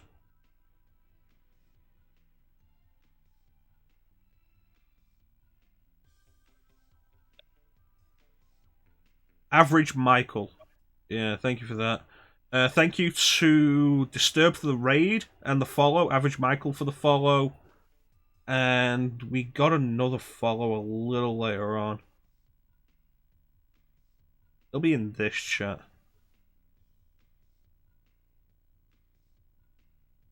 There's the raid. It has disappeared from this chat. It'll be in the events list. I have the events list here. Con Daddy. There you go. Hey, thank you guys so much for the follows and Disturb the raid. Super cool of you. Ninja, thank you so much for joining me and keeping me company throughout this mess of a stream. Only wish we could have finished that run, but we'll do it next time. You were up for the full GameCube run? Yeah.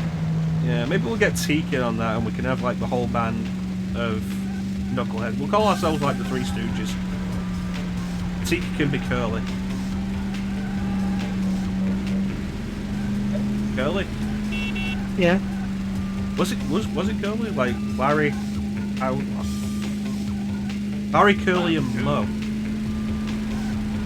And then the fourth one was Shem. Yeah. Teak can be Curly. Agent Dr. Fine, Dr. Howard, Dr. Fine.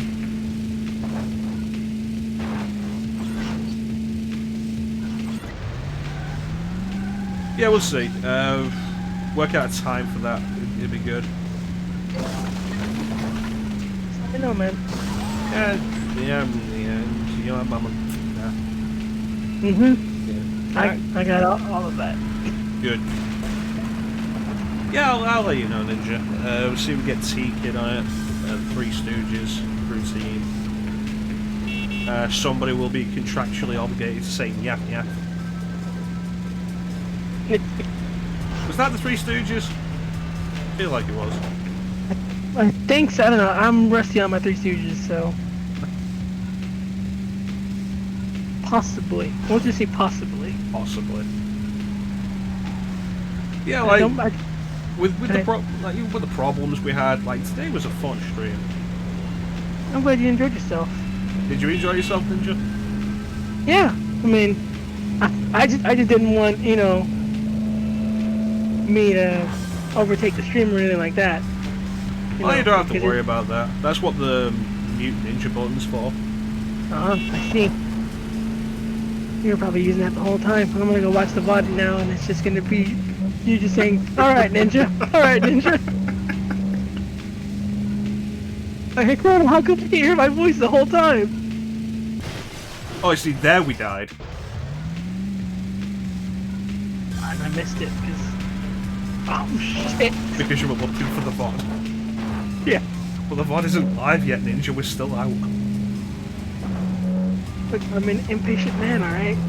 You gotta work on that. Yeah.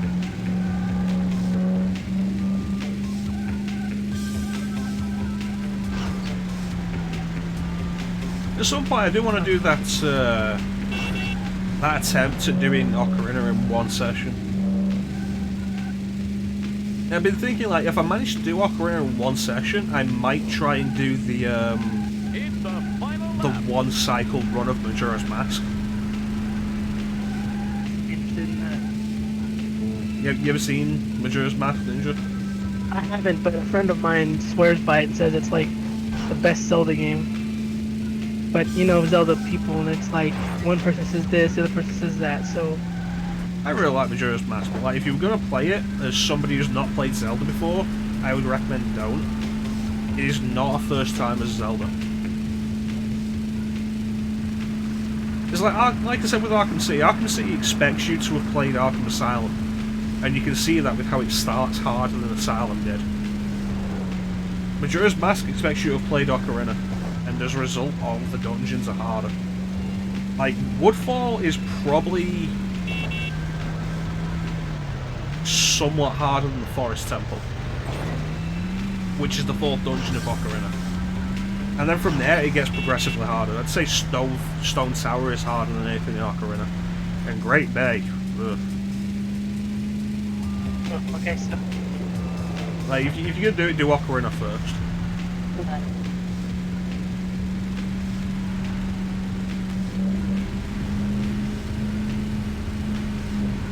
But yeah, there's the 3-day cycle that you get in that game, and it's a challenge to do the entire game without rewinding time after the first time. It's like you have to go to the end the first time and then rewind time. After that, finish the game before you do it again. Yeah. It was second again. And we got a better time than last time again.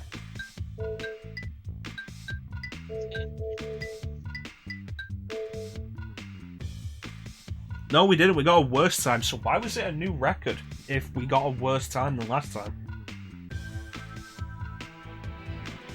Because no one has ever done that badly. Thanks, Ninja. Hey, man. Just, you wanted a reason. Let me just get that mute Ninja button. Alright. I'll wait here. But I think with that, we're gonna call it. Once again, I want to thank everybody who joined the stream. Big special thank you to everybody who joined the chat, keeping me company. The chat's always the best part of the stream. Also, a big special thank you to Disturb for the raid and Disturb, Michael, and Condaddy for the follows. Super cool, yeah. Super special thank you to Ninja for joining me for the stream. My pleasure. Ninja, do you have anybody to thank? Thank you for having me. Yeah, I realised after I said that really sounds like me demanding you thank me, but I was like, do you want to thank Teak or anybody? I wasn't just there like, come on, thank me, you bitch. I promise that wasn't the intention. Believing I could do this. You what? I says thanks. I want to thank Teak for believing that I could do this, even though he probably didn't know I was going to be doing this. I didn't tell him. I didn't want to make anybody jealous. Never doubted. See, Teak never doubted me. Teak believes in you, Ninja.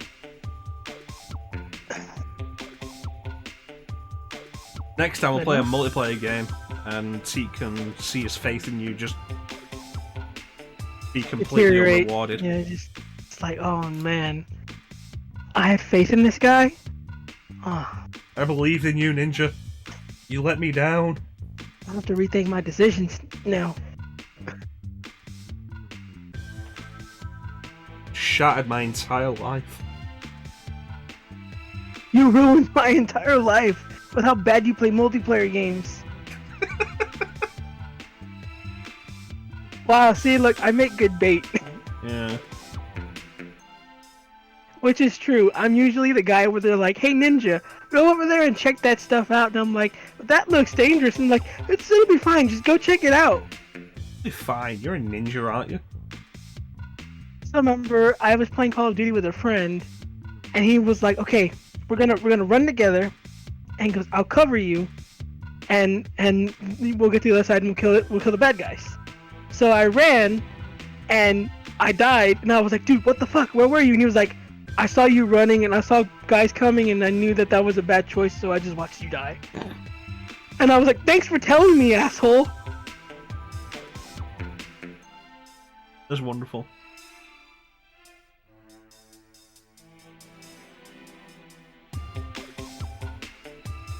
Yeah, with how well this has gone, I think might see about doing some more streams like this with guests. This is fun. Like, maybe we'll get Teak in one day and we can talk shit about Ninja instead of talking shit about Teak. Yeah, sounds fun. I'm into that. Oh, that Ninja. And then, Meryl. What? Is a British comedy thing. Oh, that Meryl.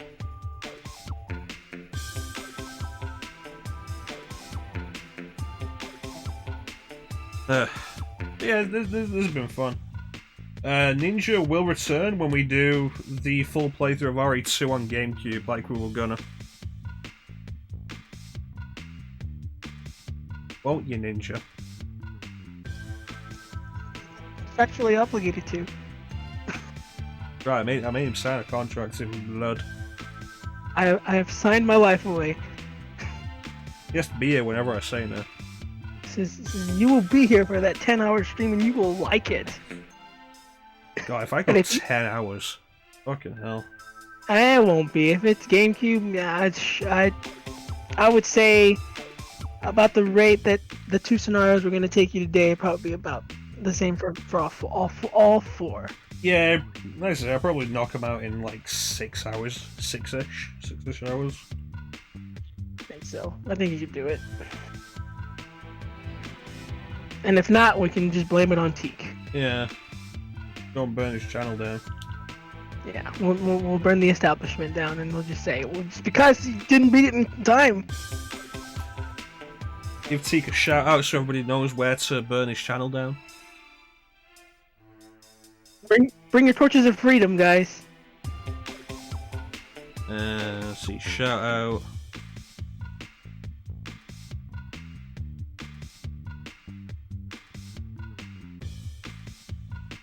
We got Ninja, he's playing Control. Cool dude. Yeah, 10 hours sounds about right for all 4 scenarios with the cutscenes. Because, like, you can get the in-game timer to, like, an hour 20 odd. An hour and a half on the end-game timer. Yeah. But you'll have been playing it for, like, 3 hours or so. Or, like, 2 hours 45 or something. Yeah. Like, skipping the cutscenes, getting it closer to the actual time it's gonna say. I feel like 6-ish hours probably do well.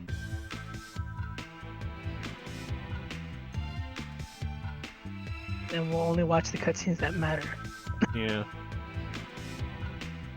And to think, taxidermy used to be my hobby. No longer. Please, I'd really like to be alone now. And that's when Ninja used the chrono mute button. You sneaky bastard. I don't have a button because I can't afford it. Just have a switch. I have a switch, but it's finicky because sometimes it doesn't mute. So I can talk shit and you can still hear me, so it doesn't work. And then sometimes it does work.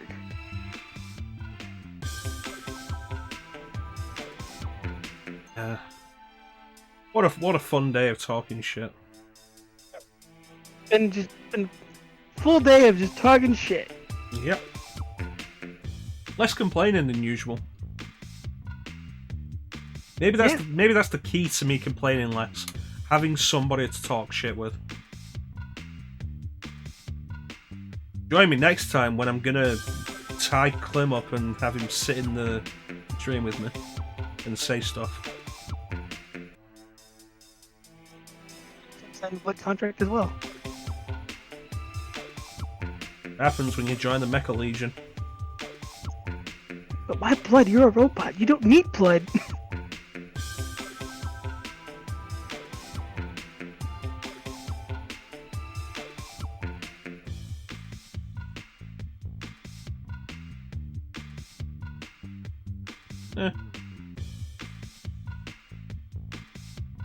Why not? Blood is vitamins for the robot. How many followers are we at now, actually? With those 3, we at... That's not updated. Alright, never mind. Wait, this should be... We are at 100. There we go. Yeah. Just need 50 more. 50 more and we'll do Final Fantasy 13. Bring your friends. You know GoldenEye is widescreen? It has an actual widescreen mode. I didn't know that. Yeah. You should never use it. Okay. Duly noted. Because the game runs slow enough as it is. gone into widescreen, so it's rendering more on top of what it's normally rendering. Like, it's gonna run even worse. Like, you know what the main speed running trick is in GoldenEye, Ninja? They're not running widescreen? No, you stare at the ground, so the game isn't gonna slow down as much. Oh, I see. Yeah, that is a good trick. Yeah. Yeah, a bunch of rare games. Like, I was looking into it a little while back. A bunch of rare games on Nintendo 64 have widescreen.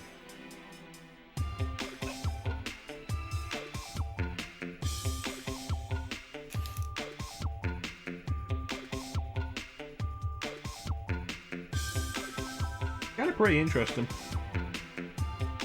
But anyway, we've rambled long enough. Once again, I want to thank everybody who joined the stream, everybody who joined the chat. Disturbed for the raid and the follow, Michael for the follow, Con Daddy for the follow. We'll be back tomorrow, 8 PM Greenwich Mean Time. The intent is to do more Twilight Princess, but I might do something else just for a bit of fun. Yeah, we'll see. But in the meantime, also thank you to Ninja for joining me on the stream and being a cool co-host. Thank you. But in the meantime, thank you all for watching. Have yourselves a fantastic time of day, and take care. We'll catch you next time, guys. Goodbye. Bye-bye. Bye. Bye. Bye-bye. Bye. Say goodbye, Ninja. There again, you didn't come through that well. Goodbye. I'll never forget you. Who are these people? Well, that one guy is the guy whose channel we're gonna go burn down. Okay. Bye-bye.